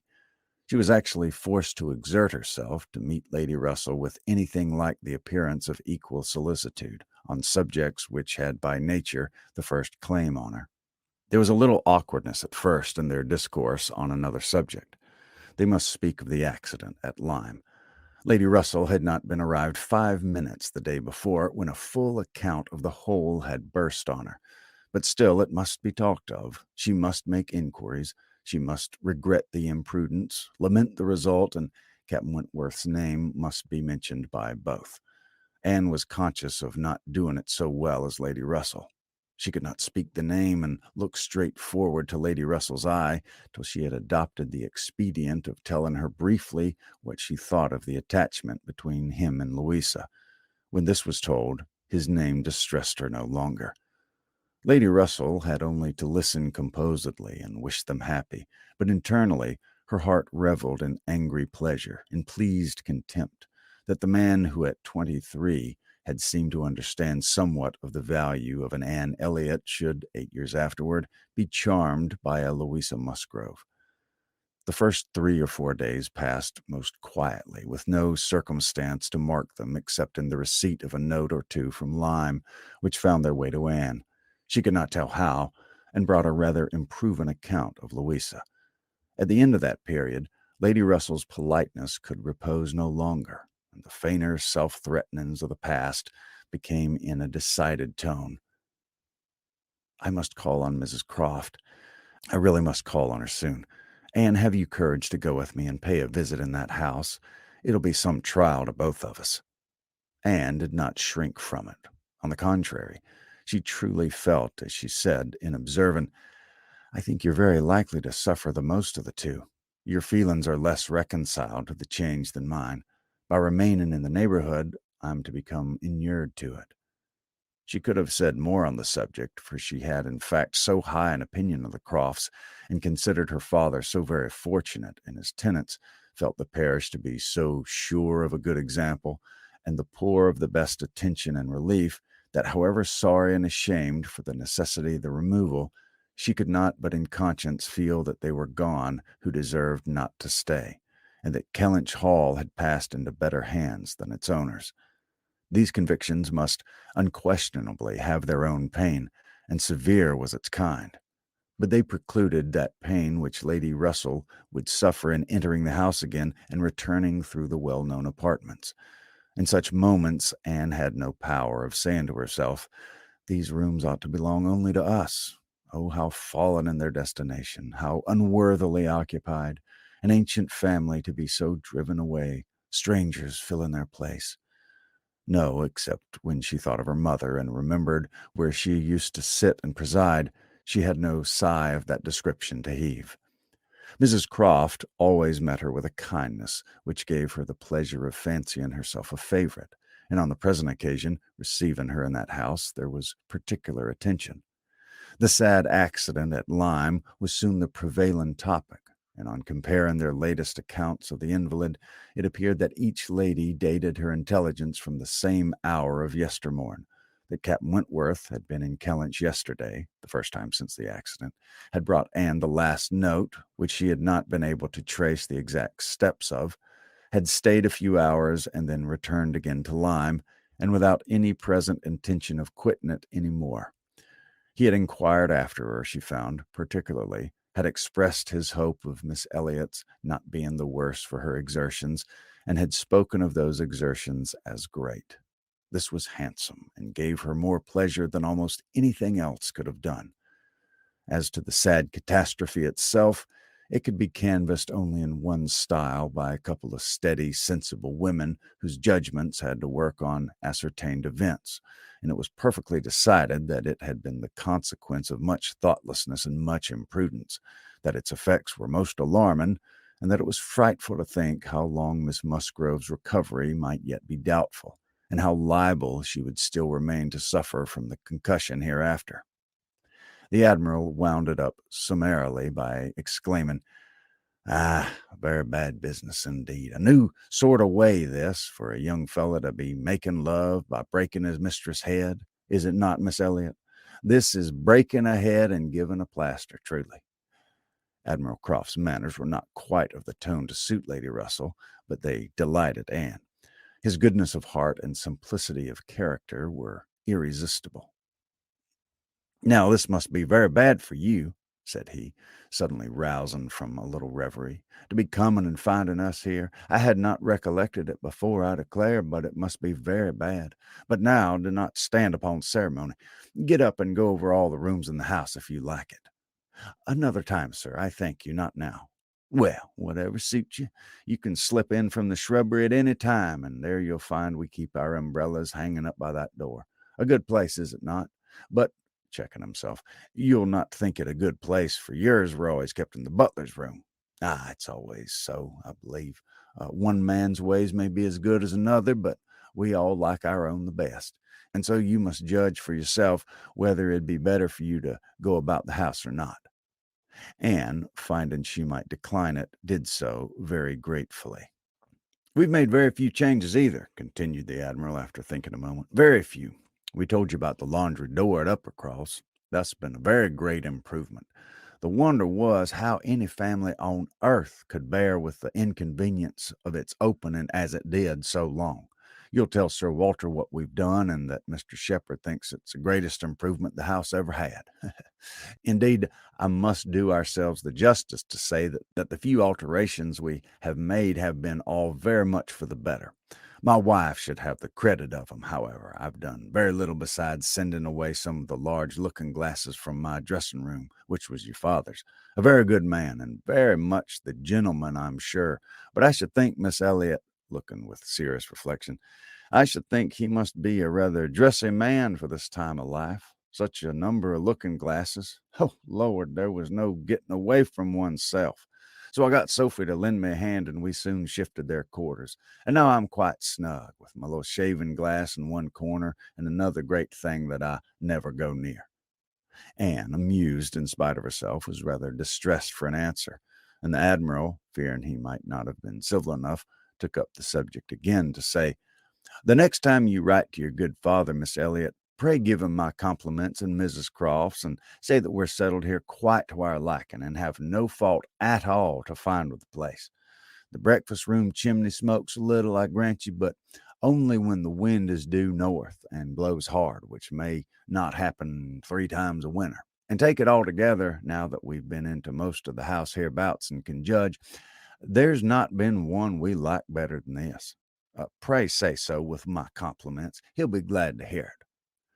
Lady Russell and Mrs. Croft were very pleased with each other, but the acquaintance which this visit began was fated not to proceed far at present, for when it was returned, the Crofts announced themselves to be going away for a few weeks to visit their connections in the north of the county, and probably not be home again before Lady Russell would be removing to Bath.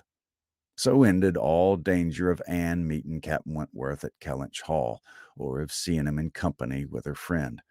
Everything was safe enough, and she smiled over the many anxious feelings she had wasted on the subject. Chapter 14. Though Charles and Mary had remained at Lyme much longer after Mr. and Mrs. Musgrove's going than Anne conceived they could have been at all wanted, they were yet the first of the family to be at home again, and as soon as possible after their return to Uppercross, they drove over to the lodge. They had left Louisa beginning to sit up, but her head, though clear, was exceedingly weak, and her nerves susceptible to the highest extreme of tenderness, and though she might be pronounced to be altogether doing very well, it was still impossible to say when she might be able to bear the removal home, and her father and mother, who must return in time to receive their younger children for the Christmas holidays, had hardly a hope of being allowed to bring her with them. They had been all in the lodgings together. Mrs. Musgrove had got Mrs. Harville's children away as much as she could. Every possible supply from Uppercross had been furnished to lighten the inconvenience to the Harvilles, while the Harvilles had been wanting them to come to dinner every day, and in short, it seemed to have been only a struggle on each side as to which should be most disinterested and hospitable. Mary had had her evils, but upon the whole, as was evident by her staying so long, she had found more to enjoy than to suffer. Charles Hayter had been at Lyme oftener than suited her, and when they dined with the Harvilles, there had been only a maidservant to wait, and at first Mrs. Harville had always given Mrs. Musgrove precedence. But then she had received so very handsome an apology from her on finding out whose daughter she was, and there had been so much going on every day. There had been so many walks between their lodgings and the Harvilles, and she had got books from the library and changed them so often that the balance had certainly been much in favor of Lyme. She had been taken to Charmouth, too, and she had bathed, and she had gone to church, and there were a great many more people to look at in the church at Lyme than at Uppercross, and all this, joined to the sense of being so very useful, had made really an agreeable fortnight.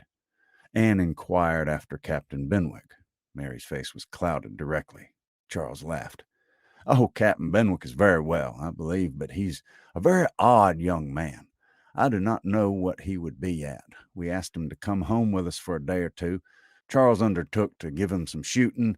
He seemed quite delightful, and for my part, I thought it was all settled when, behold, on Tuesday night he made a very awkward sort of excuse. He never shot, and he had been quite misunderstood, and he'd been promised this, and he'd been promised that, and the end of it was, I found, that he did not mean to come. I suppose he was afraid of finding it dull, but upon my word, I should have thought we were lively enough at the cottage for such a broken-hearted man as Captain Benwick.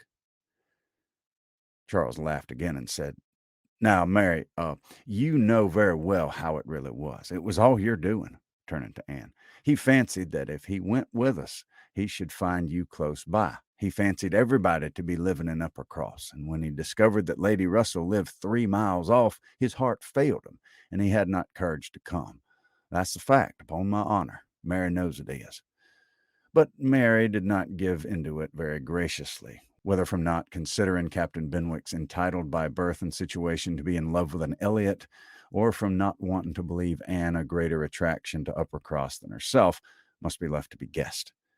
Anne's goodwill, however, was not to be lessened by what she heard. She boldly acknowledged herself flattered and continued her inquiries. "Oh, he talks of you," cried Charles. "In such terms—" Mary interrupted him. "I declare, Charles, I never heard him mention Anne twice all the time I was there. I declare, Anne, he never talks of you at all." "No," admitted Charles. I do not know that he ever does in a general way, but however, it's a very clear thing that he admires you exceedingly. His head is full of some books that he's reading upon your recommendation, and he wants to talk to you about them. He's found out something or other in one which he thinks of. Oh, I can't pretend to remember it, but it was something very fine. I overheard him telling Henrietta all about it. And then Miss Elliot was spoken of in the highest terms. Now, Mary, I declare it was so. I heard it myself, and you were in the other room. Elegance, sweetness, beauty. Oh, there was no end of Miss Elliot's charms. "And I'm sure," cried Mary warmly, "it was very little to his credit if he did. Miss Harville only died last June. Such a heart is very little worth having, is it, Lady Russell? I'm sure you'll agree with me." "I must see Captain Benwick before I decide," said Lady Russell, smiling. "And that you are very likely to do very soon, I can tell you, ma'am," said Charles, "though he had not nerves for coming away with us and setting off again afterwards to pay a formal visit there. He will make his way over to Kellynch one day by himself, you may depend on it. I told him the distance and the road. I told him of the churches being so very well worth seeing, for he has a taste for those sort of things. I thought that it would be a good excuse, and he listened with all his understanding and soul, and I'm sure from his manner that you'll have him calling here soon. So I give you notice, Lady Russell." "Any acquaintance of Anne's will always be welcome to me," was Lady Russell's kind answer. "Oh, as to being Anne's acquaintance," said Mary, "I think he's rather my acquaintance, for I'd been seeing him every day this last fortnight." "Well, as your joint acquaintance, then, I shall be very happy to see Captain Benwick." "You'll not find anything very agreeable in him, I assure you, ma'am. He's one of the dullest young men that ever lived. He's walked with me sometimes from one end of the sands to the other without saying a word. He's not at all a well-bred young man. I'm sure you will not like him." "There we differ, Mary," said Anne. "I think Lady Russell would like him.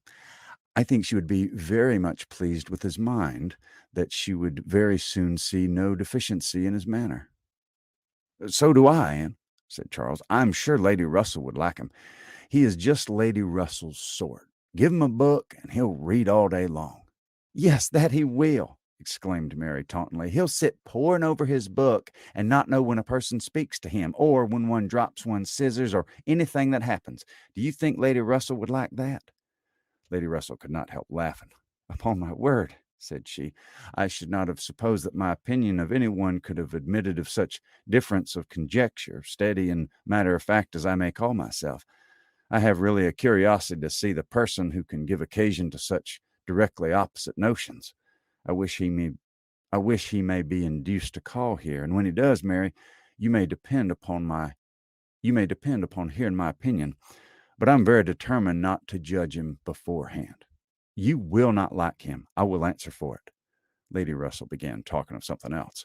Mary spoke with animation of their meeting with, or rather missing, Mr. Elliot so extraordinarily. "He is a man," said Lady Russell, "whom I have no wish to see.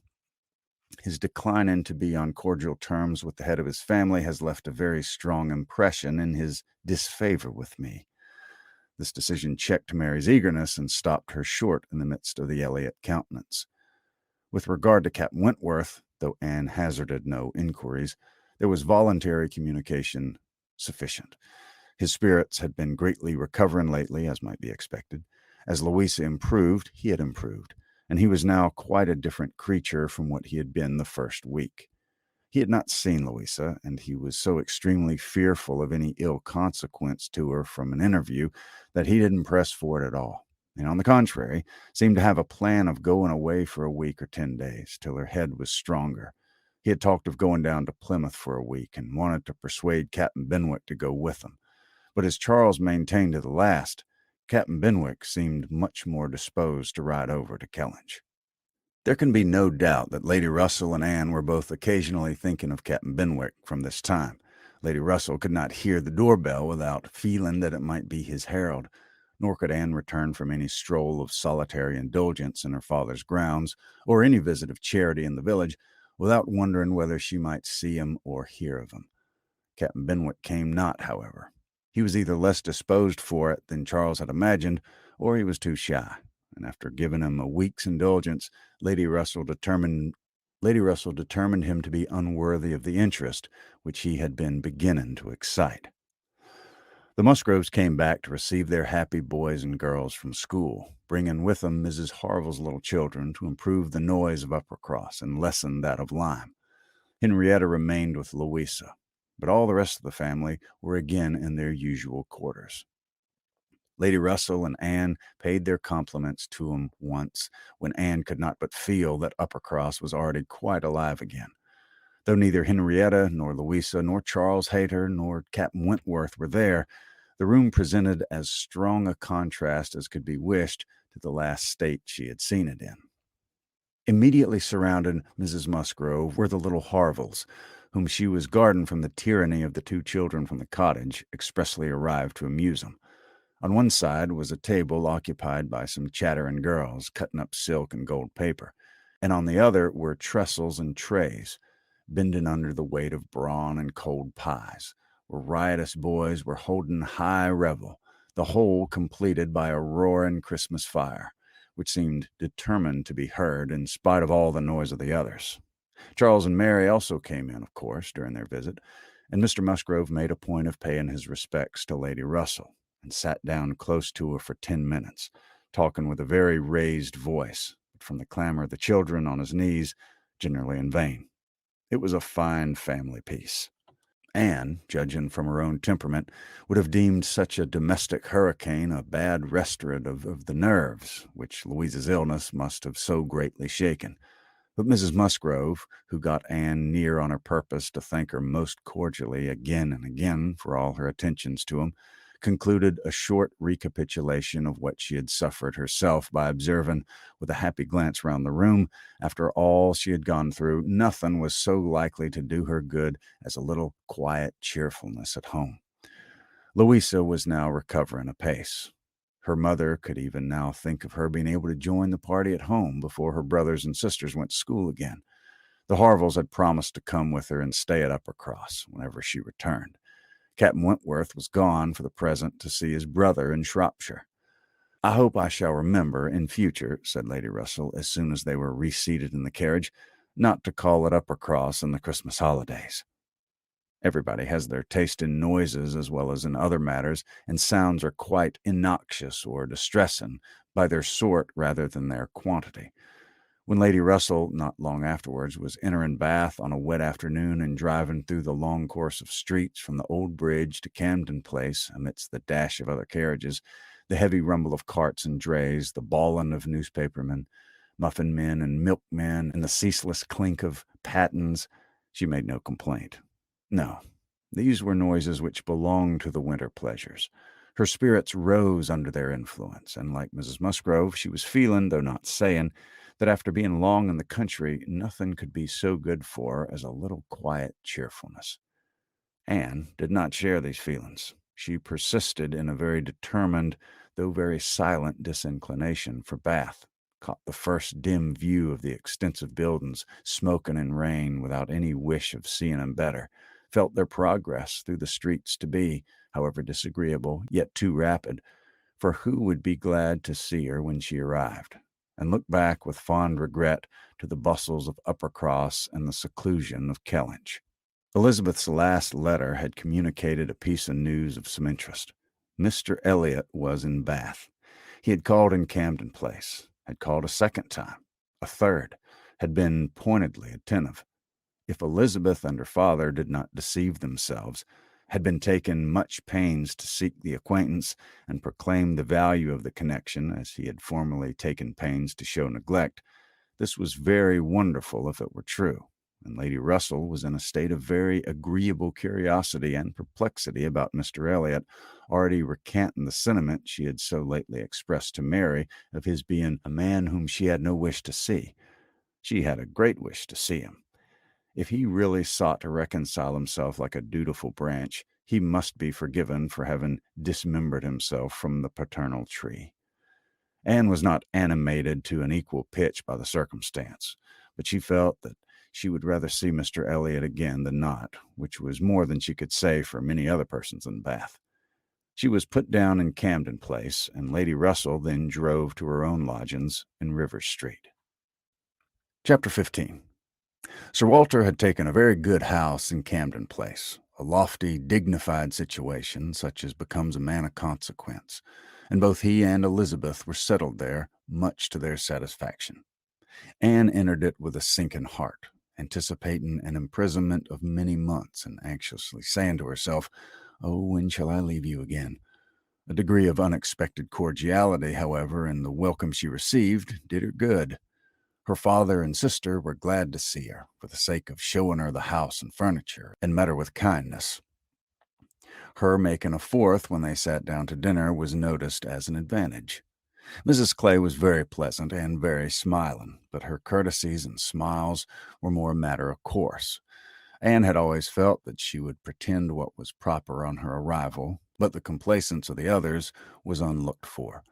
They were evidently in excellent spirits, and she was soon to listen to the causes. They had no inclination to listen to her. After laying out for some compliments of being deeply regretted in their old neighborhood, which Anne could not pay, they had only a few faint inquiries to make before the talk must be all their own. Uppercross excited no interest, Kellynch very little. It was all Bath. They had the pleasure of assuring her that Bath more than answered their expectations in every aspect. Their house was undoubtedly the best in Camden Place. Their drawing-rooms had many decided advantages over all the others which they had either seen or heard of, and the superiority was not less in the style of the fitting up or the taste of the furniture. Their acquaintance was exceedingly sought after. Everybody was wanting to visit them. They had drawn back from many introductions and were still perpetually having cards left by people of whom they knew nothing. Here were funds of enjoyment. Could Anne wonder that her father and sister were happy?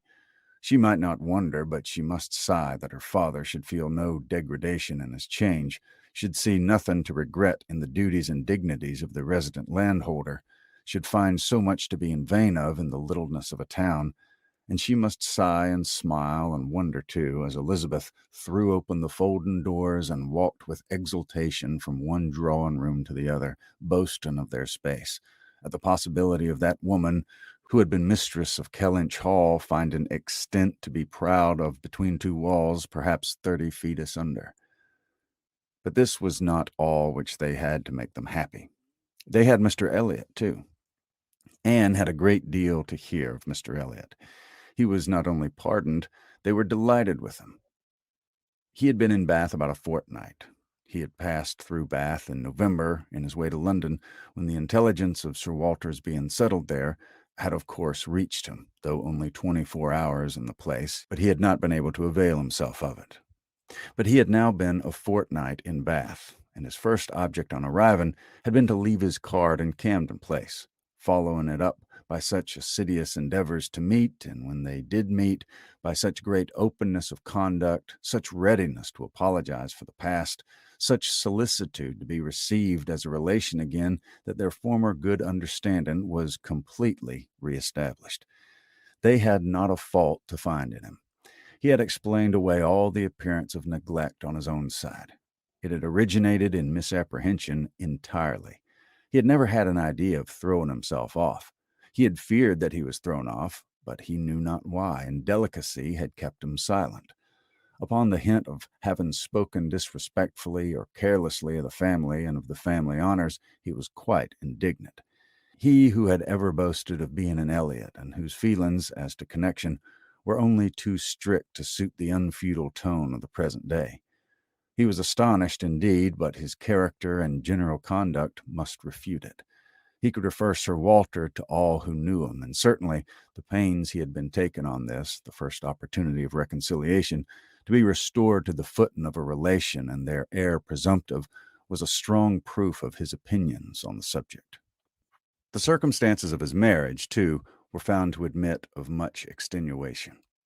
This was an article not to be entered on by himself, but a very intimate friend of his, a Colonel Wallace, a highly respectable man, perfectly the gentleman, and not an ill-looking man, Sir Walter added, who was living in a very good style in Marlborough Buildings, and had on his own particular request been admitted to their acquaintance through Mr. Elliot, had mentioned one or two things relative to the marriage which made a material difference in the discredit of it. Colonel Wallace had known Mr. Elliot long, had been well acquainted also with his wife, had perfectly understood the whole story. She was certainly not a woman of family, but well educated, accomplished, rich, and excessively in love with his friend. There had been the charm. She had sought him. Without that attraction, not all her money would have tempted Elliot, and Sir Walter was moreover assured of her having been a very fine woman. Here was a great deal to soften the business. A very fine woman with a large fortune, in love with him. Sir Walter seemed to admit it as complete apology, and though Elizabeth could not see the circumstance in quite so favorable a light, she allowed it to be a great extenuation. Mr. Elliot had been called repeatedly, had dined with him once, evidently delighted by the distinction of being asked, for they gave no dinners in general, delighted, in short, by every proof of cousinly notice, and placing his whole happiness on being on intimate terms in Camden Place. Anne listened, but without quite understanding it. Allowances, large allowances, she knew, must be made for the idea of those who spoke. She heard it all under embellishment. All that sounded extravagant or irrational in the progress of the reconciliation might have no origin but in the language of the relators. Still, however, she had the sensation of there being something more than immediately appeared, in Mr. Elliot's wishing, after an interval of so many years, to be well received by him. In a worldly view, he had nothing to gain by being on terms with Sir Walter, nothing to risk by a state of variance. In all probability, he was already the richer of the two, and the Kellynch estate would as surely be his hereafter as the title. A sensible man, and he had looked like a very sensible man, why should it be an object to him? She could only offer one solution. It was perhaps for Elizabeth's sake. There might really have been a liking formerly, though convenience and accident had drawn him a different way, and now that he could afford to please himself, he might mean to pay his addresses to her. Elizabeth was certainly very handsome, with well-bred, elegant manners, and her character might have never been penetrated by Mr. Elliot, knowing her but in public, and when very young himself. How her temper and understanding might bear the investigation of his present keener time of life was another concern, and rather a fearful one. Most earnestly did she wish that he might not be too nice or too observant if Elizabeth were his object, and that Elizabeth was disposed to believe herself so, and that her friend Mrs. Clay was encouraging the idea, seemed apparent by a glance or two between them while Mr. Elliot's frequent visits were talked of. Anne mentioned the glimpses she had had of him at Lyme, but without being much attended to. "Oh, yes, perhaps it has been Mr. Elliot. They didn't know. It might be him, perhaps." They could not listen to her description of him. They were describing him themselves, Sir Walter especially. He did justice to his very gentlemanlike appearance, his air of elegance and fashion, his good-shaped face, his sensible eye, but at the same time must lament his being very much underhung, a defect which time seemed to have increased, nor could he pretend to say that 10 years had not altered almost every feature for the worse. Mr. Elliot appeared to think that he, Sir Walter was looking exactly as he had done when they last parted, but Sir Walter had not been able to return the compliment entirely, which had embarrassed him. He did not mean to complain, however. Mr. Elliot was better to look at than most men, and he had no objection to being seen with him anywhere. Mr. Elliot and his friends in Marlborough Buildings were talked of the whole evening. Colonel Wallace had been so impatient to be introduced to him, and Mr. Elliot so anxious that he should, and there was a Mrs. Wallace, a present known only to him by description, as she was in daily expectation of her confinement. But Mr. Elliot spoke of her as a most charming woman, quite worthy of being known in Camden Place, and as soon as she recovered, they were to be acquainted. Sir Walter thought much of Mrs. Wallace. She was said to be an excessively pretty woman, beautiful. He longed to see her. He hoped she might make some amends for the many very plain faces he was continually passing in the streets. The worst of Bath was the number of its plain women. He did not mean to say that there were no pretty women, but the number of the plain was out of all proportion. He had frequently observed as he walked that one handsome face would be followed by 30 or 35 frights. And once, as he had stood in a shop on Bond Street, he had counted 87 women go by, one after another, without there being a tolerable face among them. It had been a frosty morning, to be sure, a sharp frost which hardly one woman in 1,000 could stand the test of, but still, there certainly were a dreadful multitude of ugly women in Bath. And as for the men, they were infinitely worse. Such scarecrows as the streets were full of. It was evident how little the women were used to the sight of anything tolerable, by the effect which a man of decent appearance produced. He had never walked anywhere arm in arm with Colonel Wallace, who was a fine military figure, though sandy-haired, without observing that every woman's eye was upon him. Every woman's eye was sure to be upon Colonel Wallace. Modest Sir Walter. He was not allowed to escape, however. His daughter and Mrs. Clay united in hinting that Colonel Wallace's companion might have as good a figure as Colonel Wallace, and certainly was not sandy-haired. "How's Mary looking?" said Sir Walter, in the height of his good humor. "The last time I saw her, she had a red nose, but I hope that may not happen every day." "Oh, no, that was quite accidental. In general, she has been in a very good health and very good looks since Michaelmas. If I thought I would not tempt her to go out in sharp winds and grow coarse, I would send her a new hat and pelisse." Anne was considering whether she should venture to suggest that a gown or a cap would not be liable to any such misuse, when a knock at the door suspended everything. A knock at the door, and so late. It was 10 o'clock. Could it be Mr. Elliot? They knew he was to dine in Lansdowne Crescent. It was possible that he might stop in his way home to ask them how they did. They could think of no one else. Mrs. Clay decidedly thought it Mr. Elliot's knock. Mrs. Clay was right. With all the state which a butler and footboy could give, Mr. Elliot was ushered into the room. It was the very same man, with no difference but of dress. Anne drew a little back, while the others received his compliments, and her sister his apologies for calling at so unusual an hour. But he could not be so near without wishing to know that neither she nor her friend had taken cold the day before, which was all as politely done and as politely taken as possible. But her part must follow then. Sir Walter talked of his youngest daughter. Mr. Elliot must give him leave to present him to his youngest daughter. There was no occasion for remembering Mary.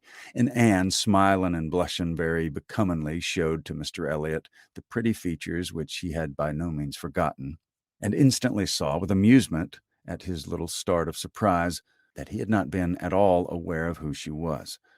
He looked completely astonished, but not more astonished than pleased. His eyes brightened, and with the most perfect alacrity he welcomed the relationship, alluded to the past, and entreated to be received as an acquaintance already. He was quite as good-looking as he had appeared at Lyme. His countenance improved by speaking, and his manners were so exactly what they ought to be, so polished, so easy, so particularly agreeable, that she could compare them in excellence to only one person's manners. They were not the same, but they were, perhaps, equally good. He sat down with them and improved their conversation very much. There could be no doubt of his being a sensible man. 10 minutes were enough to certify that. His tone, his expressions, his choice of subject, his knowing where to stop, it was all the operation of a sensible, discerning mind. As soon as he could, he began to talk to her of Lyme, wanting to compare opinions respecting the place, but especially wanting to speak of the circumstance of their happening to be guests in the same inn at the same time, to give his own route, understand something of hers, and regret that he should have lost such an opportunity of paying his respects to her. She gave him a short account of her party and business at Lyme. His regret increased as he listened. He had spent his whole solitary evening in the room adjoining theirs, had heard voices, mirth continually, thought they must be a most delightful set of people, longed to be with them, but certainly without the smallest suspicion of his possessing the shadow of a right to introduce himself. If he had but asked who the party were, the name of Musgrove would have told him enough. Well, it would serve to cure him of an absurd practice of never asking a question at an inn, which he had adopted when quite a young man, on the principle of its being very ungenteel to be curious. The notions of a young man of 1 or 2 and 20, said he, as to what is necessary in manners to make him quite the thing, are more absurd, I believe, than those of any other set of beings in the world. The folly of the means they often employ is only to be equaled by the folly of what they have in view. But he must not be addressing his reflections to Anne alone. He knew it. He was soon diffused again among the others, and it was only at intervals that he could return to Lyme. His inquiries, however, produced at length an account of the scene she had been engaged in there, soon after his leaving the place. Having alluded to an accident, he must hear the whole. When she questioned, Sir Walter and Elizabeth began to question also, but the difference of their manner doing it could not be unfelt. She could only compare Mr. Elliot to Lady Russell in the wish of really comprehending what had passed, and in the degree of concern for which she must have suffered in witnessing it. He stayed an hour with them. The elegant little clock on the mantelpiece had struck 11 with its silver sounds, and the watchman was beginning to be heard at a distance telling the same tale, before Mr. Elliot or any of them seemed to feel that he had been there very long. Anne could not have supposed it possible that her first evening in Camden Place could have passed so well. Chapter 16. There was one point which Anne, on returning to her family, would have been more thankful to ascertain even than Mr. Elliot's being in love with Elizabeth, which was her father's not being in love with Mrs. Clay, and she was very far from easy about it when she had been at home a few hours. On going down to breakfast the next morning, she found that there had been just a decent pretense on the lady's side of meaning to leave him. She could imagine Mrs. Clay to have said that now Miss Anne was come, she could not suppose herself at all wanted, for Elizabeth was replying in a sort of whisper, "That must not be any reason, indeed. I assure you I feel it none. She is nothing to me compared with you." And she was in full time to hear her father say, "My dear madam, this must not be. As yet you have not seen nothing of Bath. You have been here only to be useful. You must not run away from us now. You must stay to be acquainted with Mrs. Wallace, the beautiful Mrs. Wallace. To your fine mind, I well know the sight of beauty is a real gratification." He spoke and looked so much in earnest that Anne was not surprised to see Mrs. Clay stealing a glance at Elizabeth and herself. Her countenance, perhaps, might express some watchfulness, but the praise of the fine mind did not appear to excite a thought in her sister. The lady could not but yield to such joint entreaties and promised to stay. In the course of the same morning, Anne and her father, chancing to be alone together, he began to compliment her on her improved looks. He thought her less thin in her person, in her cheeks, her skin, her complexion greatly improved, clearer, fresher. Had she been using anything in particular? No, nothing. Merely Gowland, he supposed. No, nothing at all. Ha! He was surprised at that, and added, "Certainly you cannot do better than to continue as you are. You can't be better than well, or should I recommend Gowland, the constant use of Gowland during the spring months? Mrs. Clay has been using it at my recommendation, and you see what it's done for her. You can see it's carried away her freckles." If Elizabeth could have heard this. Such personal praise might have struck her, especially as it did not appear to Anne that the freckles were at all lessened. But everything must take its chance. The evil of a marriage would be much diminished if Elizabeth were also to marry. As for herself, she might always command a home with Lady Russell. Lady Russell's composed mind and polite manners were to put some trial on this point in her intercourse in Camden Place. The sight of Mrs. Clay in such favor and of Anne so overlooked was a perpetual provocation to her there, and vexed her as much when she was away as in person in Bath, who drinks the water, gets all the new publications, and has a very large acquaintance, has time to be vexed. As Mr. Elliot became known to her, she grew more charitable or more indifferent towards the others. His manners were an immediate recommendation, and on conversing with him, she found the solid so fully supporting the superficial that she was at first, as she told Anne, almost ready to exclaim, "Can this be Mr. Elliot?" and could not seriously picture to herself a more agreeable or estimable man. Everything united in him: good understanding, correct opinions, knowledge of the world, and a warm heart. He had strong feelings of family attachment and family honor, without pride or weakness. He lived with the liberality of a man of fortune, without display. He judged for himself in everything essential, without defying public opinion in any point of worldly decorum.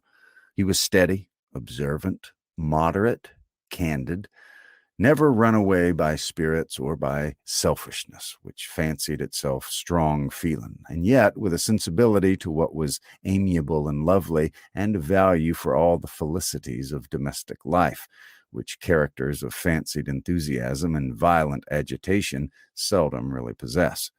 She was sure that he had not been happy in marriage. Colonel Wallace said it, and Lady Russell saw it. But it had been no unhappiness to sour his mind, nor, she began pretty soon to suspect, his thinking of a second choice. Her satisfaction in Mr. Elliot outweighed all the plague of Mrs. Clay. It was now some years since Anne had begun to learn that she and her excellent friend could sometimes think differently, and it did not surprise her, therefore, that Lady Russell should see nothing suspicious or inconsistent, nothing to require more motives than appeared in Mr. Elliot's great desire of a reconciliation.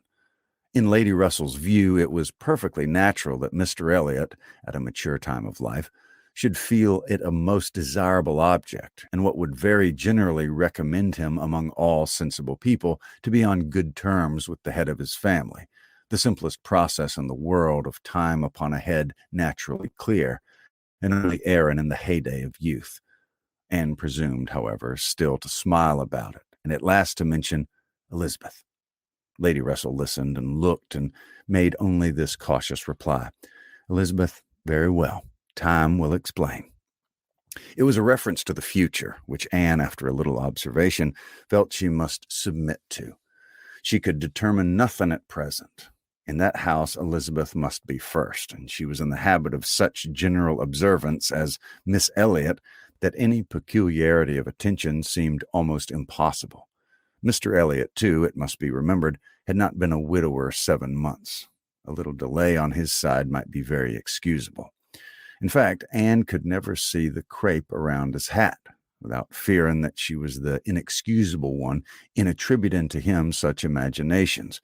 For though his marriage had not been very happy, still it had existed so many years that she could not comprehend a very rapid recovery from the awful impression of its being dissolved.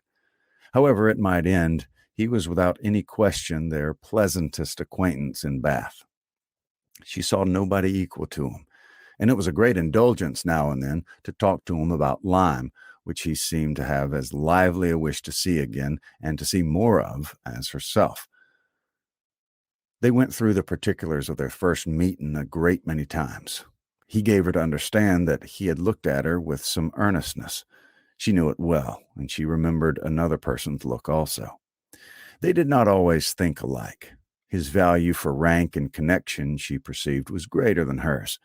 It was not merely complacence, it must be a liking to the cause, which made him enter warmly into her father and sister's solicitudes on a subject which he thought unworthy to excite him. The Bath paper one morning announced the arrival of the Dowager Viscountess Dalrymple and her daughter, the Honorable Miss Carteret. And all the comfort of Camden Place was swept away for many days, for the Dalrymples, in Anne's opinion, most unfortunately, were cousins of the Elliots, and the agony was how to introduce themselves properly. Anne had never seen her father and sister before in contact with nobility, and she must acknowledge herself disappointed. She had hoped better things from their high ideas of their own situation in life, and was reduced to form a wish which she had never foreseen, a wish that they had more pride. For our cousins Lady Dalrymple and Miss Carteret, our cousins the Dalrymples, sounded in her ears all day long. Sir Walter had once been in company with the late Viscount, but had never seen any of the rest of the family, and the difficulties of the case arose from there having been a suspension of all intercourse by letters of ceremony ever since the death of that said late Viscount, when, in consequence of a dangerous illness of Sir Walter's at the same time, there had been an unlucky omission at Kellynch. No letter of condolence had been sent to Ireland. The neglect had been visited on the head of the sinner, for when poor Lady Elliot died herself, no letter of condolence was received at Kellynch, and consequently there was but too much reason to apprehend that the Dalrymples considered the relationship as closed. How to have this anxious business set to rights and be admitted as cousins again was the question. And it was a question which, in a more rational manner, neither Lady Russell nor Mr. Elliot thought unimportant. Family connections were always worth preserving, good company always worth seeking. Lady Dalrymple had taken a house for 3 months in Laura Place and would be living in style. She had been in Bath a year before, and Lady Russell had heard her spoken of as a charming woman. It was very desirable that the connection should be renewed, if it could be done without any compromise of propriety on the side of the Elliots. Sir Walter, however, would choose his own means, and at last wrote a very fine letter of ample explanation, regret, and entreaty to his right honorable cousin. Neither Lady Russell nor Mr. Elliot could admire the letter, but it did all that was wanted in bringing 3 lines of scrawl from the Dowager Viscountess. She was very much honored and should be happy in their acquaintance. The toils of the business were over. The sweets began. They visited in Laura Place. They had the cards of Dowager Viscountess Dalrymple and the Honorable Miss Carteret to be arranged wherever they might be most visible, and our cousins in Laura Place, our cousin Lady Dalrymple and Miss Carteret, were talked of to everybody. Anne was ashamed. Had Lady Dalrymple and her daughter even been very agreeable, she would have been ashamed of the agitation they created, but they were nothing. There was no superiority of manner, accomplishment, or understanding. Lady Dalrymple had acquired the name of a charming woman because she had a smile and a civil answer for everybody. Miss Carteret, with still less to say, and so plain and so awkward that she would never have been tolerated in Camden Place but for her birth. Lady Russell confessed she had expected something better, but yet it was an acquaintance worth having, and when Anne ventured to speak her opinion of him to Mr. Elliot, he agreed to their being nothing in themselves, but still maintained that, as a family connection, as good company, as those who would collect good company around them, they had their value. Anne smiled and said, "My idea of good company, Mr. Elliot, is the company of clever, well-informed people who have a great deal of conversation. That's what I call good company." "You're mistaken," said he gently. "That is not good company. That is the best. Good company requires only birth, education, and manners, and with regard to education, it's not very nice. Birth and good manners are essential, but a little learning is by no means a dangerous thing in good company. On the contrary, it'll do very well. My cousin Anne shakes her head. She's not satisfied. She's fastidious, my dear cousin," sitting down by her. "You have a better right to be fastidious than almost any other woman I know. But will it answer? Will it make you happy? Will it not be wiser to accept the society of those good ladies in Laura Place and enjoy all the advantages of the connection as far as possible? You may depend upon it. But they will move in the first set in Bath this winter, and as rank is rank, your being known to be related to 'em will have its use in fixing your family, our family, let me say, in that degree of consideration which we must all wish for." "Yes," sighed Anne, "we shall indeed be known to be related to 'em." Then, recollecting herself, and not wishing to be answered, she added, "I certainly do think there has been by far too much trouble taken to procure the acquaintance. I suppose," smiling, "I have more pride than any of you, but I confess it does vex me that we should be so solicitous in the relationship acknowledged, which we may be very sure is a matter of perfect indifference to 'em. Pardon me, dear cousin, you're unjust in your own claims. In London, perhaps, in your present quiet style of living, it might be as you say, but in Bath, Sir Walter Elliot and his family will always be worth knowing, always acceptable as acquaintance." "Well," said Anne, "I am certainly proud, too proud to enjoy a welcome which depends so entirely upon place." "I love your indignation," said he. "It's very natural. But here you're in Bath, and the object is to be established here with all the credit and dignity which ought to belong to Sir Walter Elliot. You talk of being proud. I am called proud. I know I shall not wish to believe myself otherwise, for our pride, if investigated, would have the same object, I have no doubt, though the kind may seem a little different. In one point, I'm sure, my dear cousin," he continued, speaking lower, though there was no one else in the room, "in one point, I'm sure we must feel alike. We must feel that every addition to your father's society, among his equals or superiors, may be of use in diverting his thoughts from those who are beneath them." He looked, as he spoke, to the seat which Mrs. Clay had been lately occupying, a sufficient explanation of what he particularly meant. And though Anne could not believe in their having the same sort of pride, she was pleased with him for not liking Mrs. Clay, and her conscience admitted that his wishing to promote her father's getting great acquaintance was more than excusable in the view of defeating her.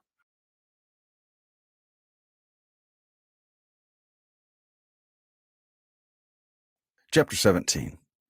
While Sir Walter and Elizabeth were assiduously pushing their good fortune in Laura Place, Anne was renewing an acquaintance of a very different description.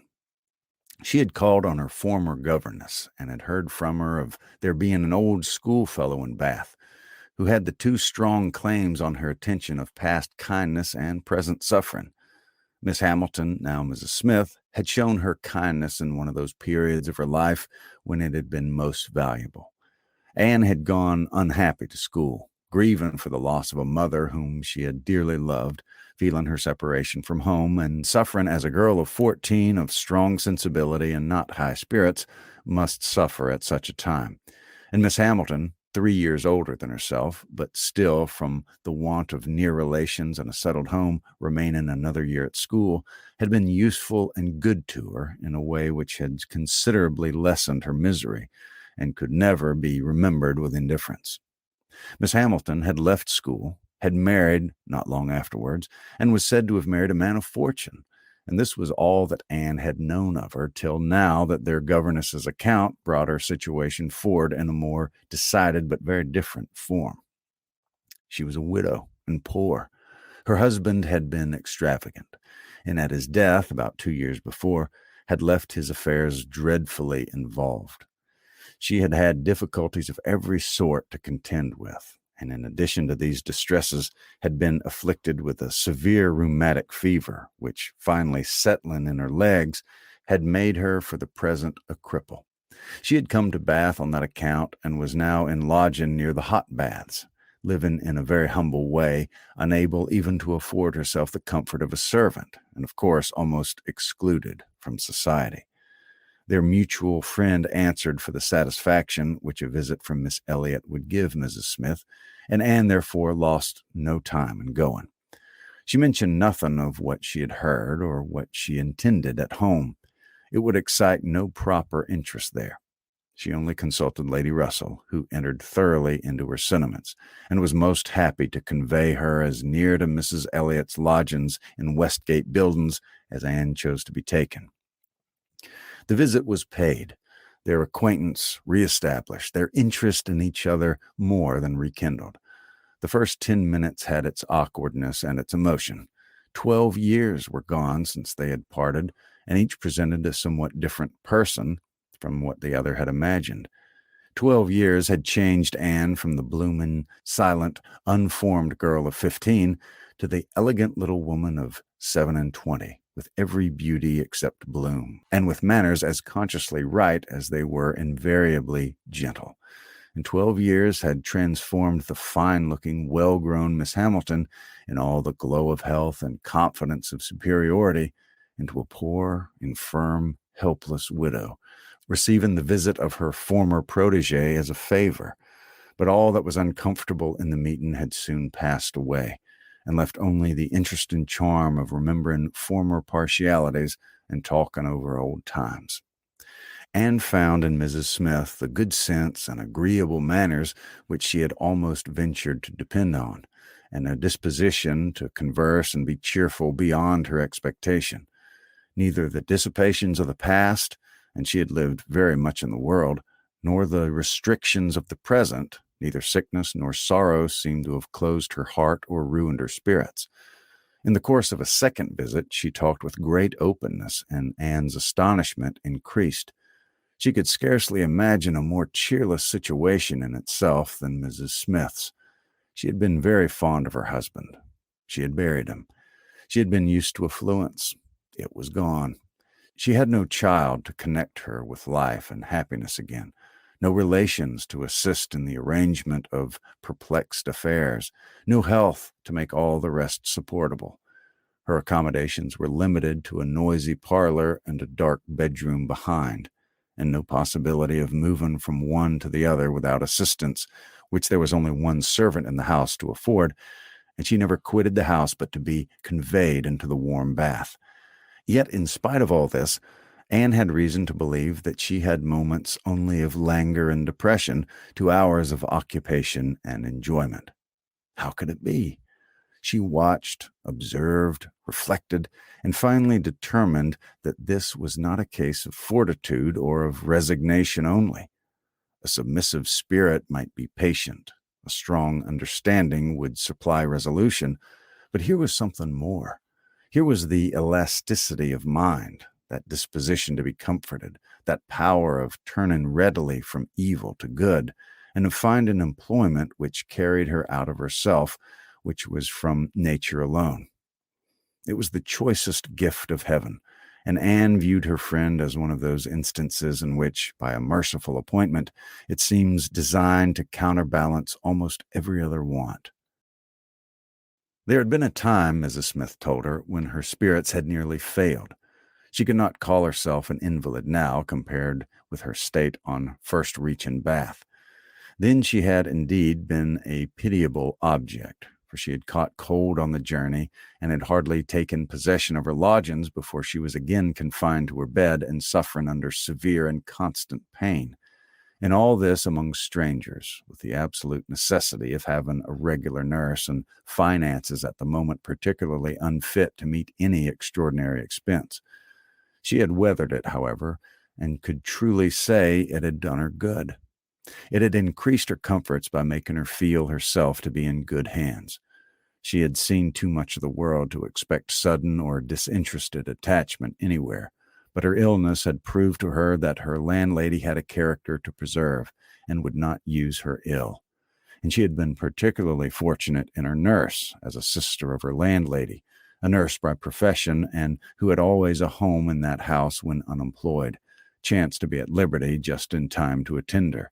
And she, said Mrs. Smith, besides nursing me most admirably, has really proved an invaluable acquaintance. As soon as I could use my hands, she taught me to knit, which has been a great amusement, and she put me in the way of making these little thread cases, pincushions, and card racks, which you always find me so busy about, and which supply me with the means of doing a little good to one or two very poor families in this neighborhood. She had a large acquaintance, of course, professionally, among those who can afford to buy, and she disposes of my merchandise. She always takes the right for applying. Everybody's heart is open, when they have recently escaped from severe pain or are recovering the blessing of health, and Nurse Rook thoroughly understands when to speak. She is a shrewd, intelligent, sensible woman. Hers is a line for seeing human nature, and she has a fund of good sense and observation, which, as a companion, make her infinitely superior to thousands of those who have only received the best education in the world, know nothing worth attending to. Call it gossip, if you will, but when Nurse Rook has half an hour's leisure to bestow on me, she is sure to have something to relate that is entertaining and profitable, something that makes one know one's species better. One likes to hear what is going on, to be au fait as to the newest modes of being trifling and silly. To me, who live so much alone, her conversation, I assure you, is a treat. Anne, far from wishing to cavil at the pleasure, replied, "I can easily believe it. Women of that class have great opportunities, and if they're intelligent, may be well worth listening to. Such varieties of human nature as they are in the habit of witnessing. And it's not merely in its follies that they are well read, for they see it occasionally under every circumstance that can be most interesting or affecting. What instances must pass before him of ardent, disinterested, self-denying attachment, of heroism, fortitude, patience, resignation, of all the conflicts and of all the sacrifices that ennoble us most. A sick chamber may often furnish the worth of volumes." "Yes," said Mrs. Smith more doubtingly. "Sometimes it may, though I fear its lessons are not often in the elevated style you describe. Here and there, human nature may be great in times of trial, but generally speaking, it's in its weakness and not its strength that appears in its sick chamber. It's the selfishness and impatience rather than generosity and fortitude that one hears of. There's so little real friendship in the world, and unfortunately, speaking low and tremulously, there are so many who forget to think seriously till it's almost too late." Anne saw the misery of such feelings. The husband had not been what he ought, and the wife had been led among that part of mankind which made her think worse of the world than she hoped it deserved. But it was a passing emotion, however, with Mrs. Smith. She shook it off, and soon added in a different tone, "I do not suppose the situation my friend Mrs. Rook is in at present will furnish much either to interest or edify me. She is only nursing Mrs. Wallace of Marlborough Buildings, a mere pretty, silly, expensive, fashionable woman, I believe, and of course will have nothing to report but of lace and finery. I mean to make my profit of Mrs. Wallace, however. She has plenty of money, and I intend she shall buy all the high-priced things I have had in hand now." Anne had called several times on her friend before the existence of such a person was known in Camden Place. At last it became necessary to speak to her. Sir Walter, Elizabeth, and Mrs. Clay returned one morning from Laura Place with a sudden invitation from Lady Dalrymple for the same evening, and Anne was already engaged to spend that evening in Westgate Buildings. She was not sorry for the excuse. They were only asked, she was sure, because Lady Dalrymple, being kept at home by a bad cold, was glad to make use of the relationship which had been so pressed on her, and she declined on her own account with great alacrity. She was engaged to spend the evening with an old schoolfellow. They were not much interested in anything relative to Anne, but still there were questions enough asked to make it understood what this old schoolfellow was, and Elizabeth was disdainful and Sir Walter severe. "Westgate Buildings," said he, "and who is Miss Anne Elliot to be visiting in Westgate Buildings? A Mrs. Smith, a widow Mrs. Smith, and who is her husband? One of 5,000 Mr. Smiths from whom names are to be met with everywhere, and what's her attraction? That she is old and sickly? Upon my word, Miss Anne Elliot, you have the most extraordinary taste.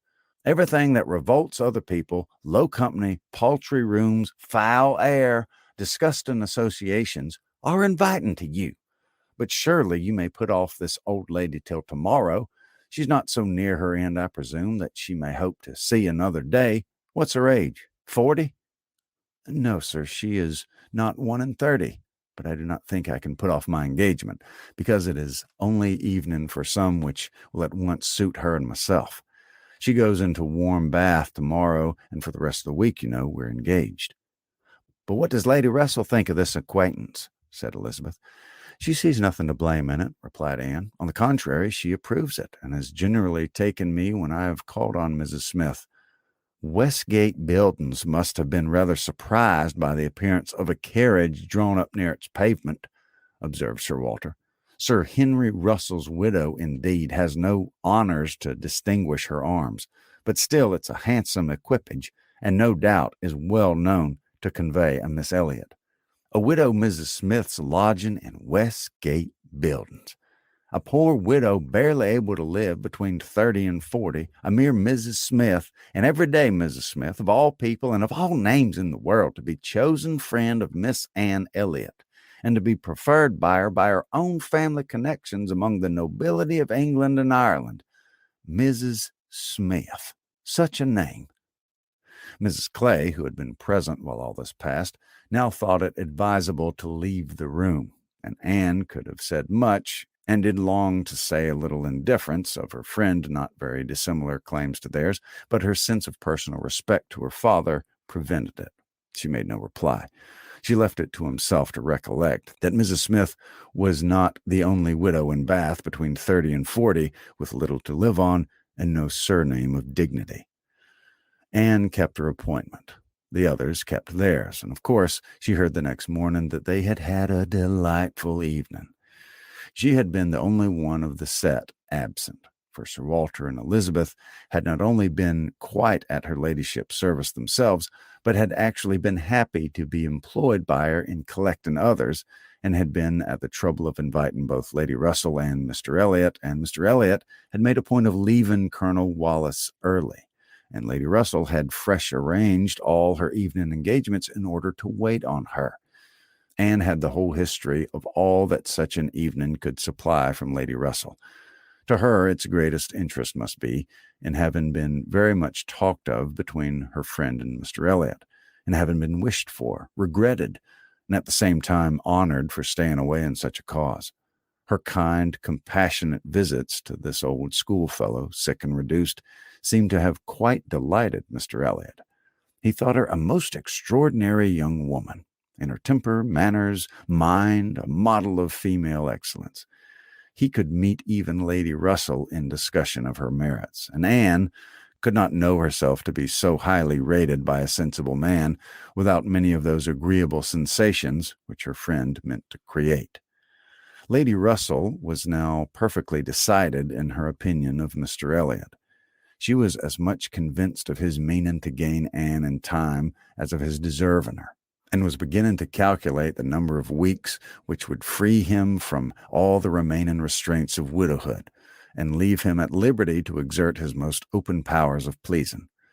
She would not speak to Anne with half the certainty she felt on the subject.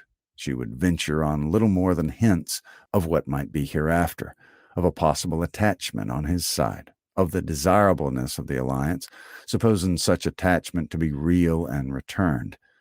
Anne heard her, and made no violent exclamations. She only smiled, blushed, and gently shook her head. "I am no matchmaker, as you well know," said Lady Russell, being much too well aware of the uncertainty of all human events and calculations. "I only mean that if Mr. Elliot should some time hence pay his addresses to you, and if you should dispose to accept them, I think there would be every possibility of your being happy together. A most suitable connection, everybody must consider it, but I think it might be a very happy one. Mr. Elliot is an exceedingly agreeable man, and in many respects I think highly of him," said Anne, "but we should not suit." Lady Russell let this pass, and only said in rejoinder, "I own that to be able to regard you as the future mistress of Kellynch, the future Lady Elliot, to look forward and see you occupying your dear mother's place, succeeding to her all rights and all her popularity, as well as to all her virtues, would be the highest possible gratification to me. You are your mother's self in countenance and disposition, and if I might be allowed to fancy you as such as she was, in situation and name and home, presiding and blessing in the same spot, and only superior to her in being more highly valued, my dearest Anne, it would give me more delight than is often felt at my time of life." Anne was obligated to turn away, to rise, to walk to a distant table, and leaning there in pretended employment, try to subdue the feelings this picture excited. For a few moments, her imagination and her heart were bewitched. The idea of becoming what her mother had been, of having the precious name of Lady Elliot first revived in herself, of being restored to Kellynch, calling it her home again, her home forever, was a charm which she could not immediately resist. Lady Russell said not another word, willing to leave the matter to its own operation, and believing that, could Mr. Elliot at the moment with propriety have spoken for himself, she believed in short what Anne did not believe.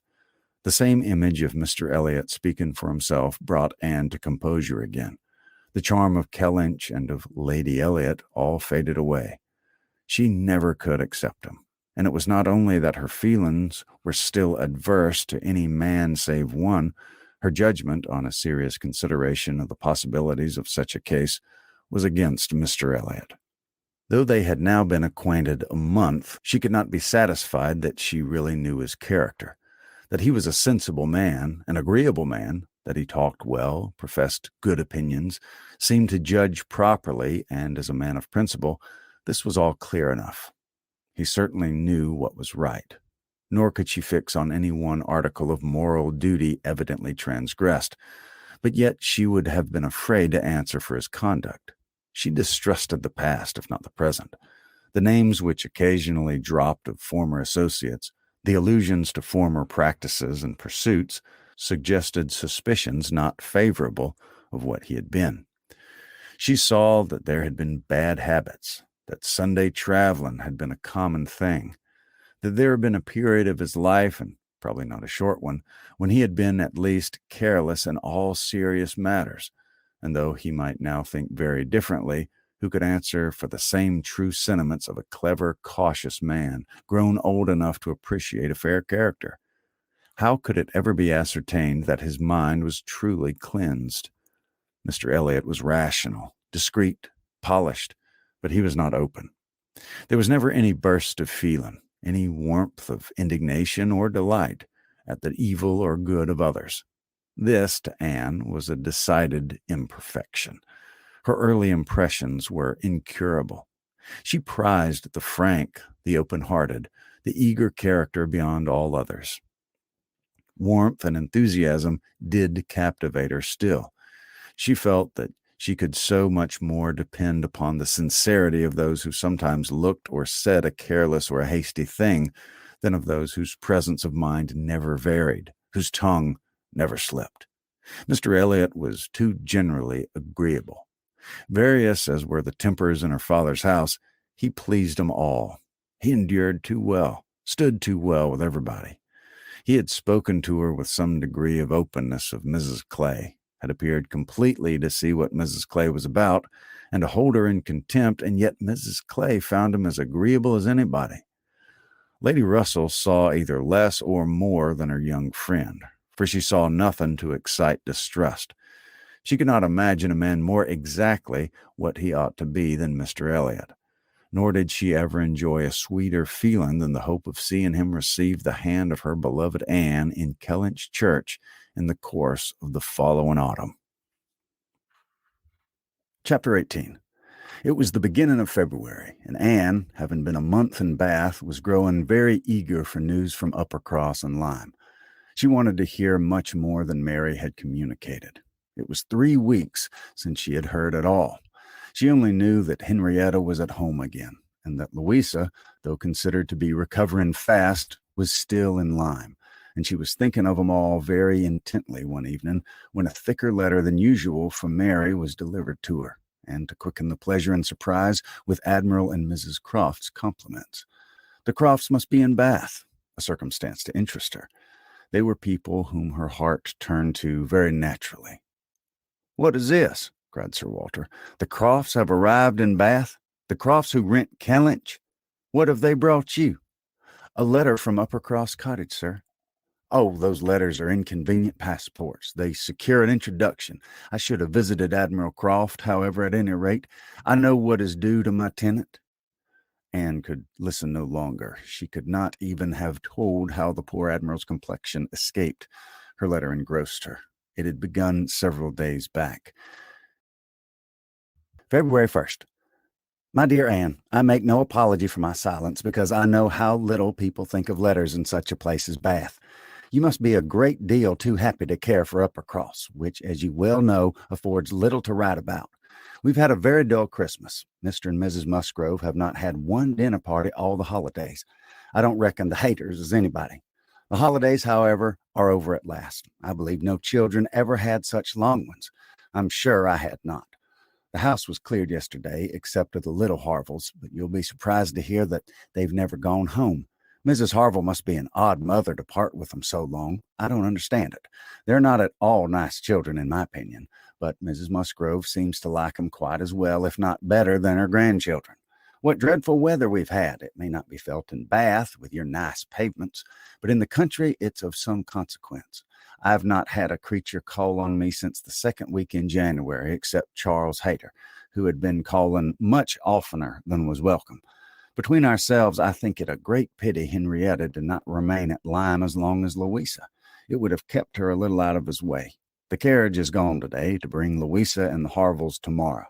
We're not asked to dine with them, however, till the day after. Mrs. Musgrove's so afraid of her being fatigued by the journey, which is not very likely, considering the care that'll be taken of her, and it will be much more convenient to me to dine there tomorrow.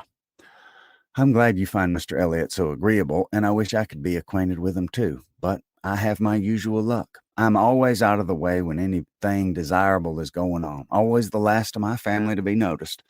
What an immense time Mrs. Clay has been staying with Elizabeth. Does she never mean to go away? But perhaps if she were to leave the room vacant, we might not be invited. Let me know what you think of this. I don't expect my children to be asked, you know. I can leave them at the great house very well for a month or 6 weeks. I have this moment heard that the Crofts are coming to Bath almost immediately. They think the Admiral's gouty. Charles heard it by chance, but they've not had the civility to give me any notice or of offering to take anything. I don't think they improve at all as neighbors.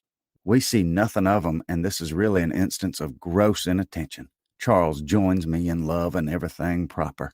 Yours affectionately, Mary. I'm sorry to say that I am very far from well, and Jemima has just told me that the butcher says there's a bad sore throat very much about. I dare say I shall catch it, and my sore throats, you know, are always worse than everybody's.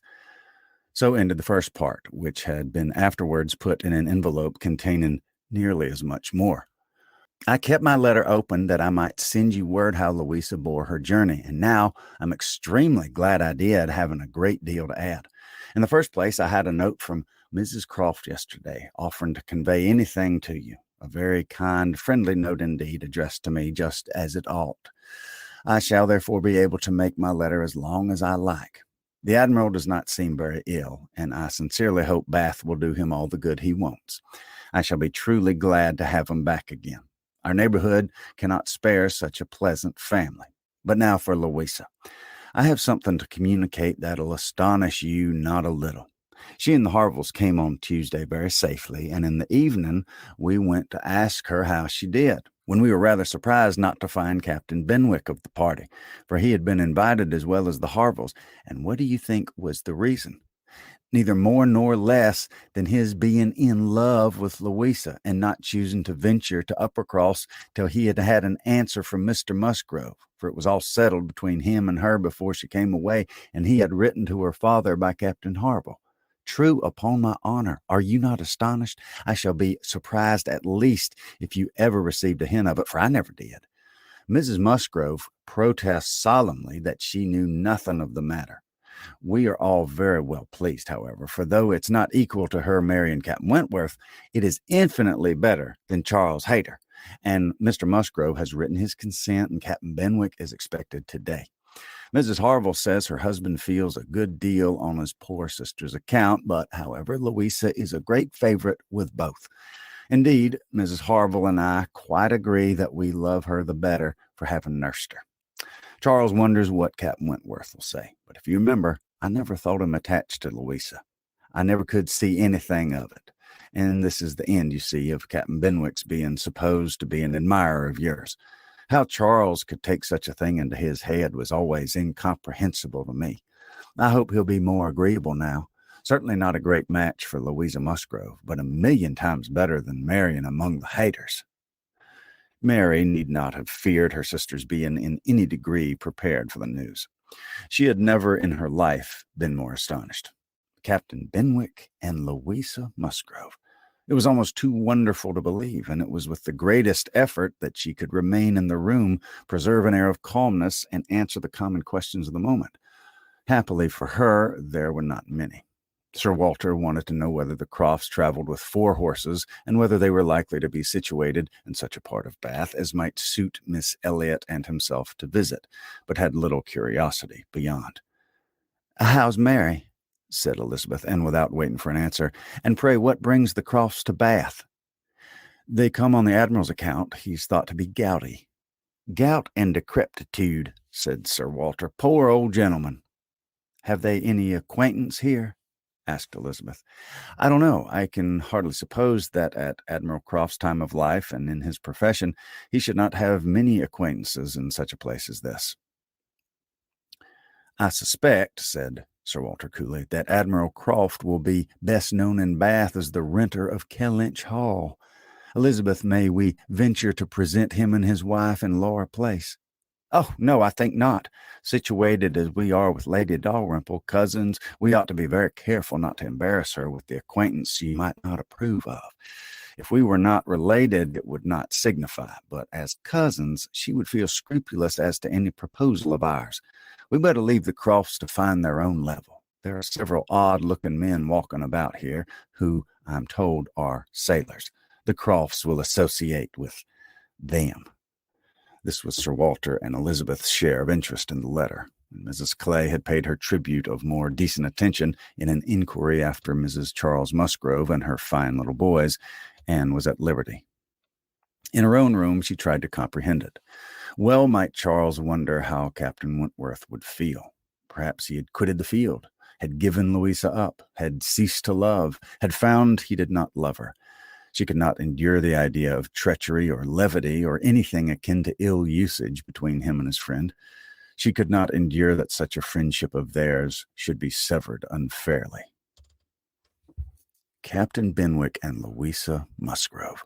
The high-spirited, joyous-talking Louisa Musgrove and the dejected, thinking, feeling, reading Captain Benwick seemed, each of them, everything that would not suit the other. Their minds most dissimilar. Where could have been the attraction? The answer soon presented itself. It had been in situation. They had been thrown together several weeks. They had been living in the same small family party since Henrietta's coming away. They must have been dependent almost entirely on each other, and Louisa, just recovering from illness, had been in an interesting state, and Captain Benwick was not inconsolable.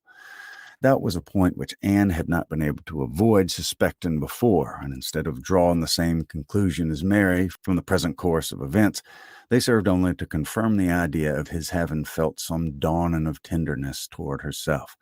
She did not mean, however, to derive much more from it to gratify her vanity than Mary might have allowed.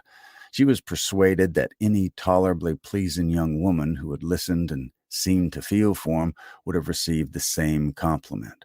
He had an affectionate heart. He must love somebody. She saw no reason against their being happy. Louisa had fine naval fervor to begin with, and they would not soon grow more alike. He would gain cheerfulness, and she would learn to be an enthusiast for Scott and Lord Byron. Nay, that was probably learnt already. Of course, they had fallen in love over poetry. The idea of Louisa Musgrove turned into a person of literary taste and sentiment reflection was amusing, but she had no doubt of its being so. The day at Lyme, the fall from the Cobb, might influence her health, her nerves, her courage, her character to the end of her life as thoroughly as it appeared to have influenced her fate. The conclusion of the whole was that if the woman who had been sensible of Captain Wentworth's merits could be allowed to prefer another man, there was nothing in the engagement to excite lasting wonder, and if Captain Wentworth lost no friend by it, certainly nothing to be regretted. No, it was not regret which made Anne's heart beat in spite of herself and brought the color into her cheeks when she thought of Captain Wentworth unshackled and free. She had some feelings which she was ashamed to investigate. There was too much like joy, senseless joy. She longed to see the Crofts, but when the meeting took place, it was evident that no rumor of the news had yet reached them.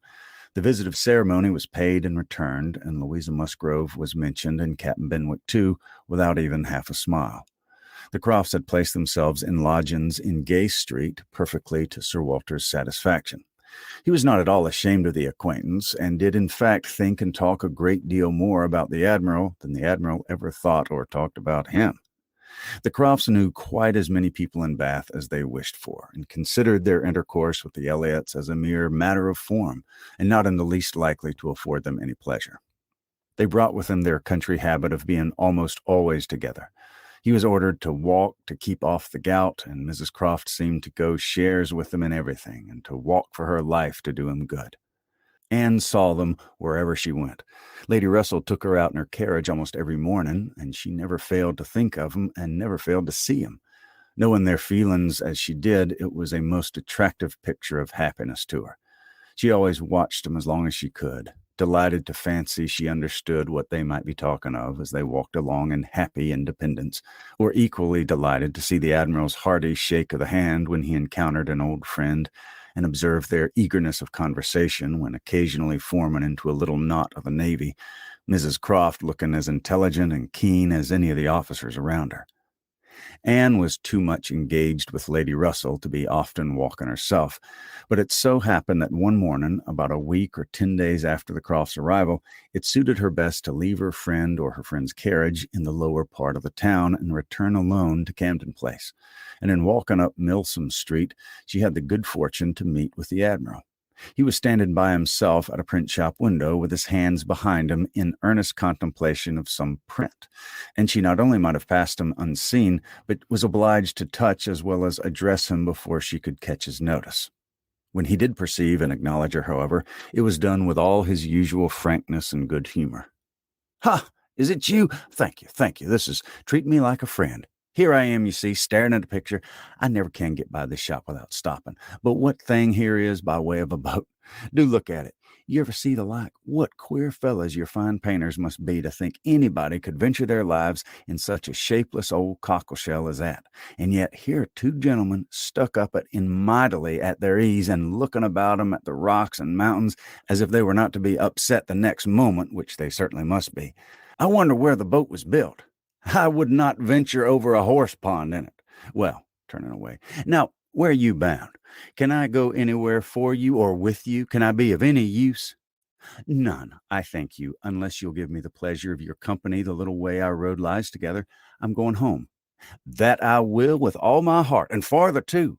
Yes, we'll have a snug walk together, and I have something to tell you as we go along. There, take my arm. That's right. I do not feel comfortable if I have not a woman there. Lord, what a boat that is!" taking a look at the picture, and they began to be in motion. "Did you say that you had something to tell me, sir?" "Yes, I have, presently. But here comes a friend, Captain Brigden. I shall only say, 'How do you do?' as we pass, however. I shall not stop. 'How do you do?' Brigden stares to see anybody with me but my wife. She, poor soul, is tied by the leg. She has a blister on one of her heels as large as a 3-shilling piece. If you look across the street, you'll see Captain Brand coming down and his brother. Shabby fellows, both of them. I'm glad they're not on this side of the way. Sophie can't bear 'em. They played me a pitiful trick once, got away with some of my best men.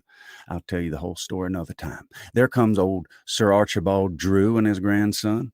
Look, he sees us. He kisses his hand to you. He takes you for my wife.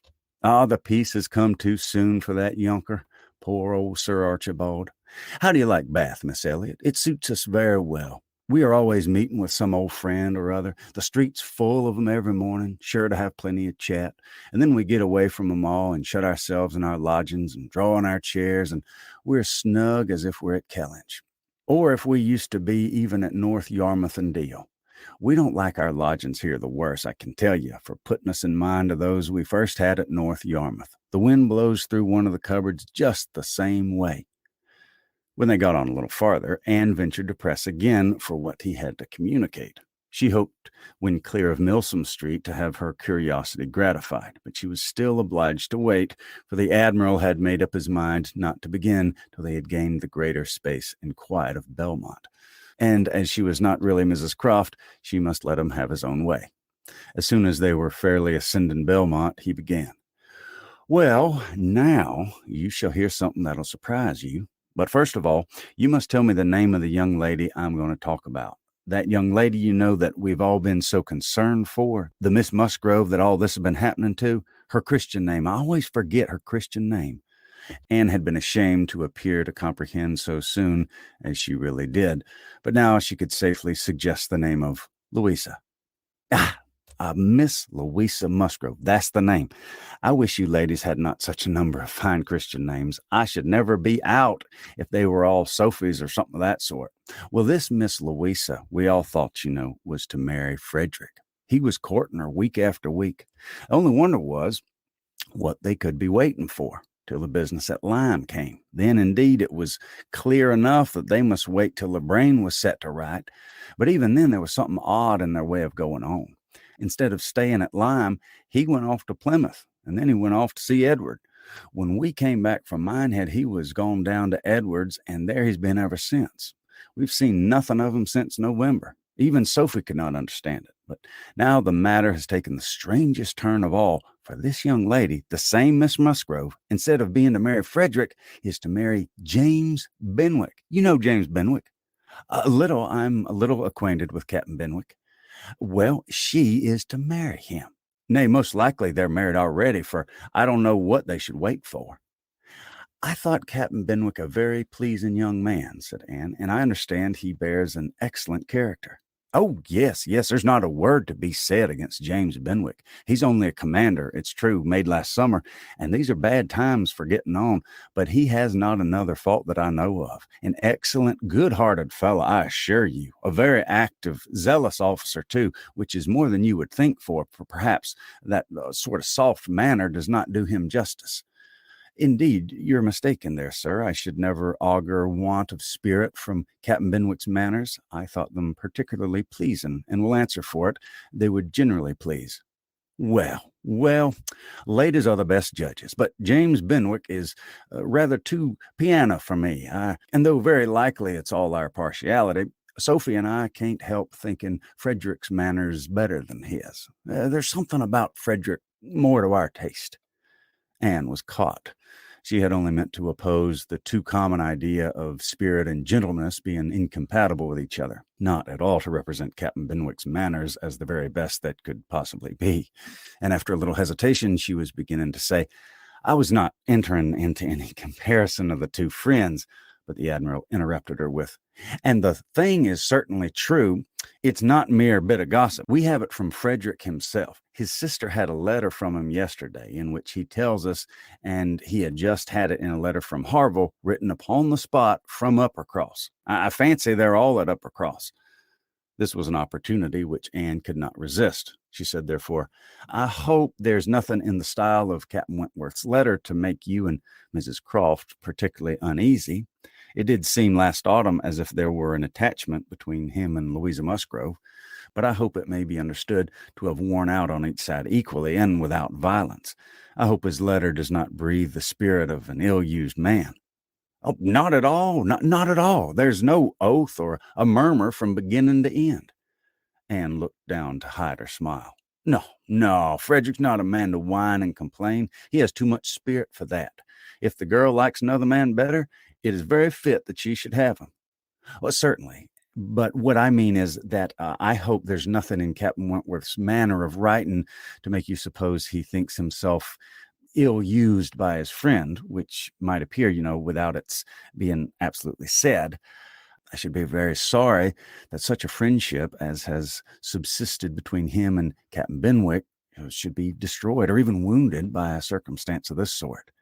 Yes, I understand you, but there's nothing at all of that nature in the letter. He does not give the least fling at Benwick, does not so much as say, I wonder at, I have a reason of my own for wondering at. No, you would not guess from his way of writing that he ever thought of this Miss, what's her name?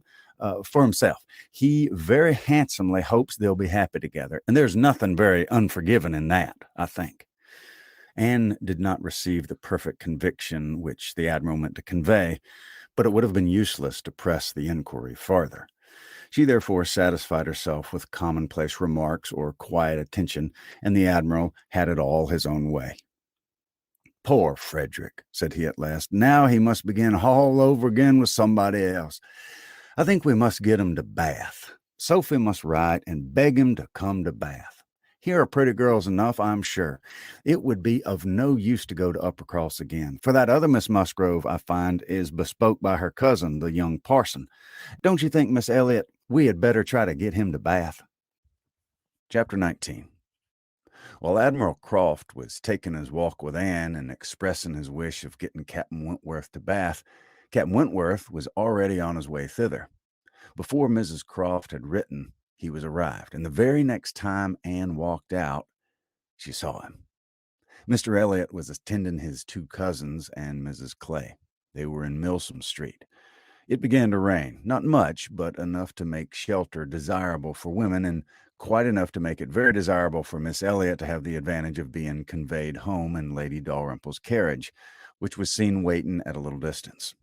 She, Anne, and Mrs. Clay, therefore, turned into Mollards, while Mr. Elliot stepped to Lady Dalrymple to request her assistance. He soon joined them again, successful, of course. Lady Dalrymple would be most happy to take him home, and would call for him in a few minutes.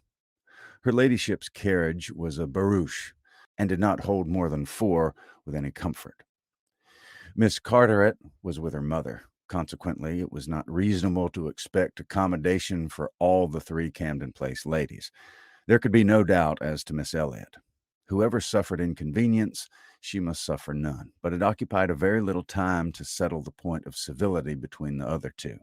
The rain was a mere trifle, and Anne was most sincere in preferring a walk with Mr. Elliot.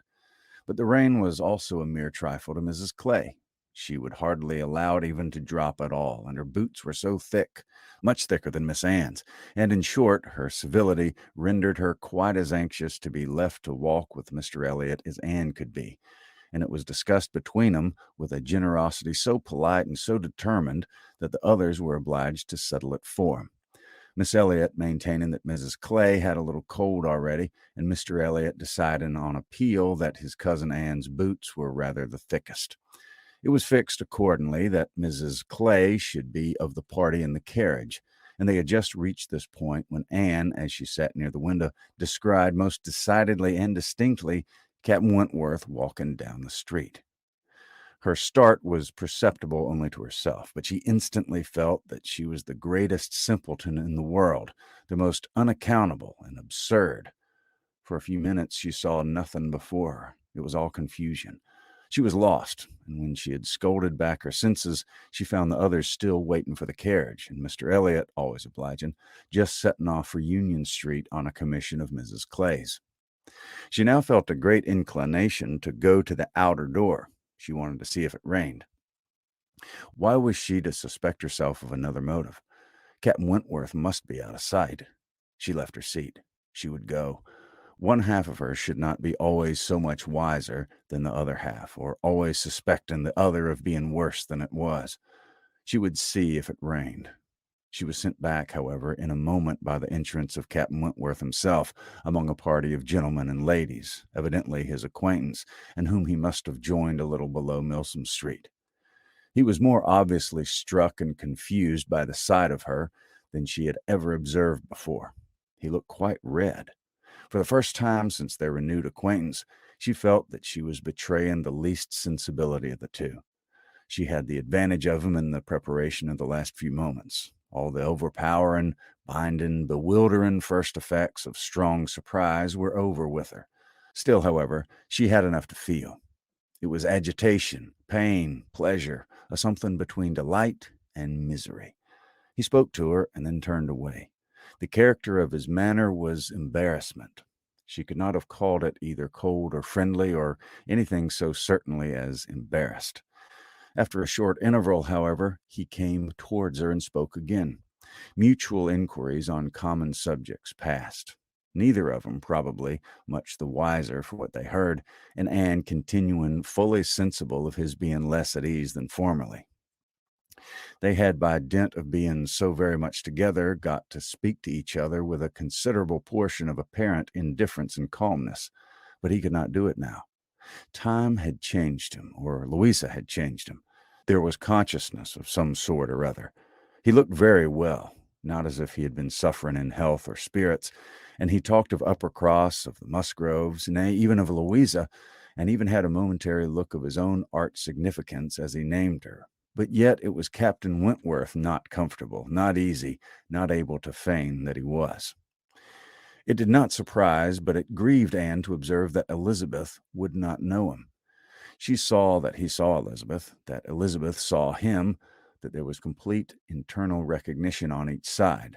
She was convinced that he was ready to be acknowledged as an acquaintance, expecting it, and she had the pain of seeing her sister turn away with unalterable coldness. Lady Dalrymple's carriage, for which Miss Elliot was growing very impatient, now drew up. The servant came to announce it. It was beginning to rain again, and altogether there was a delay and a bustle and a talking, which must make all the little crowd in the shop understand that Lady Dalrymple was calling to convey Miss Elliot. At last Miss Elliot and her friend, unattended but by the servant, for there was no cousin returned, were walking off, and Captain Wentworth, watching them, turned again to Anne, and by manner rather than words was offering his services to her. "I'm much obliged to you," was her answer, "but I'm not going with them. The carriage would not accommodate so many. I walk. I prefer walking." "But it rains." "Oh, very little. Nothing that I regard."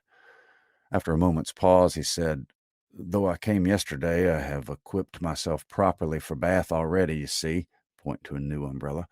"I wish you would make use of it if you're determined to walk, though I think it would be more prudent to let me get you a chair." She was very much obliged to him, but declined it all, repeating her conviction that the rain would come to nothing at present, and adding, "I'm only waiting for Mr. Elliot. He'll be here in a moment, I'm sure." She had hardly spoken the words when Mr. Elliot walked in. Captain Wentworth recollected him perfectly. There was no difference between him and the man who had stood on the steps at Lyme admiring Anne as she passed, except in the air and look and manner of the privileged relation and friend. He came in with eagerness, appeared to see and think only of her, apologized for his stay, was grieved to have kept her waiting, and anxious to get her away without further loss of time and before the rain increased. And in another moment they walked off together, her arm under his, a gentle and embarrassed glance and a "good morning to you" being all she had time for as she passed away. As soon as they were out of sight, the ladies of Captain Wentworth's party began talking of him. "Mr. Elliot does not dislike his cousin, I fancy." "Oh, no, that's clear enough. One can guess what will happen there. He is always with them. Half lives in the family, I believe. What a very good-looking man." "Yes, and Miss Atkinson, who dined with him once at the Wallaces, says he's the most agreeable man she was ever in company with. She's pretty, I think, Anne Elliot, very pretty, when one comes to look at her. It's not the fashion to say so, but I confess I admire her more than her sister." "And so do I, no comparison. But the men are all wild after Miss Elliot. Anne is too delicate for 'em." Anne would have been particularly obliged to her cousin if he would have walked by her side all the way to Camden Place without saying a word. She had never found it so difficult to listen to him, though nothing could exceed his solicitude and care, and though his subjects were principally such as were wont to be always interesting. Praise, warm, just, and discriminating of Lady Russell, and insinuations highly rational against Mrs. Clay. But just now she could only think of Captain Wentworth. She could not understand his present feelings, whether he were really suffering much from disappointment or not, and till that point were settled she could not be quite herself. She hoped to be wise and reasonable in time, but alas, alas, she must confess to herself that she was not wise yet. Another circumstance very essential for her to know was how long he meant to be in Bath. He had not mentioned it, or she couldn't recollect it. He might be only passing through, but it was more probable that he should come to stay. In that case, so liable as everybody was to meet everybody in Bath, Lady Russell would in all likelihood see him somewhere. Would she recollect him? How would it all be? She had already been obliged to tell Lady Russell that Louisa Musgrove was to marry Captain Benwick. It had cost her something to encounter Lady Russell's surprise, and now, if she were by any chance to be thrown into company with Captain Wentworth, her imperfect knowledge of the matter might add another shade of prejudice against him. The following morning, Anne was out with a friend, and for the first hour, in an incessant and fearful sort of watch for him in vain, but at last, in returning down Pulteney Street, she distinguished him on the right-hand pavement at such a distance as to have him view the greater part of the street. There were many other men about, many groups walking the same way, but there was no mistaking him. She looked instinctively at Lady Russell, but not from any mad idea of her recognizing him so soon as she did herself. No, it was not to be supposed that Lady Russell would perceive him till they were nearly opposite. She looked at her, however, from time to time, anxiously, and when the moment approached, which must point him out, though not daring to look again, for her own countenance she knew was unfit to be seen, she was yet perfectly conscious of Lady Russell's eyes being turned exactly in the direction for him, of her being, in short, intently observing him. She could thoroughly comprehend the sort of fascination he must possess over Lady Russell's mind, the difficulty it must be for her to withdraw her eyes, the astonishment she must be feeling that 8 or 9 years should have passed over him, and in foreign climes and in active service too, without robbing him of one personal grace. At last Lady Russell drew back her head. Now how would she speak of him? You'll wonder, said she, what has been fixing my eye so long, but I was looking after some window curtains which Lady Alicia and Mrs. Frankland were telling me of last night. They described the drawing-room window curtains of one of the houses on this side of the way and this part of the street as being the handsomest and best hung of any in Bath, but I cannot recollect the exact number, and I've been trying to find out which it could be, but I confess I can see no curtains hereabouts that answer their description. Anne sighed and blushed and smiled in pity and disdain, either at her friend or herself. The part which provoked her most was that in all this waste of foresight and caution, she should have lost the right moment for seeing whether he saw him. A day or two passed without producing anything. The theater or the rooms where he was most likely to be were not fashionable enough for the Elliots, whose evening amusements were solely in the elegant stupidity of private parties, in which they were getting more and more engaged, and Anne, wearied of such a state of stagnation, sick of knowing nothing, and fancying herself stronger because her strength was not tried, was quite impatient for the concert evening. It was a concert for the benefit of a person patronized by Lady Dalrymple. Of course they must attend. It was really expected to be a good one, and Captain Wentworth was very fond of music. If she could only have a few minutes' conversation with him again, she fancied she could be satisfied. And as to the power of addressing him, she felt all over courage if the opportunity occurred. Elizabeth had turned from him. Lady Russell overlooked him. Her nerves were strengthened by these circumstances. She felt that she owed him attention. She had once partly promised Mrs. Smith to spend the evening with her, but in a short, hurried call she excused herself and put it off, with the more decided promise of a longer visit on the morrow. Mrs. Smith gave a most good-humored acquiescence. "By all means," said she, "only tell me about it when you come. Who's your party?" Anne named them all.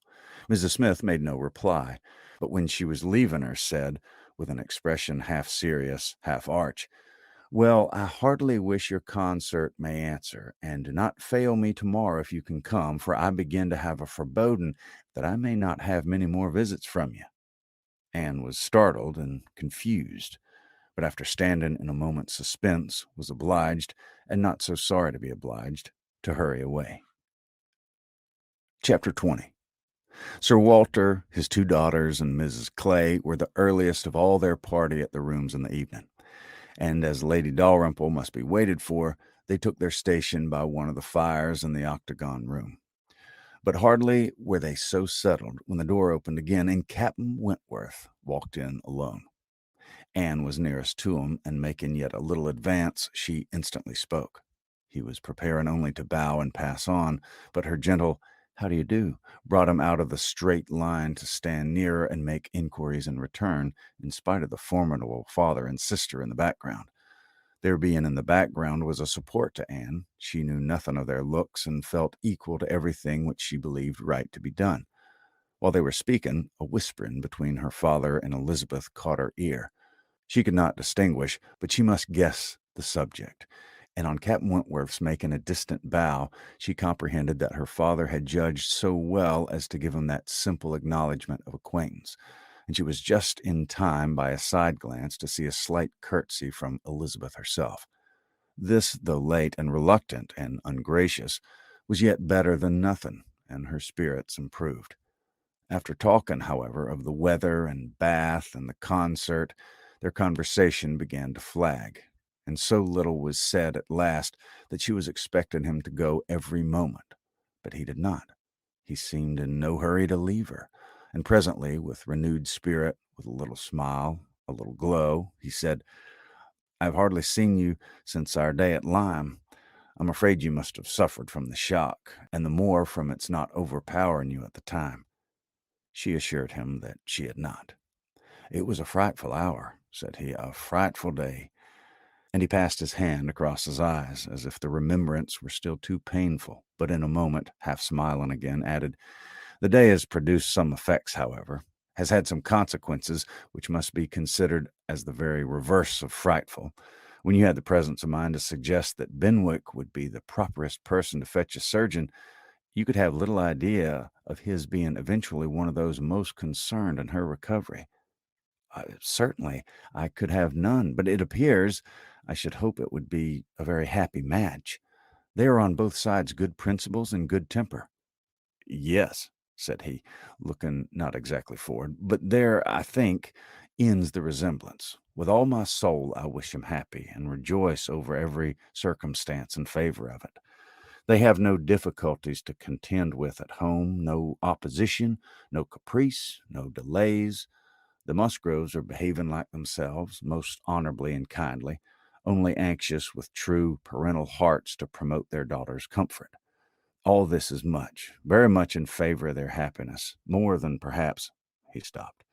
A sudden recollection seemed to occur, and to give him some taste of that emotion which was reddening Anne's cheeks and fixing her eyes on the ground.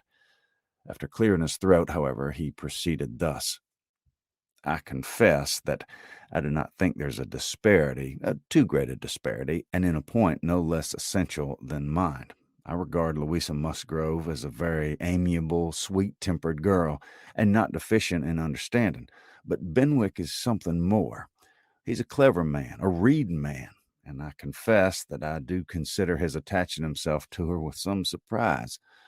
Had it been the effect of gratitude, had he learnt to love her because he believed her to be preferring him, it would have been another thing, but I have no reason to suppose it so.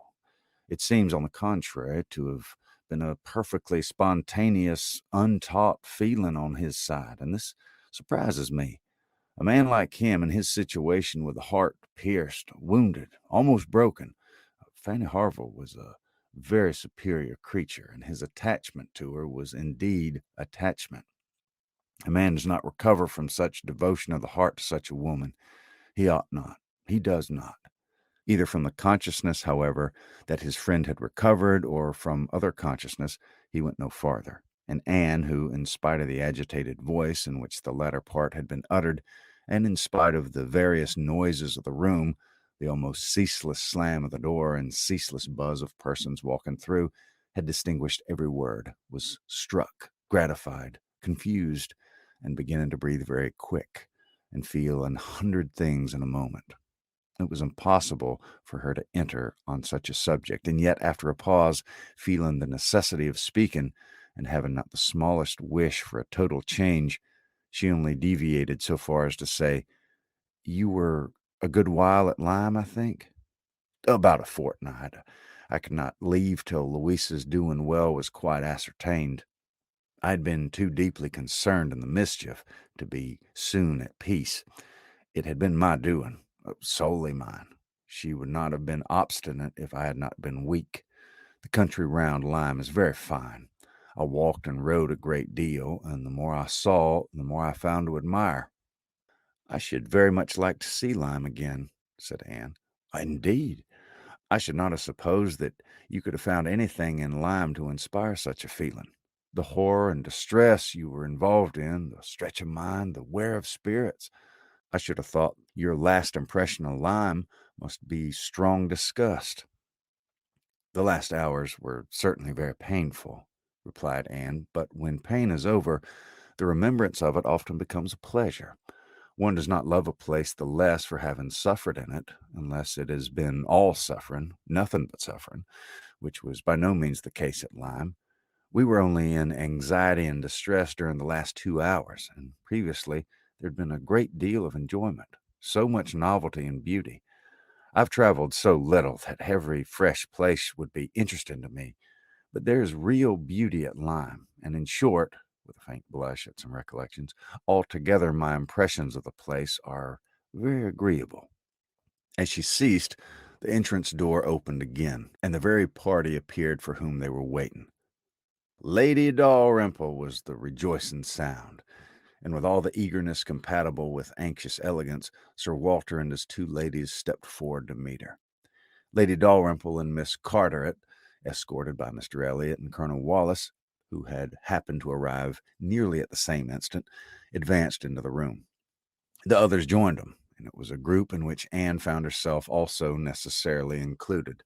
She was divided from Captain Wentworth. Their interesting, almost too interesting conversation must be broken up for a time, but slight was the penance compared with the happiness which it brought on. She had learnt in the last 10 minutes more of his feelings toward Louisa, more of all his feelings than she dared to think of. Then she gave herself up to the demands of the party, to the needful civilities of the moment, with exquisite though agitated sensations. She was in good humor with all. She had received ideas which disposed her to be courteous and kind to all, and to pity every one as being less happy than herself. The delightful emotions were a little subdued when, on stepping back from the group to be joined again by Captain Wentworth, she saw that he was gone. She was just in time to see him turn into the concert room. He was gone. He had disappeared. She felt a moment's regret, but they should meet again. He would look at her. He would find her out before the evening were over, and at present, perhaps, it was well to be asunder.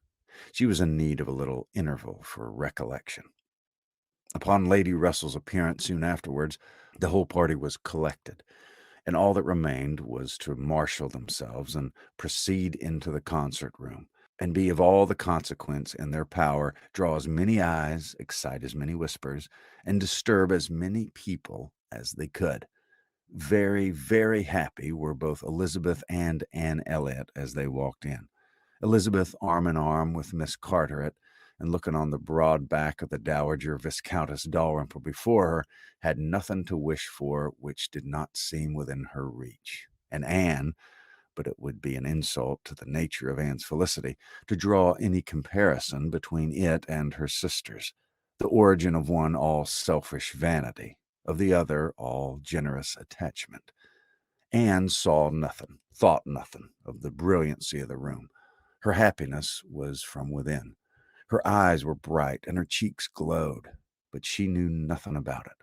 She was thinking only of the last half hour, and as they passed to their seats, her mind took a hasty range over it.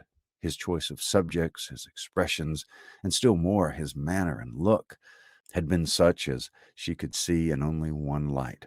His opinion of Louisa Musgrove's inferiority, an opinion which he had seemed solicitous to give, his wonder at Captain Benwick, his feelings as to a first strong attachment, sentences begun which he could not finish, his half-averted eyes and more than half-expressive glance, all declared that he had a heart returning to her at least, that anger, resentment, avoidance were no more, and that they were succeeded not merely by friendship and regard, but by the tenderness of the past.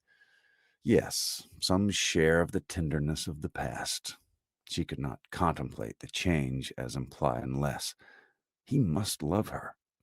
These were thoughts with their attendant visions, which occupied and flurried her too much to leave her any power of observation, and she passed along the room without having a glimpse of him, without even trying to discern him.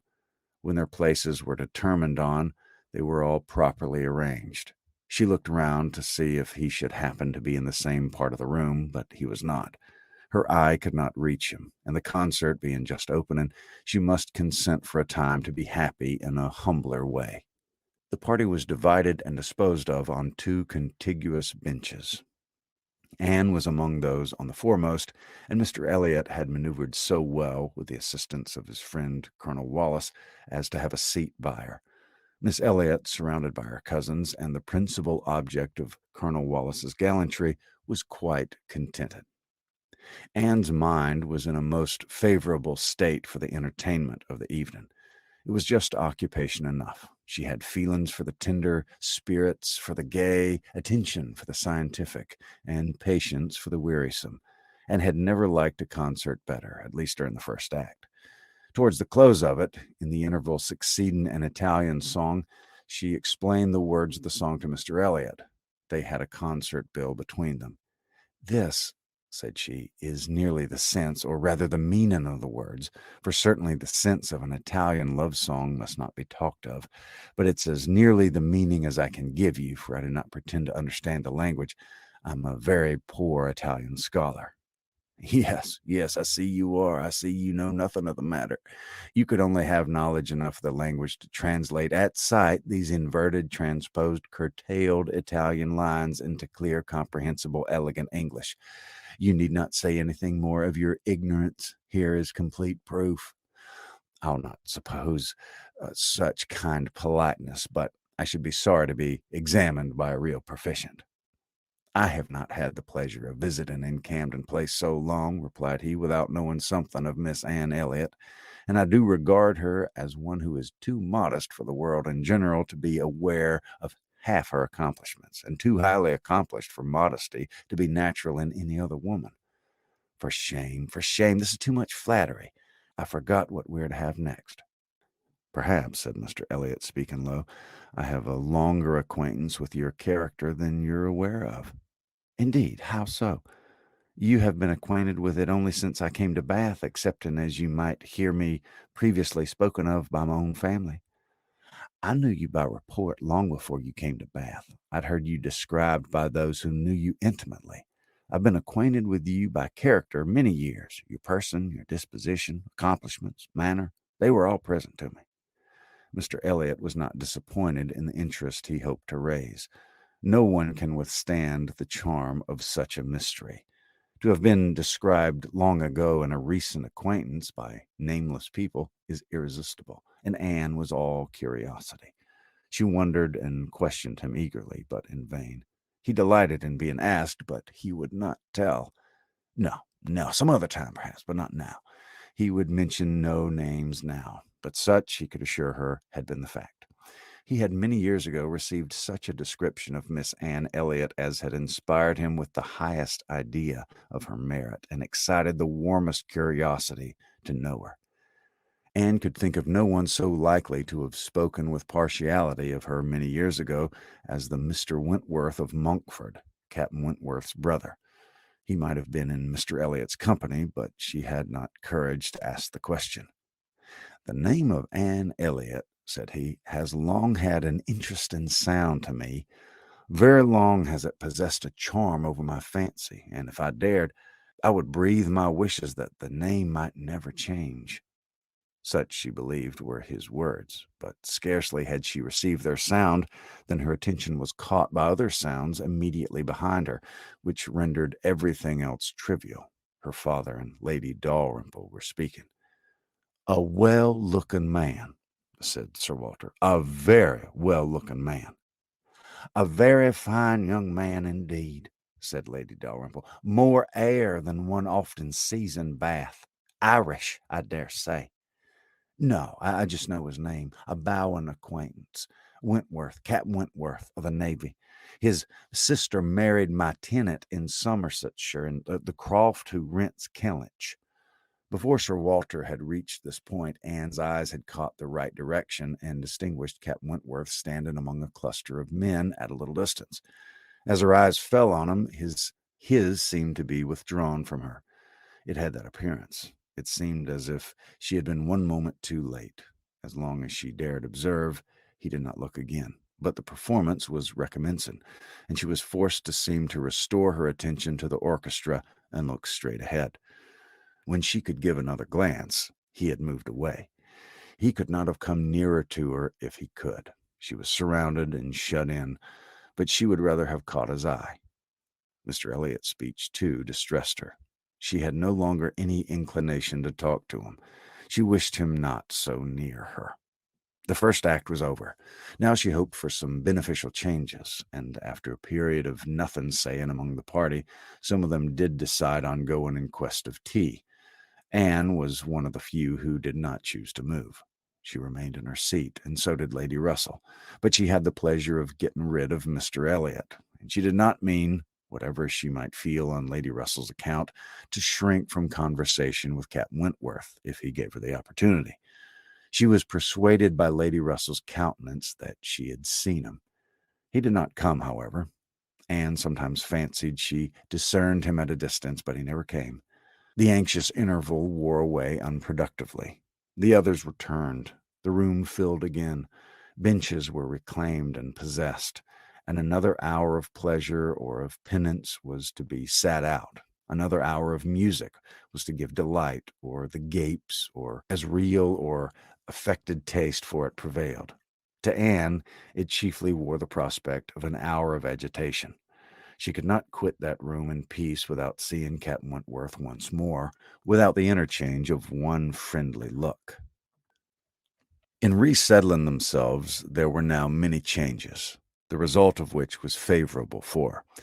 Colonel Wallace declined sitting down again, and Mr. Elliot was invited by Elizabeth and Miss Carteret, in a manner not to be refused, to sit between them. And by some other removals and a little scheming of her own, Anne was enabled to place herself much nearer the end of the bench than she had been before, much more within reason of a passer-by. She could not do so without comparing herself to Miss Leroyas, the inimitable Miss Leroyas. But still she did it, and not with much happier effect, though by what seemed prosperity in the shape of an early abdication in her next neighbors, she found herself at the very end of the bench before the concert closed. Such was her situation, with a vacant space at hand, when Captain Wentworth was again in sight. She saw him not far off. He saw her, too. Yet he looked grave, and seemed irresolute, and only by very slow degrees came at last near enough to speak to her. She felt that something must be the matter. The change was indubitable. The difference between his present air and what had been in the octagon room was strikingly great. What was it? She thought of her father, of Lady Russell. Could there have been any unpleasant glances? He began by speaking of the concert gravely, more like the Captain Wentworth of Uppercross, owned himself disappointed, had expected singing, and in short must confess that he should not be sorry when it was over. Anne replied, and spoke in defense of the performance so well, and yet in allowance for his feelings so pleasantly, that his countenance improved, and he replied again with almost a smile. They talked for a few minutes more. The improvement held. He even looked down towards the bench, as if he saw a place on it well worth occupying, when at that moment a touch on her shoulder obliged Anne to turn around. It came from Mr. Elliot. He begged her pardon, but she must be applied to explain Italian again. Miss Carteret was very anxious to have a general idea of what was to be next sung. Anne could not refuse, but never had she sacrificed to politeness with a more suffering spirit. A few minutes, though as few as possible, were inevitably consumed, and when her own mistress again, when able to turn and look as she had done before, she found herself accosted by Captain Wentworth in a reserved yet hurried sort of farewell. He must wish her good night. He was going. He should get home as fast as he could. "Is not the song worth staying for?" asked Anne, suddenly struck by an idea which made her yet more anxious to be encouraging. "No," he said impressively. "There's nothing worth my staying for." And he was gone directly. Jealousy of Mr. Elliot. It was the only intelligible motive. Captain Wentworth jealous of her affection. Could she have believed it a week ago, 3 hours ago? For a moment the gratification was exquisite. But alas, there were very different thoughts to succeed. How was such jealousy to be quieted? How was the truth to reach him? How, in all the peculiar disadvantages of their respective situations, would he ever learn of her real sentiments? It was misery to think of Mr. Elliot's attentions. Their evil was incalculable. Chapter 21.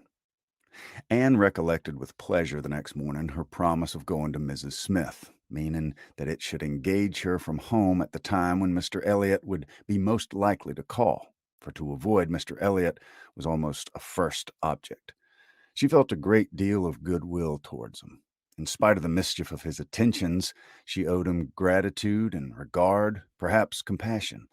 She could not help thinking much of the extraordinary circumstances attending their acquaintance, of the right which he seemed to have to interest her. By everything and situation, by his own sentiments, by his early prepossession. It was altogether very extraordinary, flattering, but painful. There was much to regret. How she might have felt had there been no Captain Wentworth in the case was not worth inquiry, for there was a Captain Wentworth.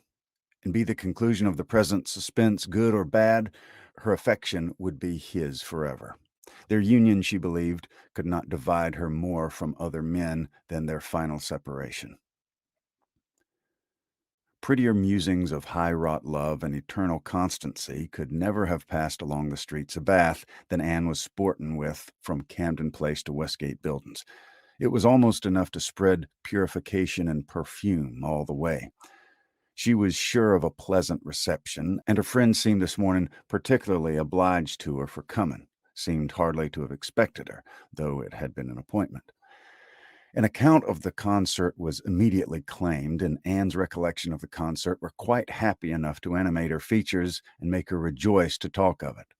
All that she could tell she told most gladly. But the all was little for one who had been there, and unsatisfactory for such an inquirer as Mrs. Smith, who had already heard, through the short cut of a laundress and a waiter, rather more of the general success and produce of the evening than Anne could relate, and who now asked in vain for several particulars of the company.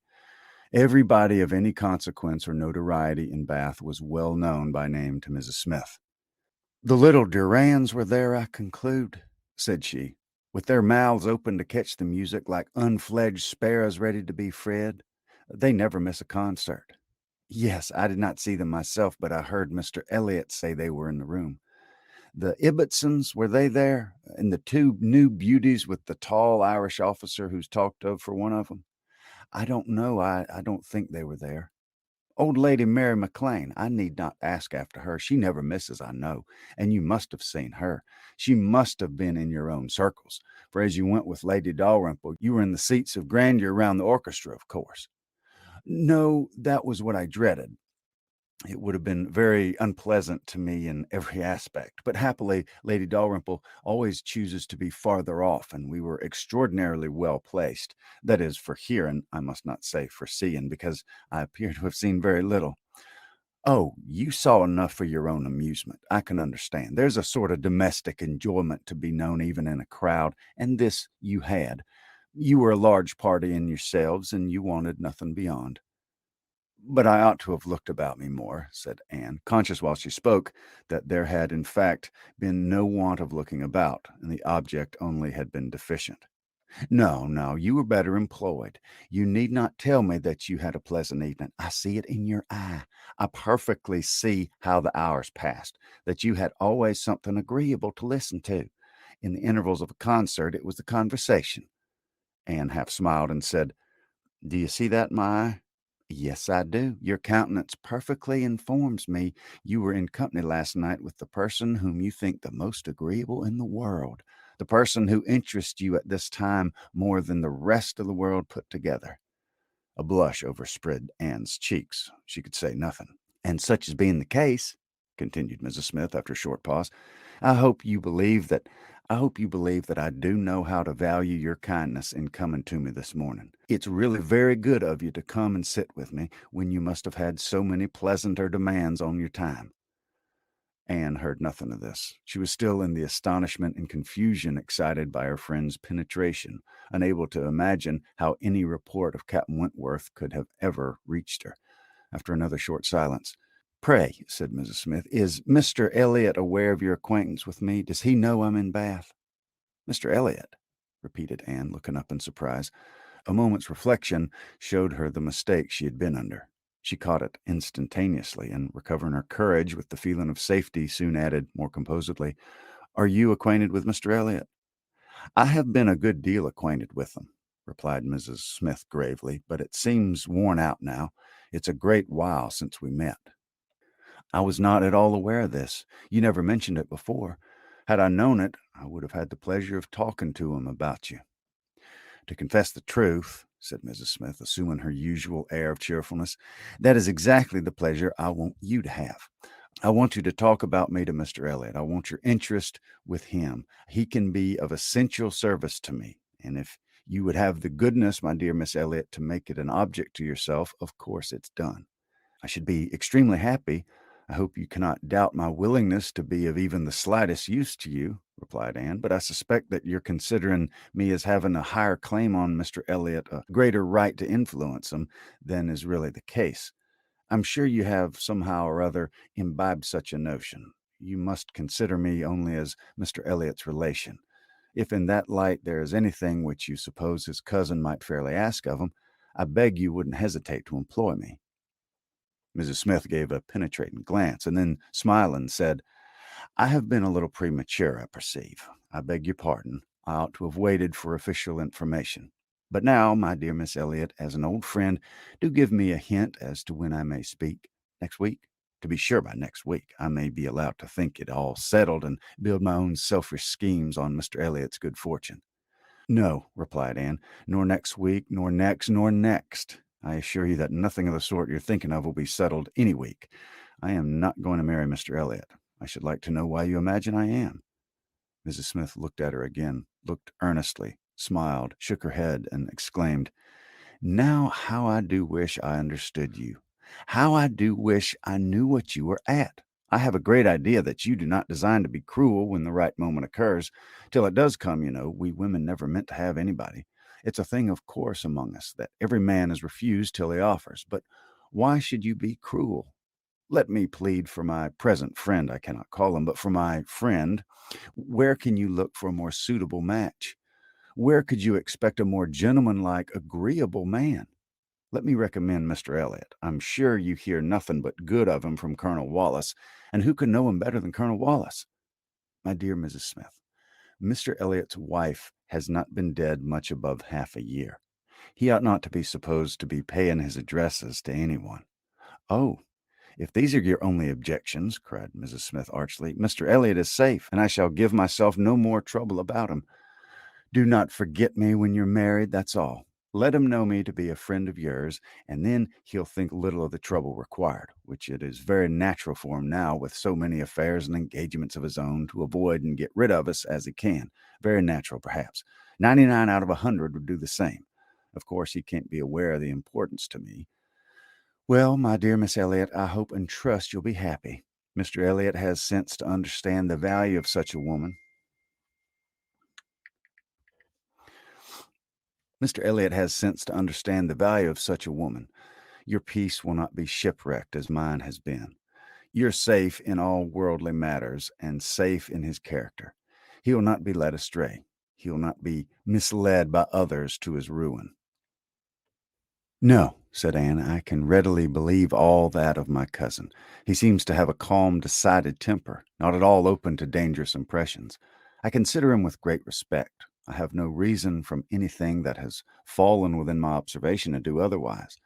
But I've not known him long, and he's not a man, I think, to be known intimately soon. Will not this manner of speaking of him, Mrs. Smith, convince you that he's nothing to me? Surely this must be calm enough, and upon my word, he is nothing to me.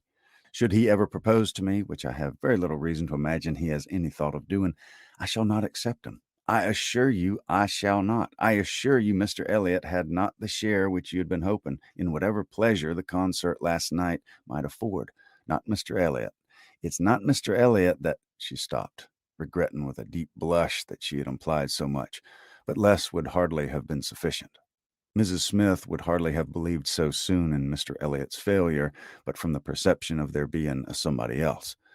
As it was, she instantly submitted, and with all the semblance of seeing nothing beyond, and Anne, eager to escape farther notice, was impatient to know why Mrs. Smith should have fancied she was to marry Mr. Elliot, where she could have received the idea, or from whom she could have heard it. "Do tell me how it first came into your head." "It first came into my head," replied Mrs. Smith, "upon finding out how much you were together, and feeling it to be the most probable thing in the world to be wished for by everybody belonging to either of you. And you may depend upon it that all your acquaintances have disposed of you in the same way. But I never heard it spoken of till 2 days ago." "And has it indeed been spoken of? Did you observe the woman who opened the door to you when you called yesterday?" "No." "Was it not Mrs. Speed, as usual, or the maid?" "I observed no one in particular." "It was my friend Mrs. Rook, Nurse Rook, who, by the by, had a great curiosity to see you, and was delighted to be in the way to let you in.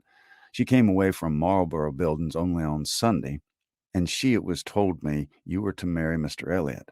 She had it from Mrs. Wallace herself, who did not seem bad authority.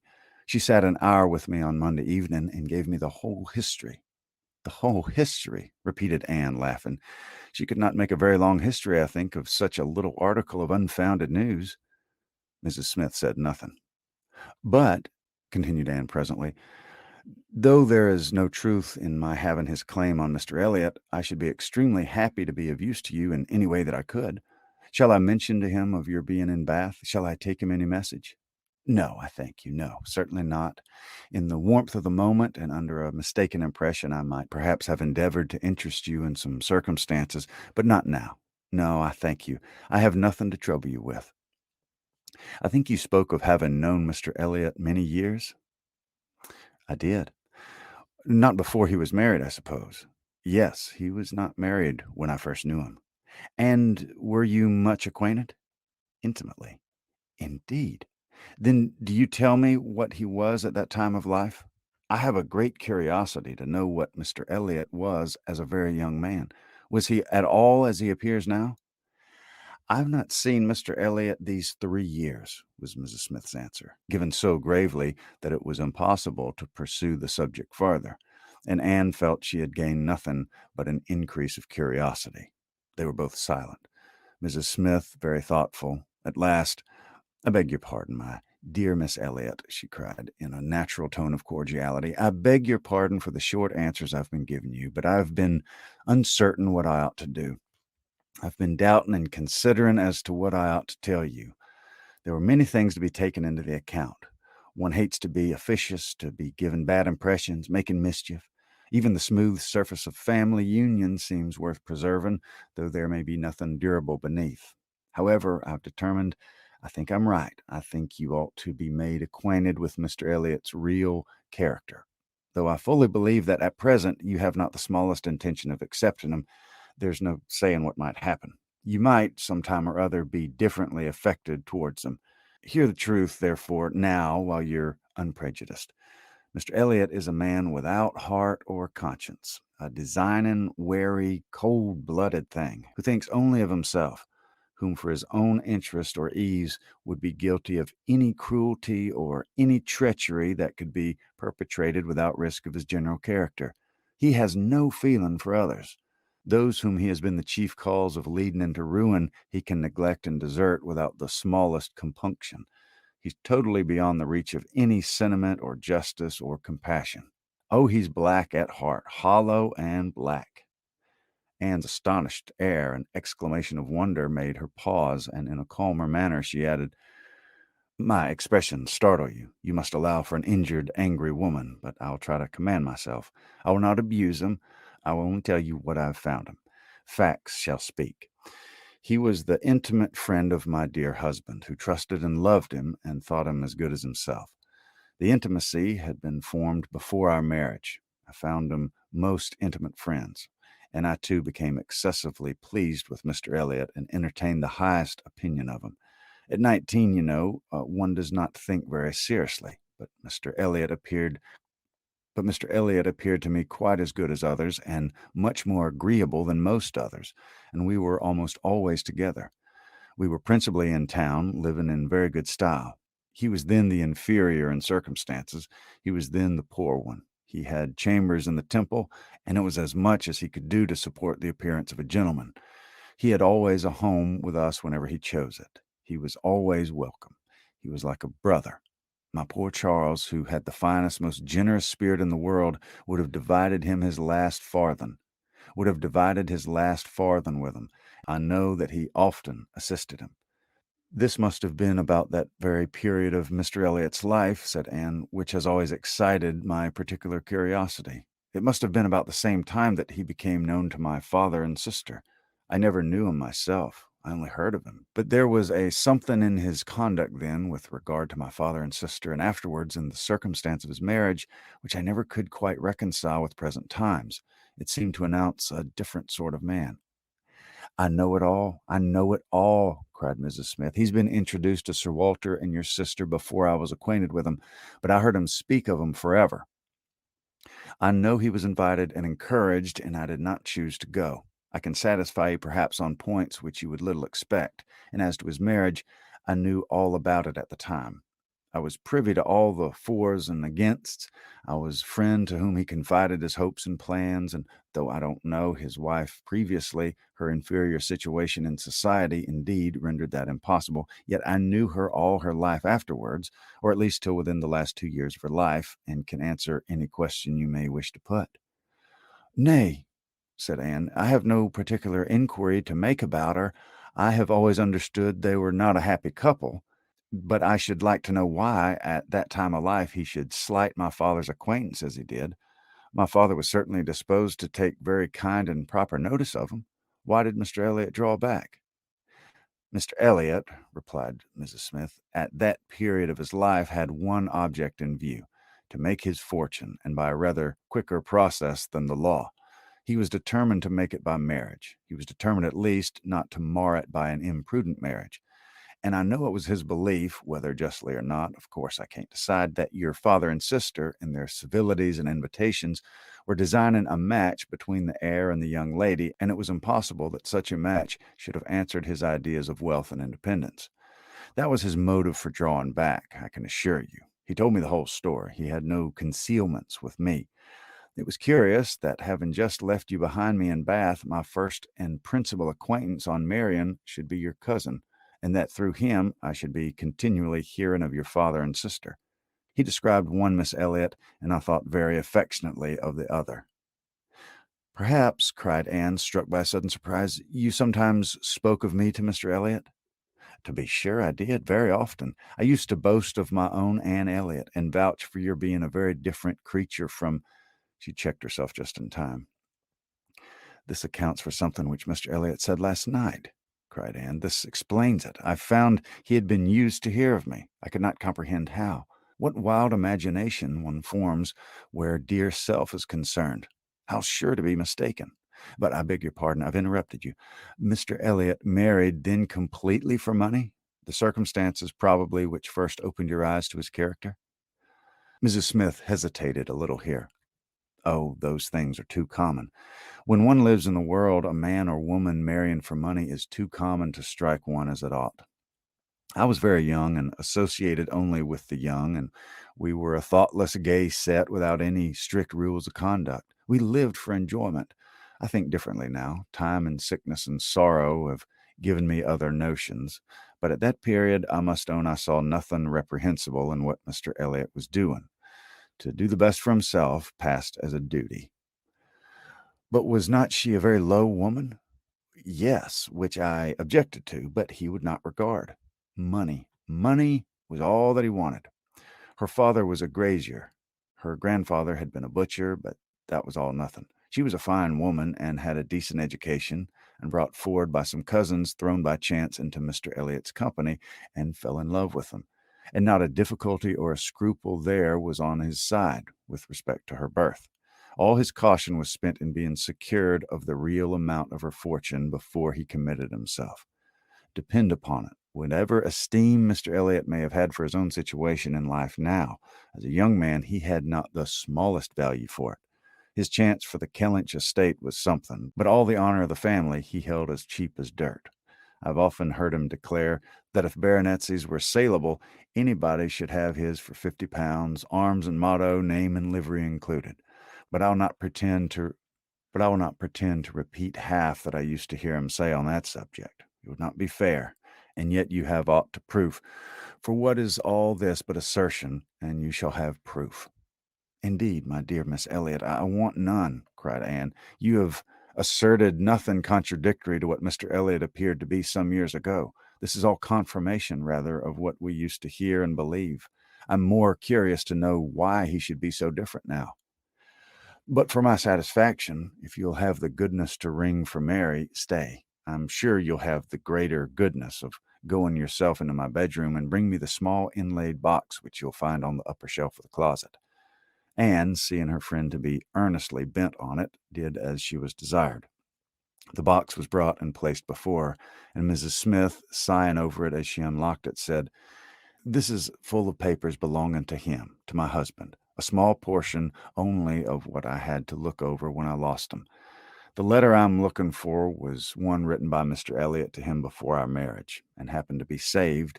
Why, one can hardly imagine. But he was careless and immethodical, like other men, about those things.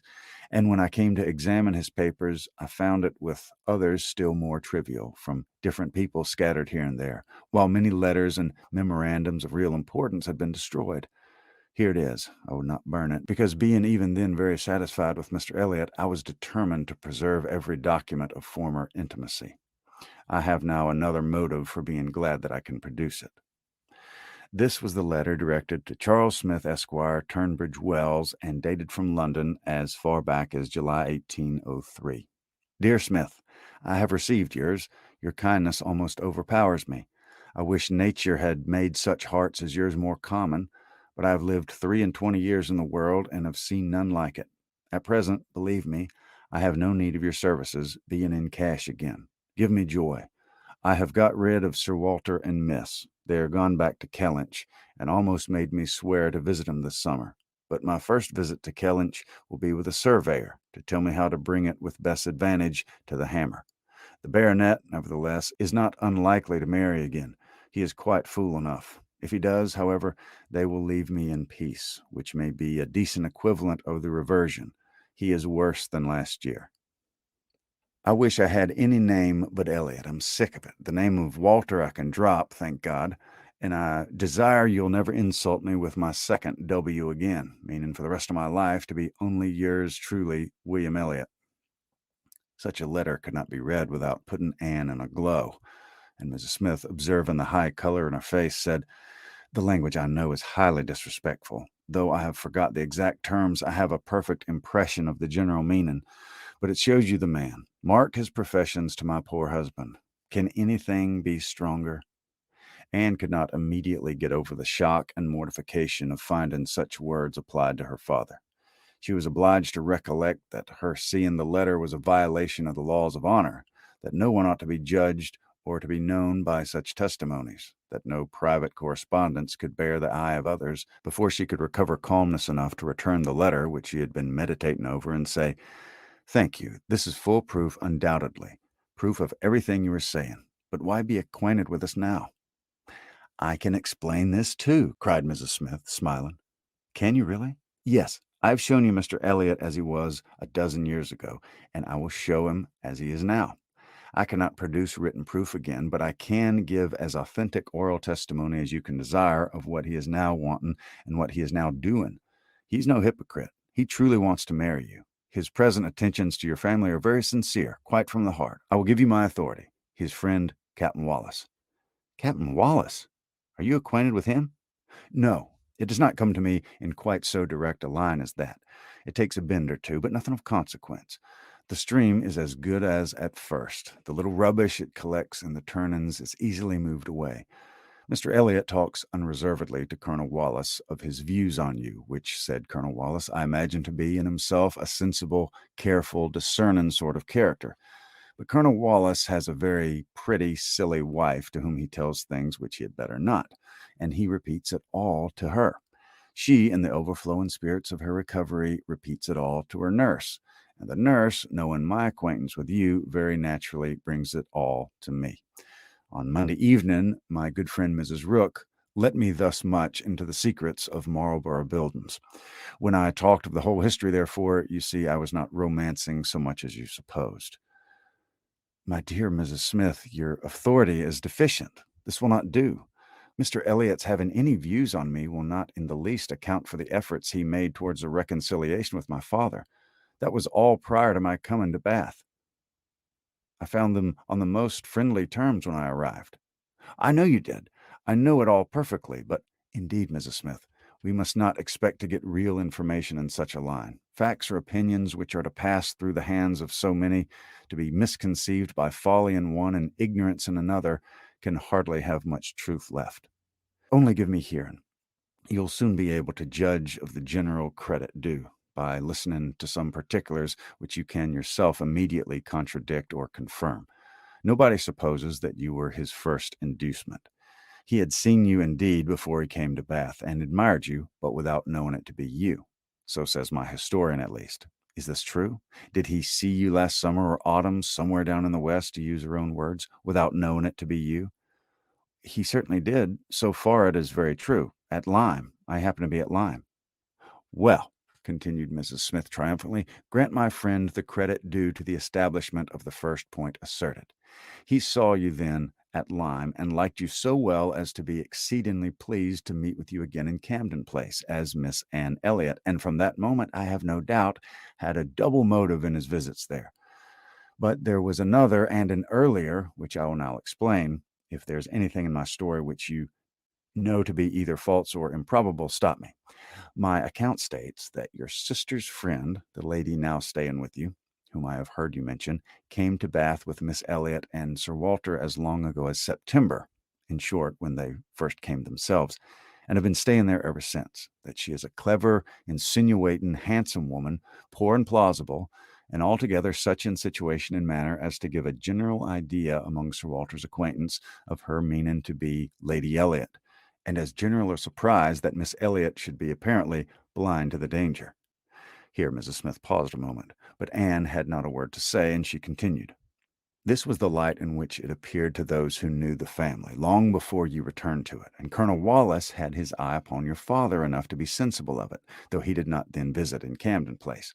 But his regard for Mr. Elliot gave him an interest in watching all that was going on there, and when Mr. Elliot came to Bath for a day or two, as he happened to do a little before Christmas, Colonel Wallace made him acquainted with the appearance of things, and the reports beginning to prevail.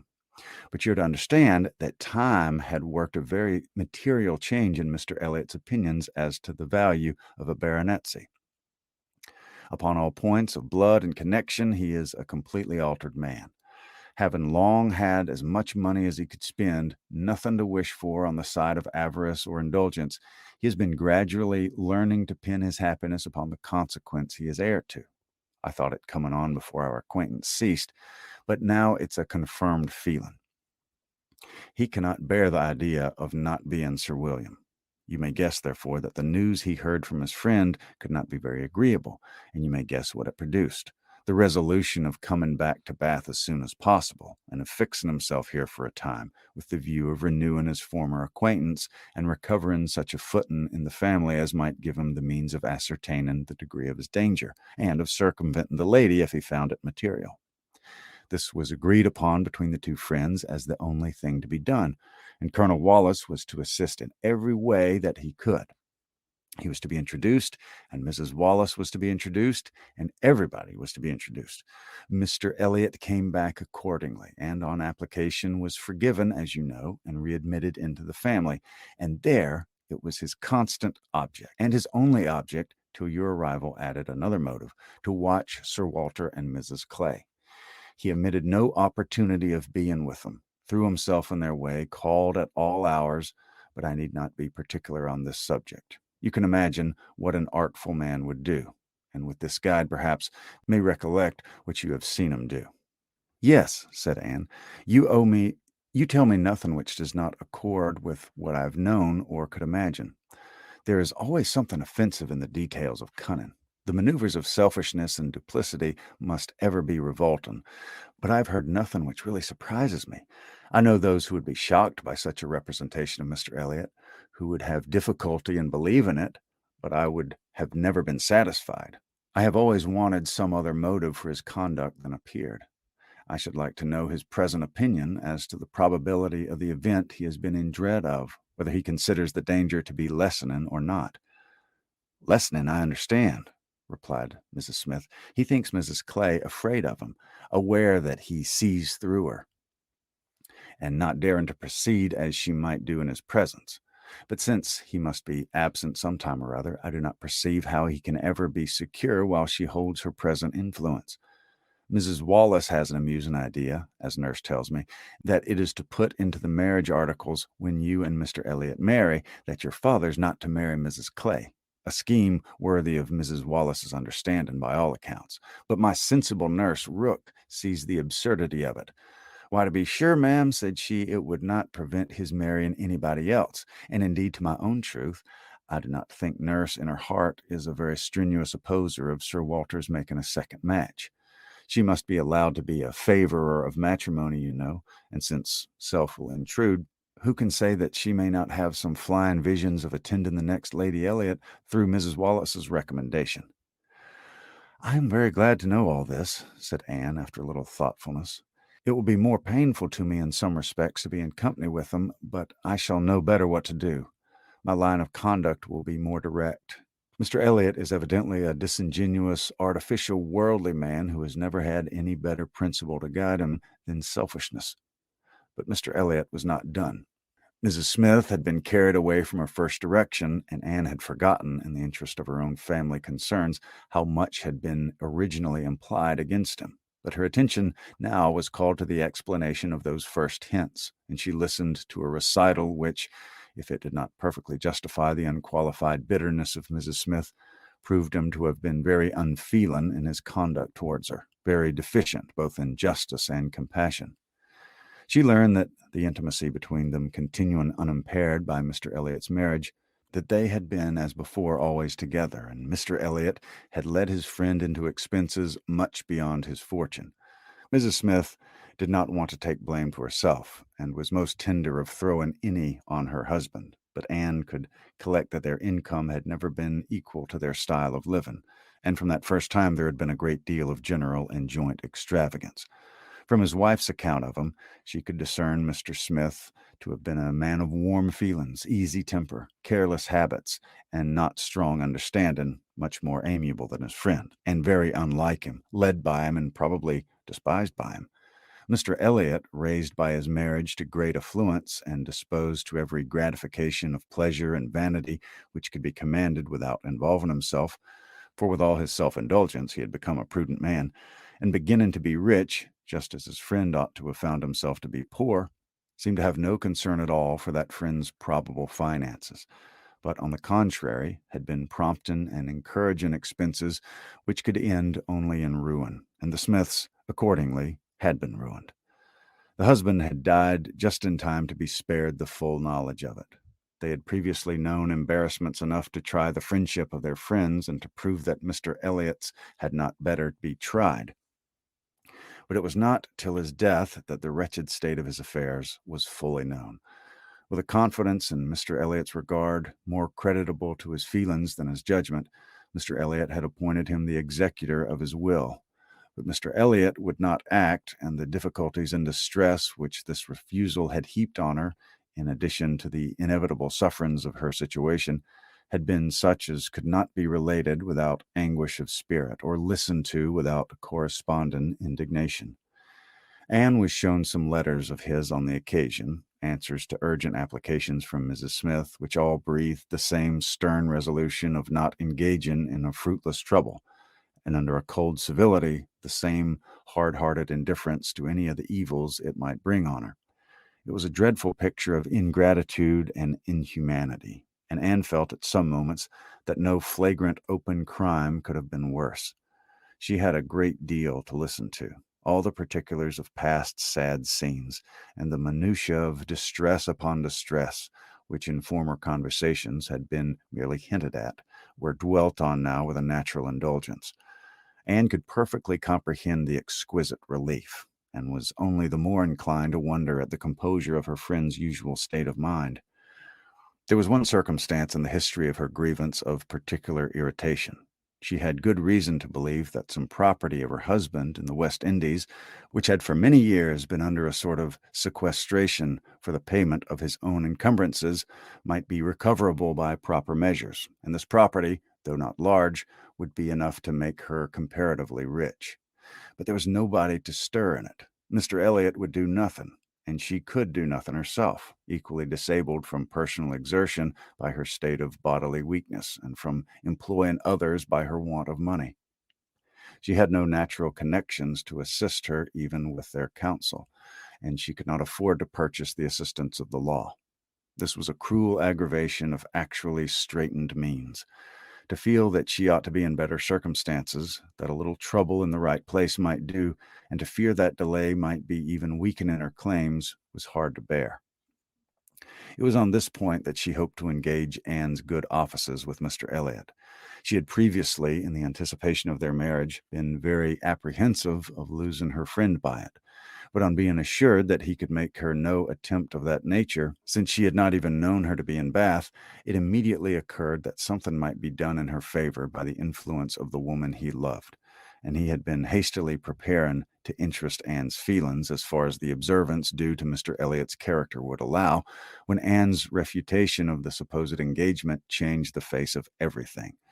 And while it took her from the new-formed hope of succeeding in the object of her first anxiety, left her at least the comfort of telling the whole story in her own way. After listening to this full description of Mr. Elliot, Anne could not but express some surprise at Mrs. Smith's having spoken of him so favorably in the beginning of their conversation. She seemed to recommend and praise him. "My dear," was Mrs. Smith's reply, "there is nothing else to be done. I considered your marrying him as certain, though he might not yet have made the offer. I could no more speak the truth of him than if he had been your husband. My heart bled for you as I talked of happiness, and yet he is sensible, he is agreeable, and with such a woman as you, it was not absolutely hopeless. He was very unkind to his first wife. They were wretched together, but she was too ignorant and giddy for respect, and he had never loved her. I was willing to hope that you must fare better." Anne could just acknowledge within herself such a possibility of having been induced to marry him as made her shudder at the idea of the misery which must have followed. It was just possible that she might have been persuaded by Lady Russell, and under such a supposition, which would have been most miserable when time had disclosed all too late. It was very desirable that Lady Russell should be no longer deceived, and one of the concluding arrangements of this important conference, which carried him through the greater part of the morning, was that Anne had full liberty to communicate to her friend everything relative to Mrs. Smith in which his conduct was involved. Chapter 22. Anne went home to think over all that she had heard. In one point, her feelings were relieved by this knowledge of Mr. Elliot. There was no longer anything of tenderness due to him. He stood as opposed to Captain Wentworth in all his own unwelcome obtrusiveness, and the evil of his attentions last night, the irremediable mischief he might have done, was considered with sensations unqualified, unperplexed. Pity for him was all over. But this was the only point of relief. In every other respect, in looking around her or penetrating forward, she saw more to distrust and to apprehend. She was concerned for the disappointment and pain Lady Russell would be feeling, for the mortification which must be hanging over her father and sister, and had all the distress of foreseeing many evils without knowing how to avert any one of them. She was most thankful for her own knowledge of them. She had never considered herself as entitled to reward for not slighting an old friend like Mrs. Smith, but here was a reward indeed springing from it. Mrs. Smith had been able to tell her what no one else could have done. Could the knowledge have been extended through her family? But this was a vain idea. She must talk to Lady Russell, tell her, consult with her, and having done her best, wait the event with as much composure as possible. And after all, her greatest want of composure would be in that quarter of the mind which could not be open to Lady Russell, in that flow of anxieties and fears which must be all to herself. She found on reaching home that she had, as she intended, escaped seeing Mr. Elliot, that he had called and paid him a long morning visit, but hardly had she congratulated herself and felt safe when she heard that he was coming again in the evening. I had not the smallest intention of asking him, said Elizabeth with affected carelessness, but he gave so many hints, so Mrs. Clay says, at least. Indeed, I do say it. I never saw anybody in my life spell harder for an invitation. Poor man, I was really in pain for him, for your hard-hearted sister, Miss Anne, seems bent on cruelty. Oh, cried Elizabeth, I have been rather too much used to the game to be so overcome by a gentleman's hints. However, when I found how excessively he was regretting that he should miss my father this morning, I gave way immediately, for I would never really omit an opportunity to bring him and Sir Walter together.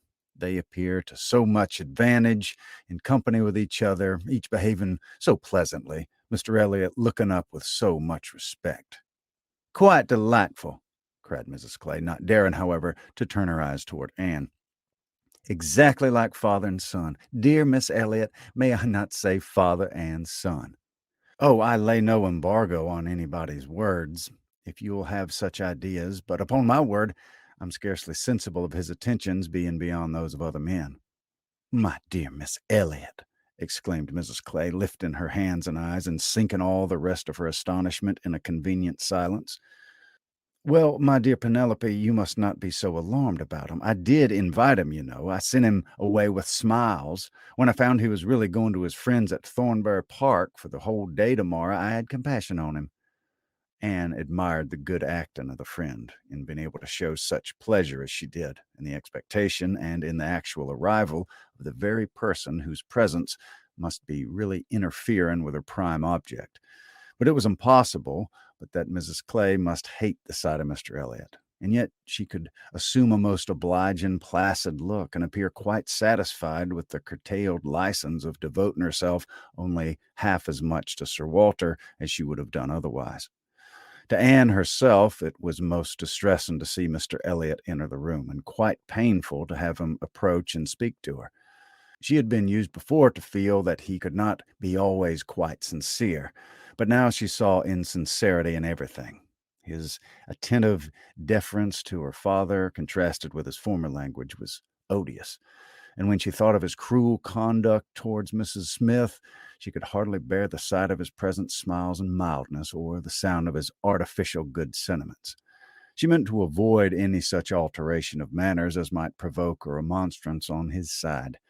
It was a great object to her to escape all inquiry or eclat, but it was her intention to be as decidedly cool to him as might be compatible with their relationship, and to retrace as quietly as she could the few steps of unnecessary intimacy she had been gradually led along. She was accordingly more guarded and more cool than she had been the night before. He wanted to animate her curiosity again as to how and where he could have heard her formerly praised, wanted very much to be gratified by more solicitation, but the charm was broken. He found that the heat and animation of a public room was necessary to kindle his modest cousin's vanity. He found, at least, that it was not to be done now by any of those attempts which he could hazard among the too commanding claims of the others. He little surmised that it was a subject acting now exactly against his interest, bringing immediately to her thoughts all those parts of his conduct which were least excusable. She had some satisfaction in finding that he was really going out of Bath the next morning, going early, and that he would be gone the greater part of 2 days. He was invited again to Camden Place the very evening of his return, but from Thursday to Saturday evening his absence was certain. It was bad enough that a Mrs. Clay should be always before her, but that a deeper hypocrite should be added to their party seemed the destruction of everything like peace and comfort. It was so humiliating to reflect on the constant deception practiced on her father and Elizabeth, to consider the various sources of mortification preparing for him. Mrs. Clay's selfishness was not so complicated nor so revolting as his, and Anne would have compounded for the marriage at once with all its evils to be clear of Mr. Elliot's subtleties in endeavoring to prevent it. On Friday morning she meant to go very early to Lady Russell and accomplish the necessary communication, and she would have gone directly after breakfast, but that Mrs. Clay was also going out on some obliging purpose of saving her sister trouble, which determined her to wait till she might be safe from such a companion. She saw Mrs. Clay fairly off, therefore, before she began to talk of spending the morning in River Street. "Very well," said Elizabeth. "I have nothing to send but my love. Oh, You may as well take back that tiresome book she would lend me and pretend I've read it through. I really cannot be plaguing myself forever with all the new poems and states of the nation that come out. Lady Russell quite bores one with her new publications. You need not tell her so, but I thought her dress hideous the other night. I used to think she had some taste in dress, but I was ashamed of her at the concert. Something so formal and arranged in her air. And she sits so upright. My best love, of course. And mine, added Sir Walter, kindest regards. And you may say that I mean to call upon her soon, make a civil message, but I shall only leave my card. Morning visits are never fair by women at her time of life, who make themselves up so little. If she would only wear rouge, she would not be afraid of being seen. But last time I called, I observed the blinds were let down immediately. While her father spoke, there was a knock at the door. Who could it be? Anne, remembering the preconcerted visits at all hours of Mr. Elliot, would have expected him, but for his known engagement 7 miles off. After the usual period of suspense, the usual sounds of approach were heard, and Mr. and Mrs. Charles Musgrove were ushered into the room. Surprise was the strongest emotion raised by their appearance, but Anne was really glad to see him, and the others were not sorry but that they should put on a decent air of welcome. And as soon as it became clear that these, their nearest relations, were not arrived with views of accommodation in that house, Sir Walter and Elizabeth were able to rise in cordiality and do the honors of it very well. They were come to Bath for a few days with Mrs. Musgrove, and were at the White Hart. So much was pretty soon understood, but still Sir Walter and Elizabeth were walking Mary into the other drawing-room and regaling themselves with her admiration, and could not draw upon Charles's brain for a regular history of their coming, or an explanation of some smiling hints of particular business which had been ostentatiously dropped by Mary, as well as some apparent confusion as to whom their party consisted of. She then found that it consisted of Mrs. Musgrove, Henrietta, and Captain Harville, besides their two selves. He gave her a very plain, intelligible account of the whole, a narration in which she saw a great deal of most characteristic proceeding. The scheme had received its first impulse by Captain Harville's wanting to come to Bath on business. He had begun to talk of it a week ago, and by way of doing something as shooting was over, Charles had proposed coming with him, and Mrs. Harville had seemed to like the idea of it very much as an advantage to her husband, but Mary could not bear to be left, and had made herself so unhappy about it that for a day or two everything seemed to be in suspense or at an end. But then it had been taken up by his father and mother. His mother had some old friends in Bath whom she wanted to see, and it was thought a good opportunity for Henrietta to come and buy wedding clothes for herself and her sister. And in short, it ended in being his mother's party that everything might be comfortable and easy to Captain Harville, and he and Mary were included in it by way of general convenience. They had arrived late the night before. Mrs. Harville, her children, and Captain Benwick remained with Mr. Musgrove and Louisa at Uppercross. Anne's only surprise was that affairs should be in forwardness enough for Henrietta's wedding clothes to be talked of. She had imagined such difficulties of fortune to exist there as must prevent the marriage from being near at hand. But she learned from Charles that very recently, since Mary's last letter to herself, Charles Hayter had been applied to by a friend to hold a living for a youth who could not possibly claim it under many years, and that on the strength of his present income, with almost a certainty of something more permanent long before the term in question, the two families had consented to the young people's wishes, and that their marriage was likely to take place in a few months, quite as soon as Louisa's. And a very good living it was, Charles added, only 25 miles from Uppercross, and in a very fine country, fine part of Dorsetshire, in the center of some of the best preserves in the kingdom, surrounded by 3 great proprietors, each more careful and jealous than the other, and to 2 of the 3 at least, Charles Hayter might get a special recommendation. Not that he'll value it as he ought, he observed. Charles is too cool about sporting. That's the worst of him. I am extremely glad indeed, cried Anne, particularly glad that this should happen, and that of 2 sisters who both deserve equally well, and who have always been such good friends, the pleasant prospect of one should not be dimming those of the other, that they should be so equal in their prosperity and comfort. I hope your father and mother are quite happy with regard to both. Oh, yes, my father would be very well pleased if the gentleman were richer, but he has no other fault to find. Money, coming down with money, 2 daughters at once, it cannot be a very agreeable operation, and it straightens him as to many things. However, I do not mean to say that they have not a right to it. It is very fit that they should have daughters' shares, and I'm sure he has always been very kind, liberal father to me. Mary does not above half like Henrietta's match. She never did, but she does not do him justice, nor think enough about Wentworth. I cannot make her attend to the value of the property. It's a very fair match as time goes, and I like Charles Hayter all my life, and I shall not leave it off now. Such excellent parents as Mr. and Mrs. Musgrove, exclaimed Anne, should be happy in their children's marriages. They do everything to confer happiness, I'm sure. What a blessing to young people to be in such hands. Your father and mother seem so totally free from all those ambitious feelings which have led to so much misconduct and misery both in young and old. I hope you think Louisa perfectly recovered now?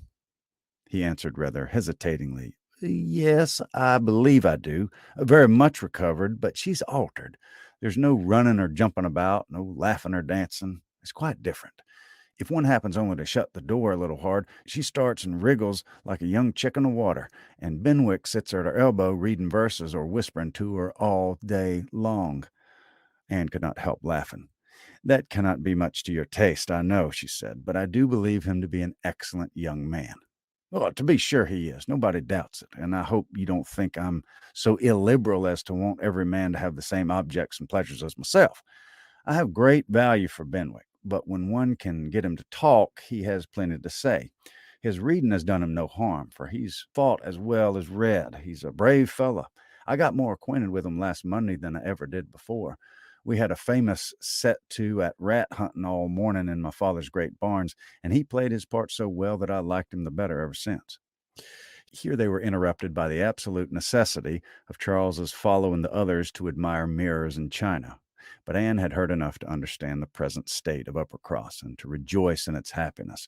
And though she sighed as she rejoiced, her sigh had none of the ill will of envy in it. She would certainly have risen to their blessings if she could, but she did not want to lessen theirs. The visit passed off altogether in high good humor.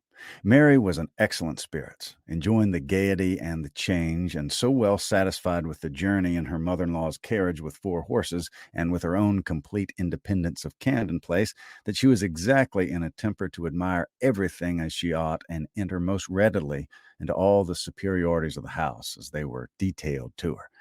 She had no demands on her father or sister, and her consequence was just enough increased by their handsome drawing-rooms. Elizabeth was for a short time suffering a good deal. She felt that Mrs. Musgrove and all her party ought to be asked to dine with them, but she could not bear to have the difference of style, the reduction of servants, which dinner must betray, witnessed by those who had been always so inferior to the Elliots at Kellynch. It was a struggle between propriety and vanity, but vanity got the better, and then Elizabeth was happy again. These were her internal persuasions. Old-fashioned notions, country hospitality. We do not profess to give dinners. Few people in Bath do. Lady Alicia never does, did not even ask her own sister's family, though they were here a month, and I dare say it would be very inconvenient to Mrs. Musgrove, put her quite out of the way. I'm sure she would rather not come. She can't feel easy with us. I'll ask them all for an evening. That'll be much better. Then that will be a novelty and a treat. They could not have seen 2 such drawing-rooms before. They'll be delighted to come tomorrow evening. It shall be a regular party, small, but most elegant. And this satisfied Elizabeth, and when the invitation was given to the 2 present and promised for the absent, Mary was as completely satisfied. She was particularly asked to meet Mr. Elliot and be introduced to Lady Dalrymple and Miss Carteret, who were fortunately already engaged to come, and she could not have received a more gratifying attention. Miss Elliot was to have the honor of calling on Mrs. Musgrove in the course of the morning, and Anne walked off with Charles and Mary to go and see her and Henrietta directly. Her plan of sitting with Lady Russell must give way for the present.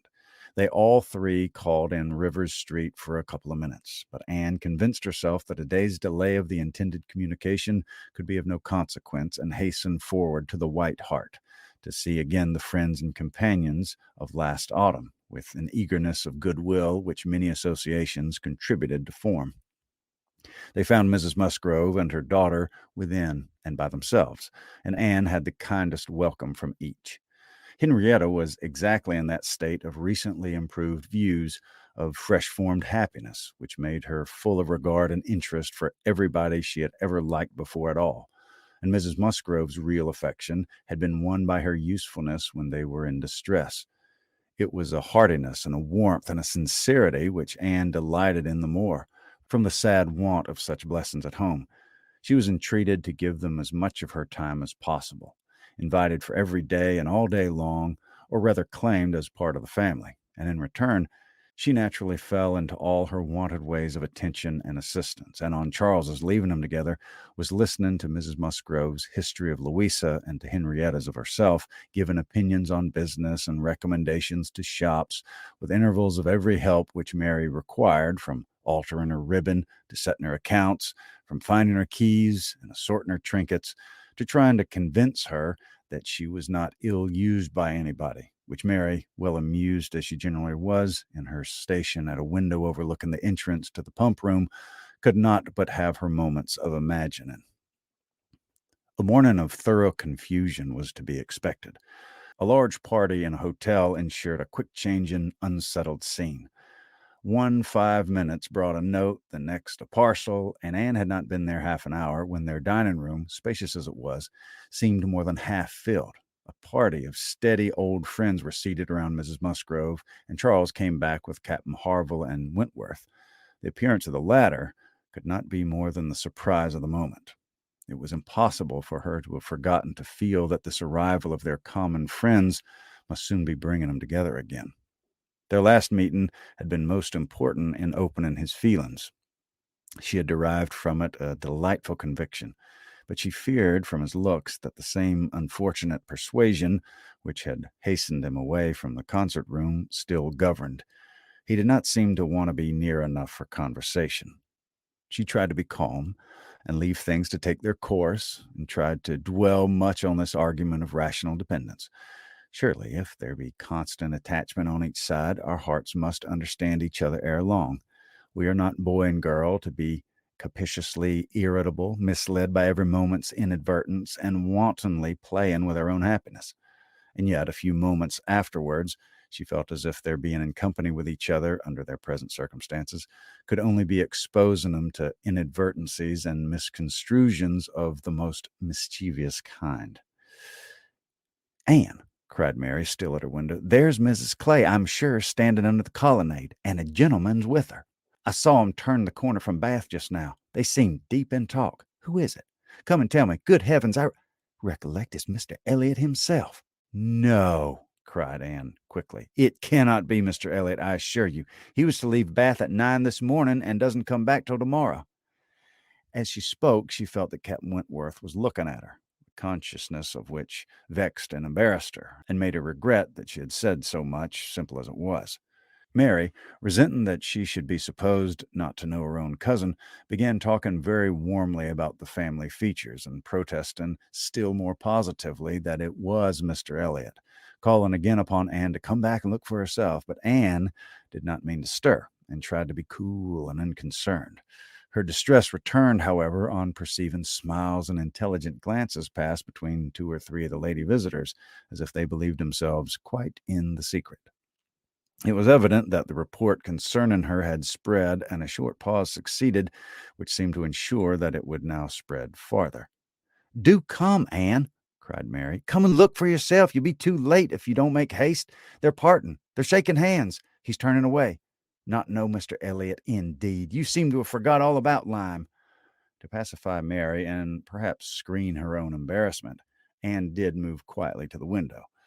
She was just in time to ascertain that it really was Mr. Elliot, which she had never believed before he disappeared on one side, as Mrs. Clay walked quickly off on the other, and checking the surprise which she could not but feel at such an appearance of friendly conference between two persons of a totally opposite interest, she calmly said, "Yes, it is Mr. Elliot, certainly. He has changed his hour of going, I suppose, that's all. Or maybe I'm mistaken. I might not attend," and walked back to her chair, recomposed, and with the comfortable hope of having acquitted herself well. The visitors took their leave, and Charles, having civilly seen 'em off, and then made a face at them and abused them for coming, began with, well, Mother, I have done something for you that you'll like. I have been at the theater and secured a box for tomorrow night. Ain't I a good boy?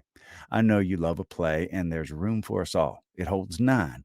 I've engaged Captain Wentworth. Anne will not be sorry to join us, I'm sure. We all like the play. Have I not done well, Mother? Mrs. Musgrove was good-humoredly beginning to express her perfect readiness for the play if Henrietta and all the others liked it, when Mary eagerly interrupted her by exclaiming, "Good heavens, Charles, how can you think of such a thing? Take a box for tomorrow night? Have you forgot that we're engaged to Camden Place tomorrow night, and that we're most particularly asked to meet Lady Dalrymple and her daughter and Mr. Elliot and all the principal family connections on purpose to be introduced to 'em? How can you be so forgetful?" "Oh, replied Charles. "What's an evening party? Never worth remembering. Your father might have asked us to dinner, I think, if he'd want us to see us. You may do as you like, but I shall go to the play." "Oh, Charles, I declare it will be too abominable if you do when you promised to go." "No, I did not promise. I only smirked and bowed and said the word happy. There was no promise." "But you must go, Charles. It would be unpardonable to fail. We were asked on purpose to be introduced. There was always such a great connection between the Dalrymples and ourselves. Nothing ever happened on either side which was not announced immediately. We are quite near relations, you know, and Mr. Elliot, too, whom you ought so particularly to be acquainted with. Every attention is due Mr. Elliot. Consider my father's heir, the future representative of the family." "Don't talk to me about heirs and representatives," cried Charles. "I'm not one of those who neglect the reigning power to bow to the rising sun. If I would not go for the sake of your father, I should think it scandalous to go for the sake of his heir. What is Mr. Elliot to me?" The careless expression was life to Anne, and saw that Captain Wentworth was all attention, looking and listening with his whole soul, and that the last words brought his inquiring eyes from Charles to herself. Charles and Mary still talked on the same style, he half serious and half jesting, maintaining the scheme for the play, and she, invariably serious, most warmly opposing it, and not omitting to make it known that, however determined to go to Camden Place herself, she should not think herself very well used if they went to the play without her. Mrs. Musgrove interposed. "We'd better put it off, Charles. You had much better go back and change the box for Tuesday. It would be a pity to be divided, and we should be losing Miss Anne, too, if there's a party at her father's, and I'm sure neither Henrietta nor I should care at all for the play, if Anne could not be with us." Anne felt truly obliged to her for such kindness, and quite as much so for the opportunity it gave her of decidedly saying, "If it depended only on my inclination, ma'am, the party at home, excepting on Mary's account, would not be the smallest impediment. I have no pleasure in the sort of meeting, and should be too happy to change it for a play, and with you. But it had better not be attempted, perhaps." She had spoken it, but she trembled when it was done, conscious that her words were listened to, and daring not even to try to observe their effect.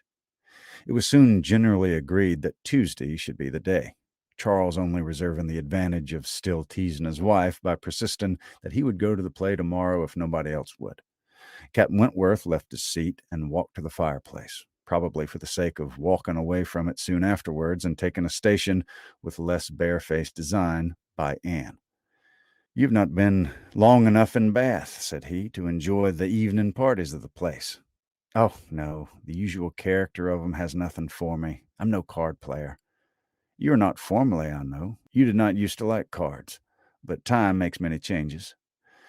"I'm not so much changed," cried Anne. After waiting a few moments, he said, and as if it were the result of immediate feeling, "It's a period indeed. 8 years and a half is a period." Whether he would have proceeded farther was left to Anne's imagination to ponder over in a calmer hour. For while still hearing the sounds he had uttered, she was startled to other subjects by Henrietta, eager to make use of the present leisure for getting out, and calling on her companions to lose no time, lest somebody else should come in. They were obliged to move. Anne talked of being perfectly ready, and tried to look it. But she felt that, could Henrietta have known the regret and reluctance of her heart in quitting that chair, in preparing to quit the room, she would have found, in all her own sensations for her cousin, in the very security of his affection, wherewith to pity her. Their preparations, however, were stopped short. Alarming sounds were heard. Other visitors approached, and the door was thrown open for Sir Walter and Miss Elliot, whose entrance seemed to give a general chill. Anne felt an instant oppression, and whenever she looked, saw symptoms of the same. The comfort, the freedom, the gaiety of the room was over, hushed into cold composure, determined silence, or insipid talk, to meet the heartless elegance of her father and sister. How mortifying to feel that it was so. Her jealous eye was satisfied in one particular. Captain Wentworth was acknowledged again by each, by Elizabeth more graciously than before. She even addressed him once, and looked at him more than once, and was in fact revolving a great measure. The sequel explained it. After the waste of a few minutes in saying the proper nothings, she began to give the invitation which was to comprise all the remaining dues of the Musgroves. Tomorrow evening, to meet a few friends, no formal party. It was all said very gracefully, and the cards with which she had provided herself, the Miss Elliot at home, were laid on the table with a courteous, comprehensive smile to all, and one smile and one card more decidedly for Captain Wentworth. The truth was that Elizabeth had been long enough in Bath to understand the importance of a man of such an air and appearance as his. The past was nothing. The present was that Captain Wentworth would move about well in her drawing-room. The card was pointedly given, and Sir Walter and Elizabeth arose and disappeared. The interruption had been short, though severe, and ease and animation returned to most of those they left as the door shut them out, but not to Anne. She could think only of the invitation she had with such astonishment witnessed, and of the manner in which it had been received, a manner of doubtful meaning, of surprise rather than gratification, of polite acknowledgment rather than acceptance. She knew him. She saw disdain in his eye, and could not venture to believe that he had determined to accept such an offering, as an atonement for all the insolence of the past. Her spirits sank. He held the card in his hand after they were gone, as if deeply considering it. "Only think of Elizabeth's including everybody," whispered Mary very audibly. "I do not wonder Captain Wentworth is delighted. You see, he cannot put the card out of his hand."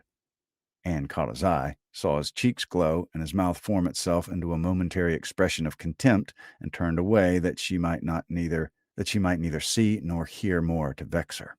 The party separated. The gentlemen had their own pursuits, the ladies proceeded on their own business, and they met no more while Anne belonged to them. She was earnestly begged to return and dine, and give them all the rest of the day, but her spirits had been so long averted that at present she felt unequal to more, and fit only for home, where she might be sure of being as silent as she chose. Promising to be with him the whole of the following morning, therefore, she closed the fatigues of the present by a toilsome walk to Camden Place, there to spend the evening chiefly in listening to the busy arrangements of Elizabeth and Mrs. Clay for the morrow's party, the frequent enumeration of the persons invited, and the continually improving detail of all the embellishments which were to make it the most completely elegant of its kind in Bath, while harassing herself with the never-ending question of whether Captain Wentworth would come or not. They were reckoning him as certain, but with her it was a gnawing solicitude never appeased for 5 minutes together. She generally thought he would come because she generally thought he ought, but it was a case which she could not so shape into any positive act of duty or discretion as inevitably to defy the suggestions of very opposite feelings. She only roused herself from the broodings of this restless agitation to let Mrs. Clay know that she had been seen with Mr. Elliot 3 hours after being supposed to be out of Bath. For having watched in vain for some intimation of the interview from the lady herself, she determined to mention it, and it seemed to her there was guilt in Mrs. Clay's face as she listened. It was transient, cleared away in an instant, but Anne could imagine she read there the consciousness of having, by some complication of mutual trick, or some overbearing authority of his, been obliged to attend, perhaps for half an hour, to his lectures and restrictions on her designs on Sir Walter. She exclaimed, however, with a very tolerable imitation of nature, "Oh dear, very true. Only think, Miss Elliot, to my great surprise I met with Mr. Elliot in Bath Street. I was never more astonished. He turned back and walked with me to the pump yard. He had been prevented setting off for Thornbury, but I really forgot by what, for I was in a hurry and could not much attend, and I can only answer for his being determined not to be delayed in his return. He wanted to know how early he might be admitted tomorrow. He was full of tomorrow, and it seemed very evident that I have been full of it too ever since I entered the house and learnt the extension of your plan and all that had happened, or my seeing him could never have gone so entirely out of my head. Chapter 23. One day only had passed since Anne's conversation with Mrs. Smith, but a keener interest had succeeded, and she was now so little touched by Mr. Elliot's conduct, except by its effects in one quarter, that it became a matter of course the next morning still to defer her explanatory visit in Rivers Street. She had promised to be with the Musgroves from breakfast to dinner. Her faith was plighted, and Mr. Elliot's character, like the Sultanese Scheherazade's head, must live another day.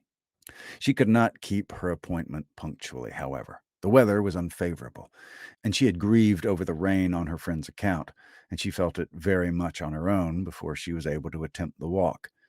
When she reached the White Hart and made her way to the proper apartment, she found herself neither arriving quite in time nor the first to arrive. The party before her were Mrs. Musgrove talking to Mrs. Croft, and Captain Harville to Captain Wentworth, and she immediately heard that Mary and Henrietta, too impatient to wait, had gone out the moment it had cleared, but would be back again soon, and that the strictest injunctions had been left with Mrs. Musgrove to keep her there till they returned. She had only to submit, sit down, be outwardly composed, and feel herself plunged at once in all the agitations which she had merely laid her account of tasting a little before the morning closed. There was no delay, no waste of time.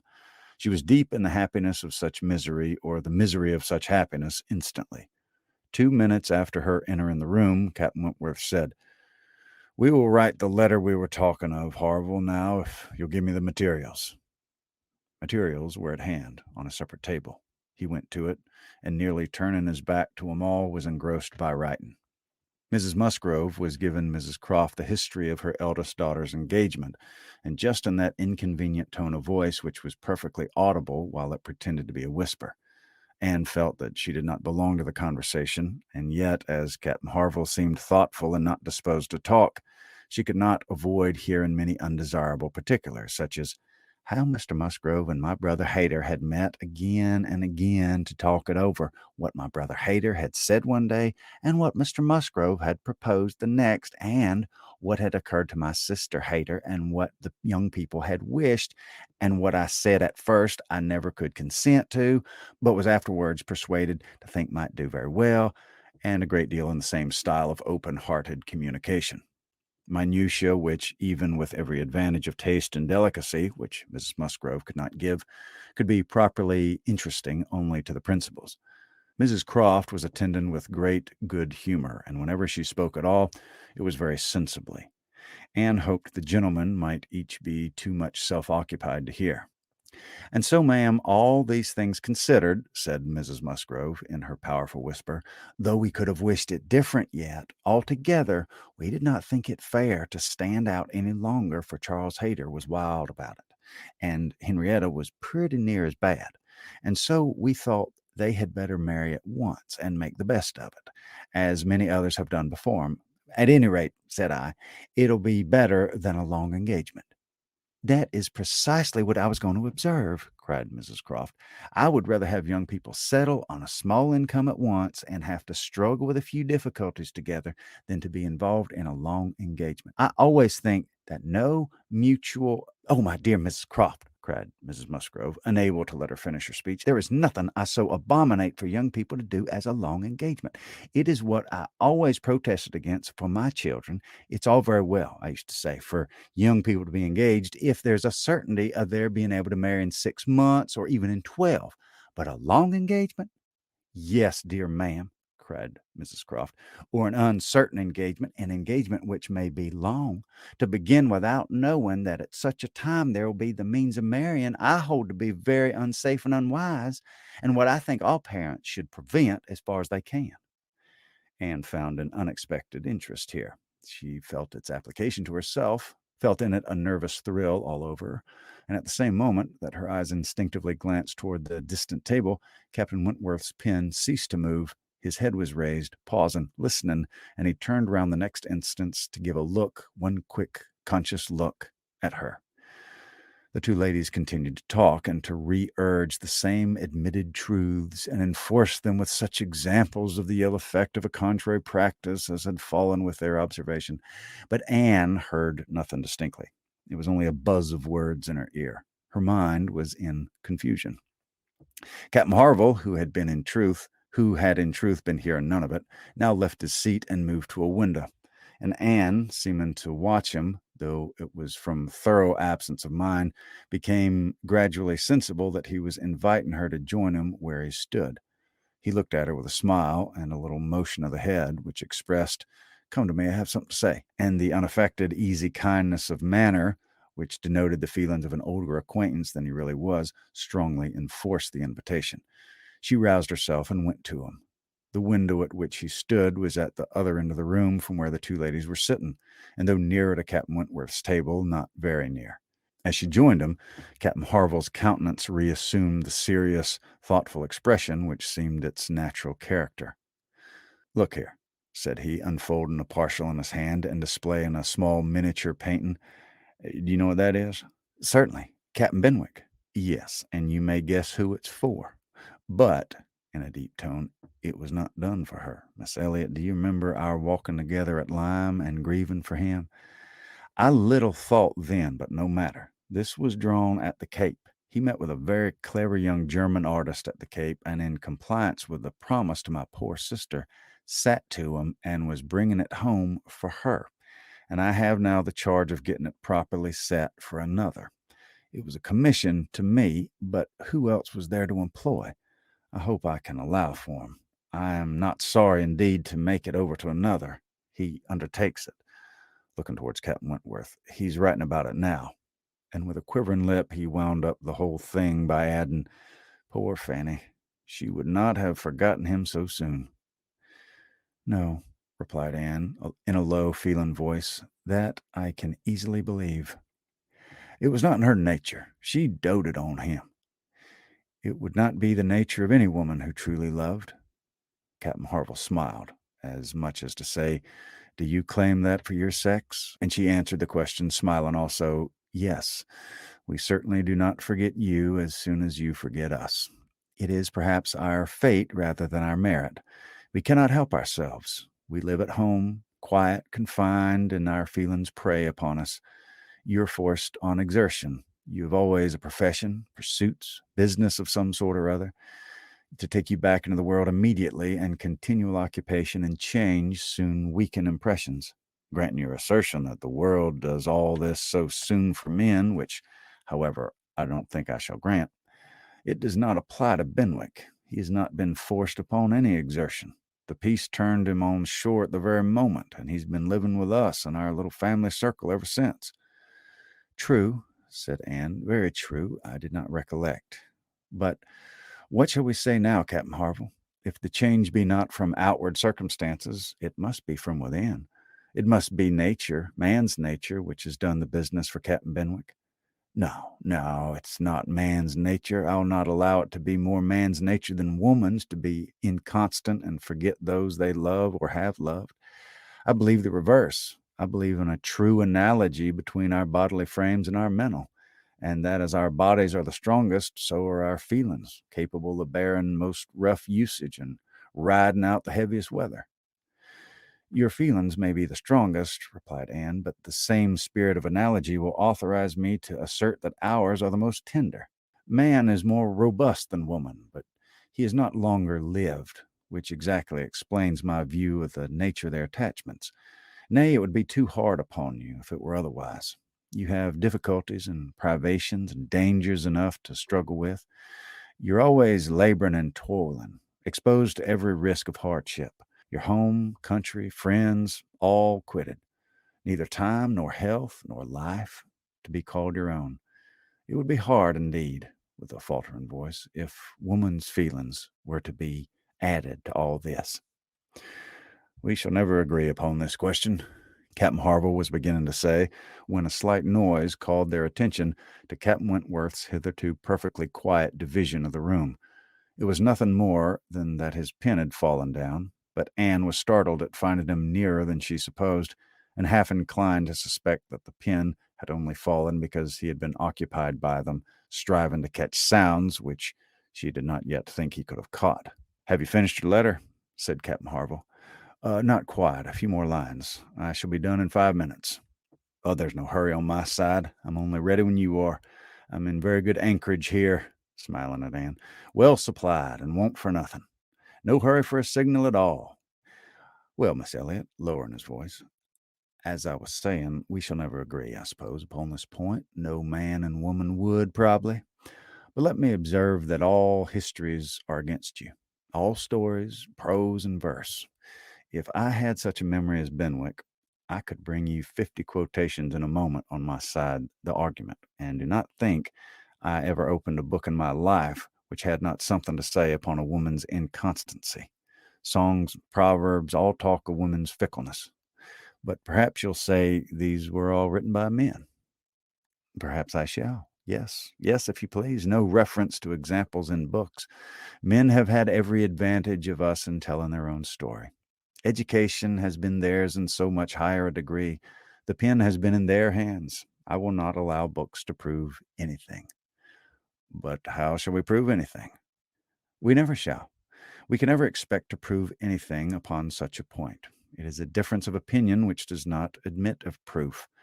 With each begin, probably, with a little bias towards our own sex, and upon that bias build every circumstance in favor of it which has occurred within our own circle, and upon that bias build every circumstance in favor of it which has occurred within our own circle, many of which circumstances, perhaps those very cases which strike us the most, may be precisely such as cannot be brought forward without betraying a confidence, or in some respect saying what should not be said."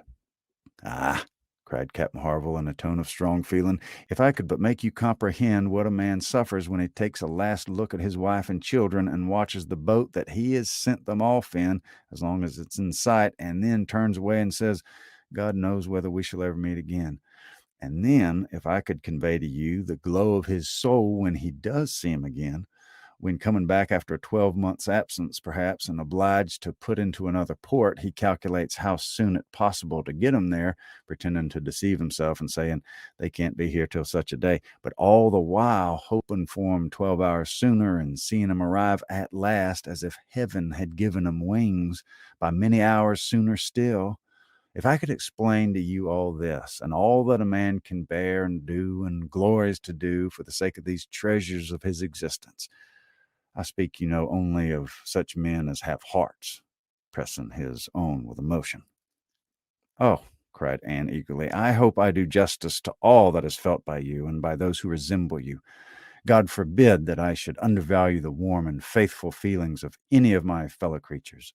I should deserve utter contempt if I dared to suppose that true attachment and constancy were known only by a woman. No, I believe you capable of everything great and good in your married lives. I believe you equal to every important exertion and to every domestic forbearance, so long as, if I may be allowed the expression, so long as you have an object. I mean, while the woman you love lives, and lives for you.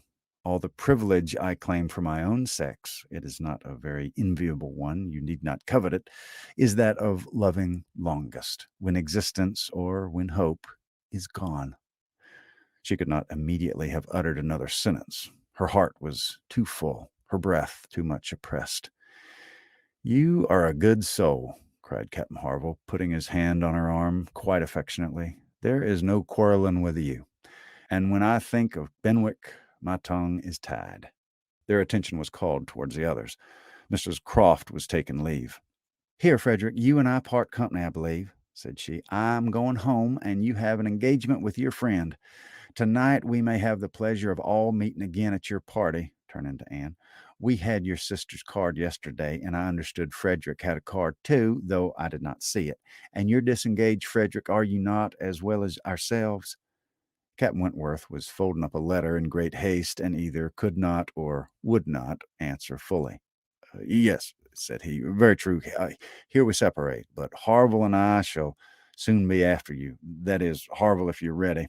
I am in half a minute. I know you'll not be sorry to be off. I shall be at your service in half a minute."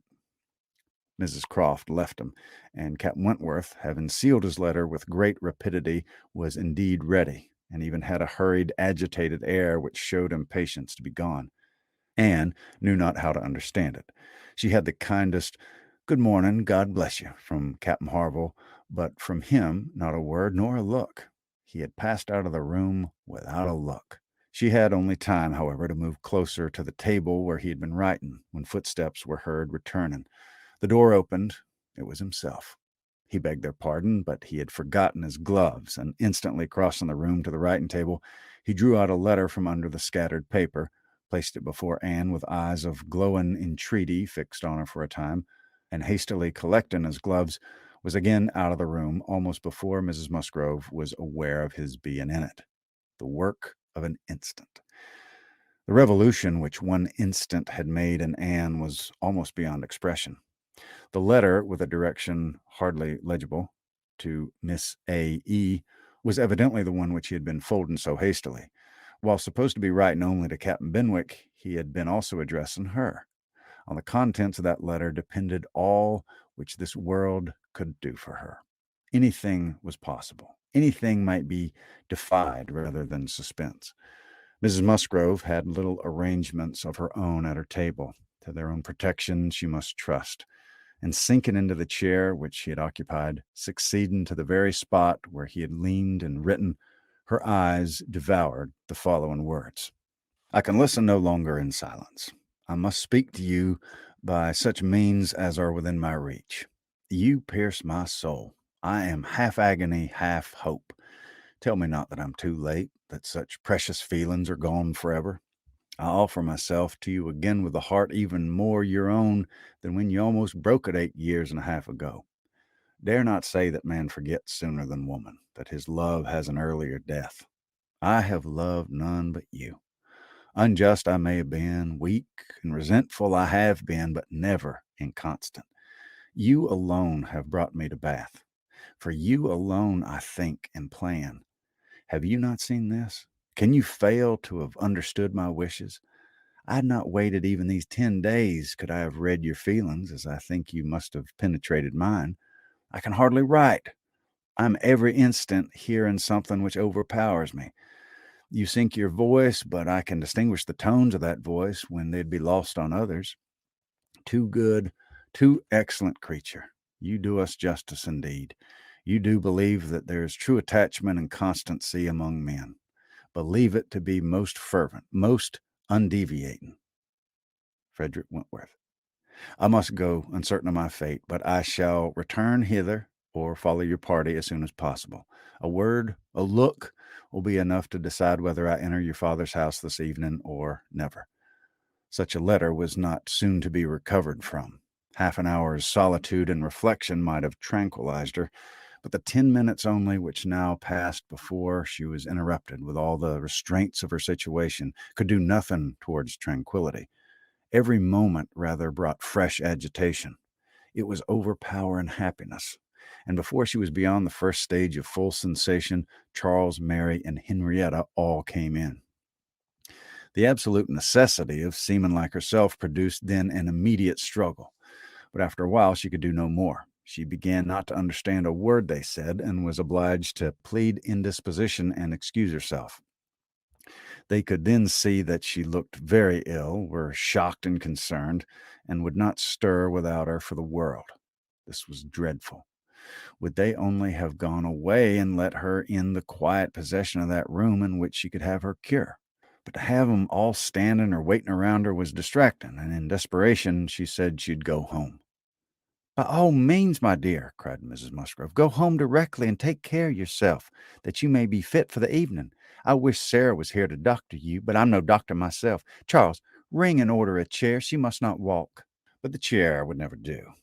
Worse than all, to lose the possibility of speaking 2 words to Captain Wentworth in the course of her quiet, solitary progress up the town, and she felt almost certain of meeting him, could not be borne. The chair was earnestly protested against, and Mrs. Musgrove, who thought only of one sort of illness, having assured herself with some anxiety that there had been no fall in the case, that Anne had not at any time lately slipped down and got a blow on her head, that she was perfectly convinced of having had no fall, could part with her cheerfully and depend on finding her better at night.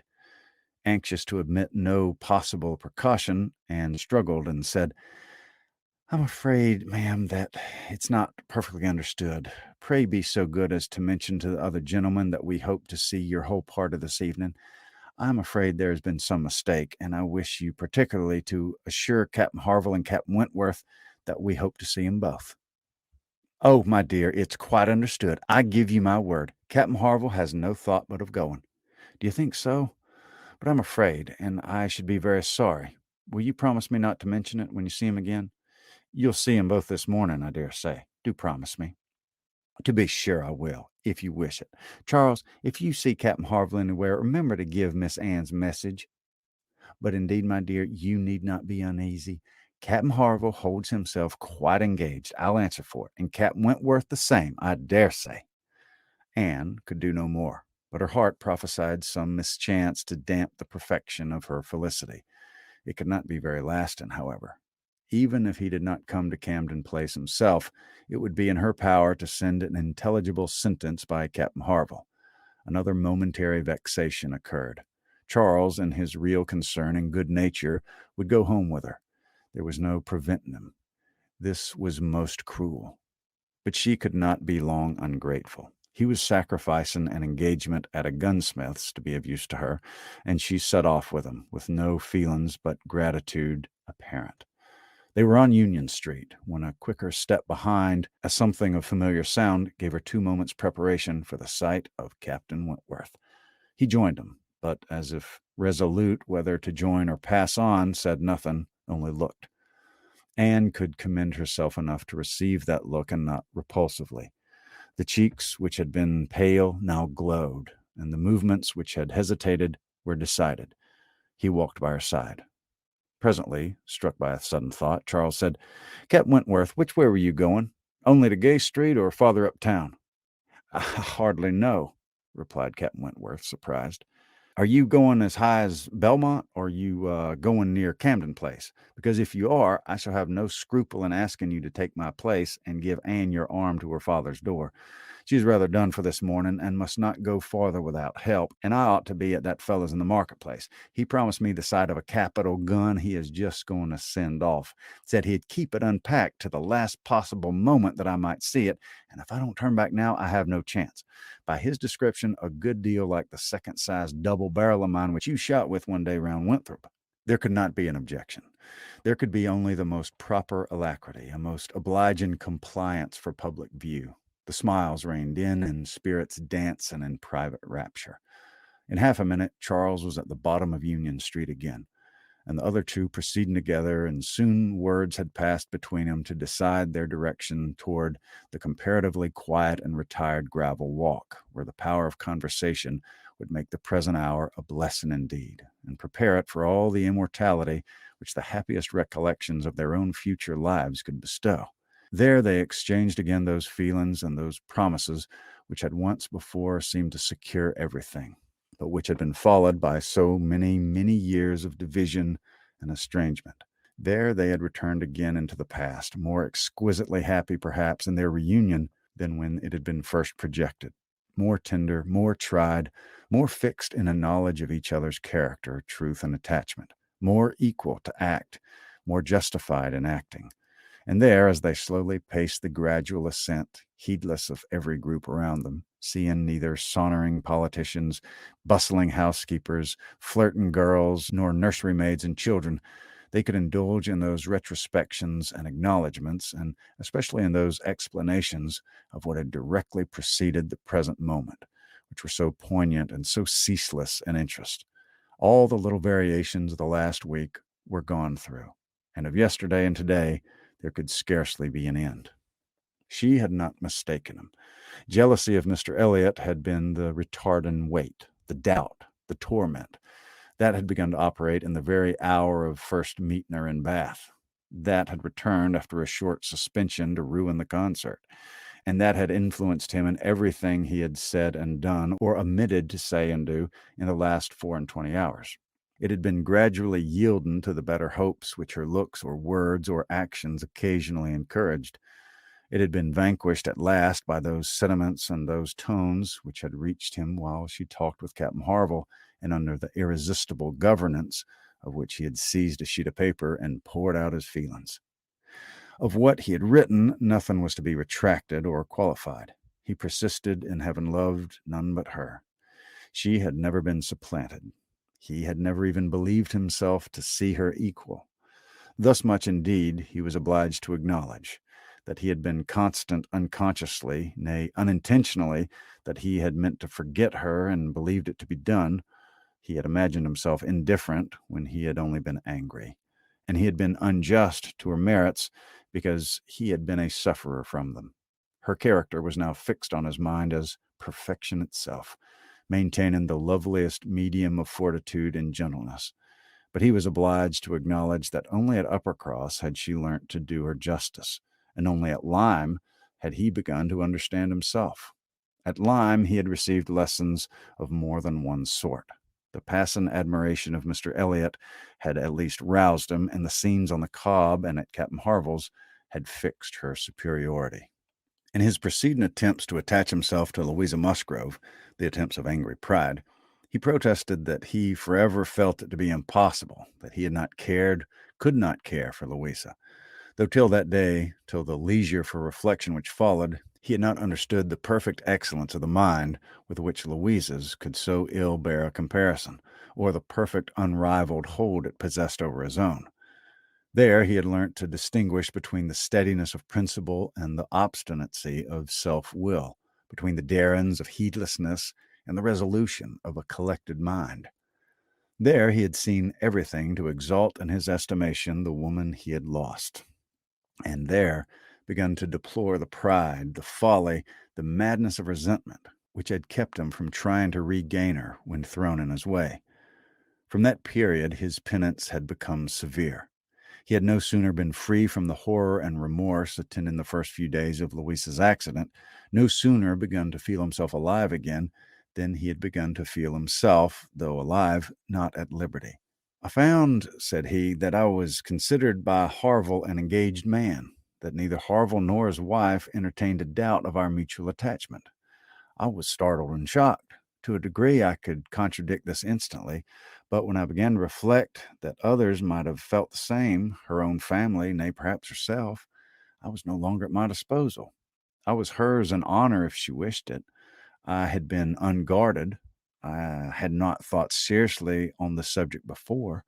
I had not considered that my excessive intimacy must have its danger of ill consequences in many ways, and that I had no right to be trying whether I could attach myself to either of the girls at the risk of raising even an unpleasant report were there no other ill effects. I'd been grossly wrong and must abide the consequences." He found too late, in short, that he had entangled himself, and that precisely as he became fully satisfied of his not caring for Louisa at all, he must regard himself as bound to her, if her sentiments for him were what the Harvilles supposed. It determined him to leave Lyme and await her complete recovery elsewhere. He would gladly weaken by any fair means whatever feelings or speculations concerning him might exist, and he went, therefore, to his brother's, meaning after a while to return to Kellynch and act as circumstances might require. "I was 6 weeks with Edward," he said, "and saw him happy. I could have no other pleasure. I deserved none. He inquired after you very particularly, asked even if you were personally altered, little suspecting that, to my eye, you could never alter." Anne smiled and let it pass. It was too pleasing a blunder for a reproach.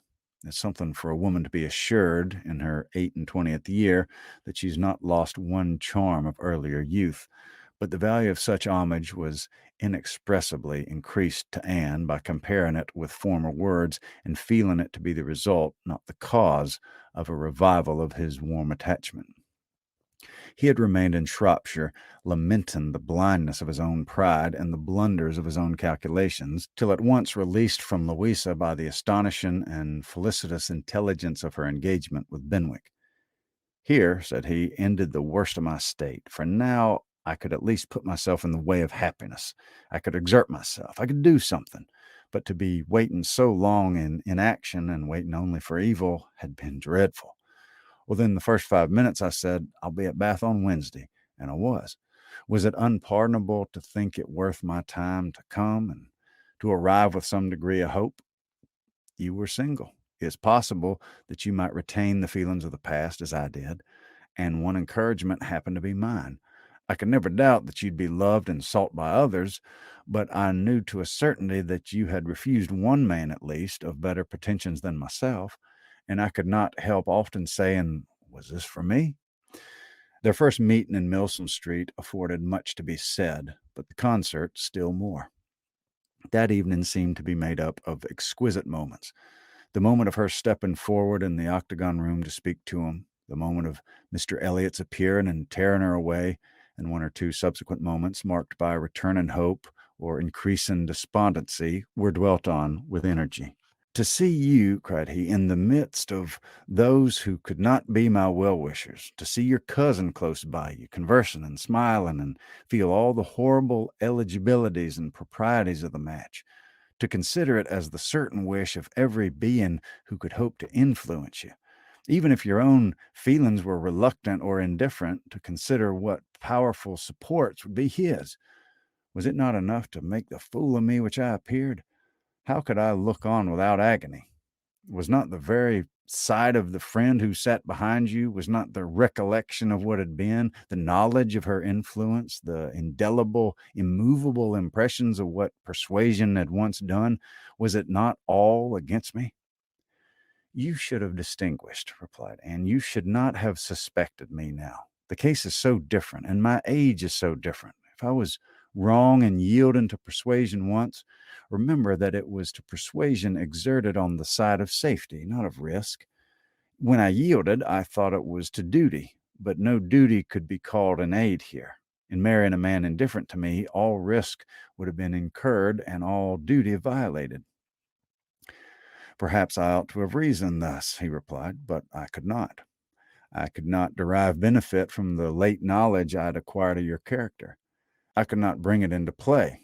It was overwhelmed, buried, lost in those earlier feelings which I had been smarting under year after year.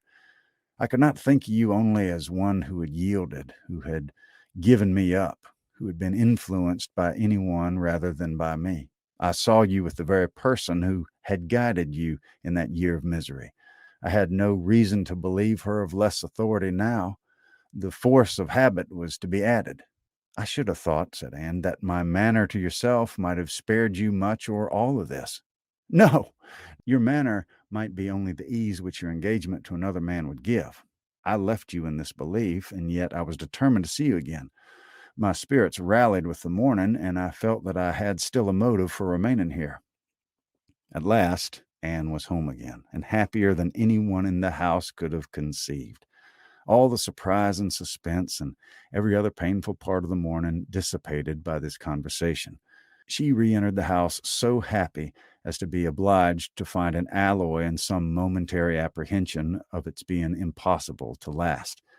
An interval of meditation, serious and grateful, was the best corrective of everything dangerous in such high-wrought felicity, and she went to her room and grew steadfast and fearless in the thankfulness of her enjoyment. The evening came. The drawing-rooms were lighted up, the company assembled.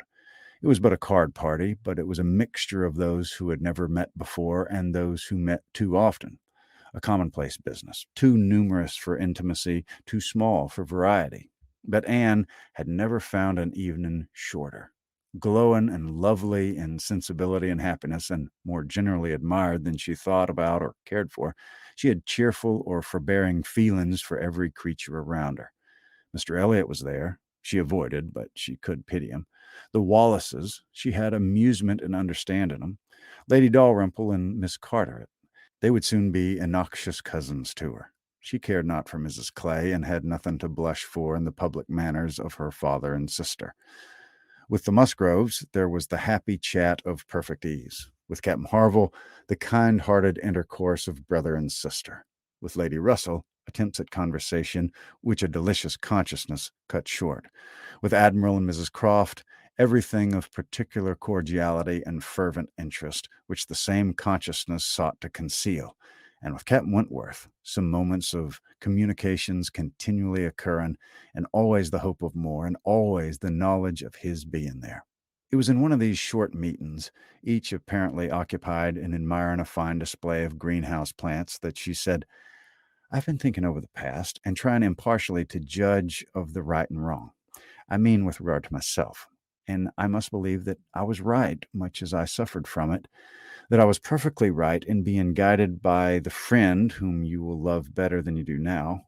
To me, she was in the place of a parent.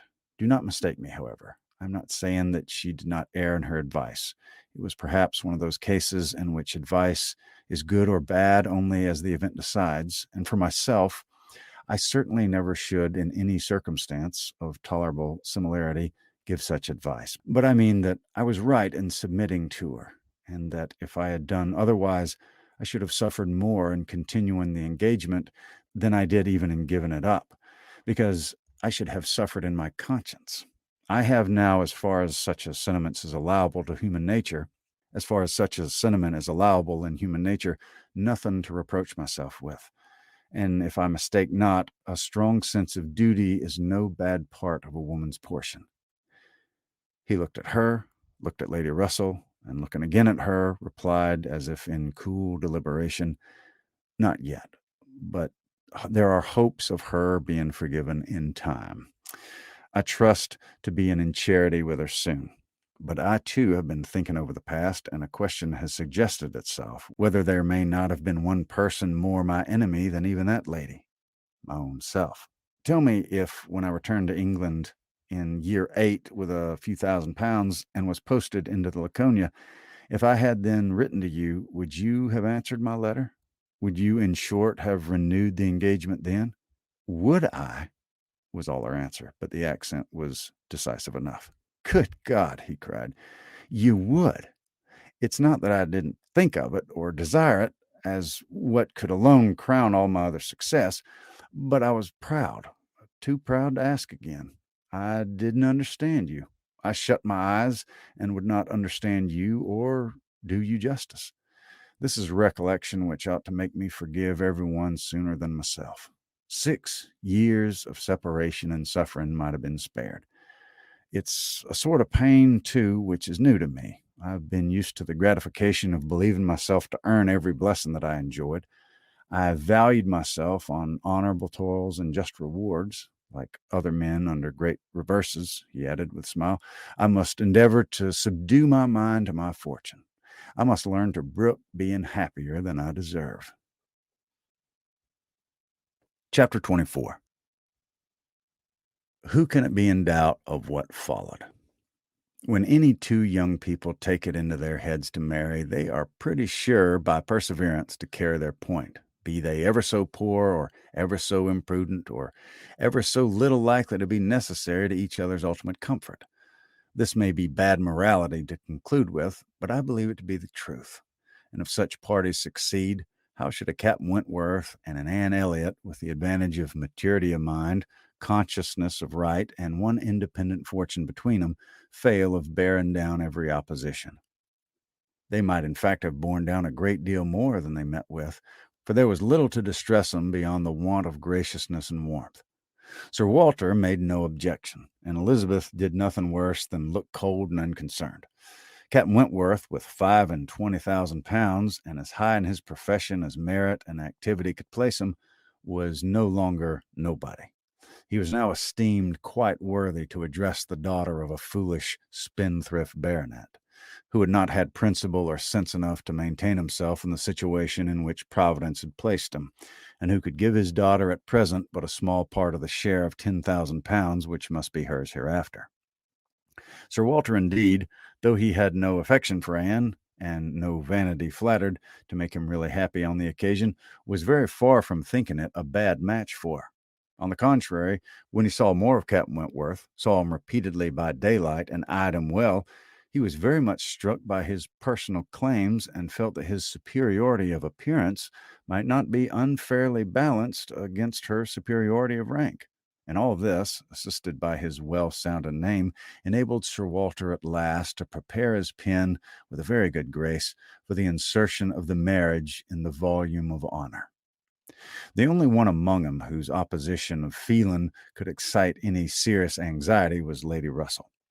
Anne knew that Lady Russell must be suffering some pain in understanding and relinquishing Mr. Elliot, and be making some struggles to become truly acquainted with and do justice to Captain Wentworth.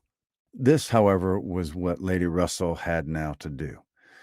She must learn to feel that she had been mistaken with regard to both, that she had been unfairly influenced by the appearances in each, that because Captain Wentworth's manners had not suited her own ideas, she had been too quick in suspecting him to indicate a character of dangerous impetuosity, and that because of Mr. Elliot's manners had precisely pleased her in their propriety and correctness, their general politeness and suavity, she had been too quick in receiving them as the certain result of the most correct opinions and well-regulated mind. There was nothing less for Lady Russell to do than to admit that she had been pretty completely wrong, and to take up a new set of opinions and of hopes. There is a quickness in perception in some, a nicety in the discernment of character, a natural penetration, in short, which no experience in others can equal, and Lady Russell had been less gifted in this part of understanding than her young friend. But she was a very good woman, and if her second object was to be sensible and self-judging, her first was to see Anne happy. She loved Anne better than she loved her own abilities, and when the awkwardness of the beginning was over, found little hardship in attaching herself as a mother to the man who was securing the happiness of her other child. Of all the family, Mary was probably the most immediately gratified by the circumstance. It was credible to have a sister married, and she might flatter herself with having been greatly instrumental to the connection by keeping Anne with her in the autumn. And as her own sister must be better than her husband's sisters, it was very agreeable that Captain Wentworth should be a richer man than either Captain Benwick or Charles Hayter. She had something to suffer, perhaps, when they came into contact again, in seeing Anne restored to the rights of seniority and the mistress of a very pretty landaulet. But she had a future to look forward to of powerful consolation. Anne had no Uppercross Hall before, no landed estate, no headship of a family. And if they could but keep Captain Wentworth from being made a baronet, she would not change situations with Anne. It would be well for the eldest sister if she were equally satisfied with her situation, for a change is not very probable there. She had soon the mortification of seeing Mr. Elliot withdraw, and no one of proper condition has since presented himself to raise even the unfounded hopes which sunk with him. The news of his cousin Anne's engagement burst on Mr. Elliot most unexpectedly. It deranged his best plan of domestic happiness, his best hope of keeping Sir Walter single by the watchfulness which a son-in-law's rights would have given. But though discomfited and disappointed, he could still do something for his own interest and his own enjoyment.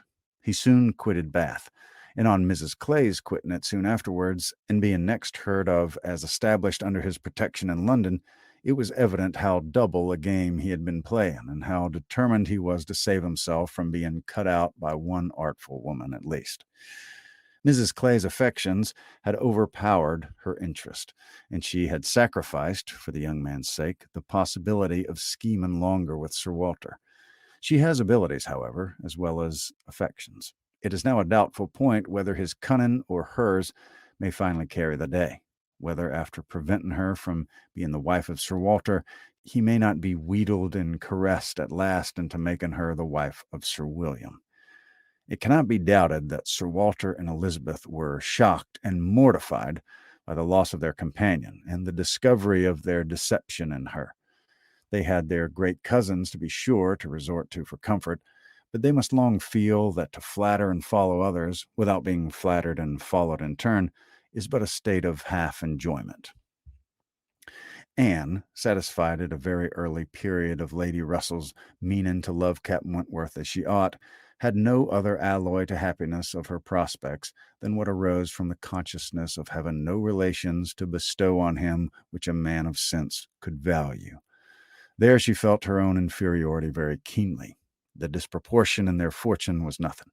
It did not give her a moment's regret. But to have no family to receive and estimate him properly, nothing of respectability, of harmony, of goodwill to offer in return for all the worth and all the prompt welcome which met her in his brothers and sisters, was a source of as lively pain as her mind could be sensible of under circumstances of otherwise strong felicity. She had but two friends in the world to add to his list, Lady Russell and Mrs. Smith. To those, however, he was very well disposed to attach himself. Lady Russell, in spite of her former transgressions, he could now value from his heart. While he was not obliged to say that he believed her to have been right in originally dividing him, he was ready to say almost everything else in her favor. And as for Mrs. Smith, she had claims of various kinds to recommend her quickly and permanently. Her recent good offices by Anne had been good enough in themselves, and their marriage, instead of depriving her of one friend, secured her two. She was their earliest visitor in their settled life, and Captain Wentworth, by putting her in the way of recovering her husband's property in the West Indies, by writing for her, acting for her, and seeing her through all the petty difficulties of the case with the activity and exertion of a fearless man and a determined friend, fully requited the services which she had rendered, or ever meant to render, to his wife. Mrs. Smith's enjoyments were not spoiled by this improvement of income, with some improvement of health, and the acquisition of such friends to be often with, for her cheerfulness and mental alacrity, did not fail her. And while these prime supplies of good remained, she might have bid defiance even to greater accessions of worldly prosperity. She might have been absolutely rich and perfectly healthy, and yet be happy. Her spring of felicity was in the glow of her spirits, as her friend Anne's was in the warmth of her heart. Anne was tenderness itself, and she had the full worth of it in Captain Wentworth's affection.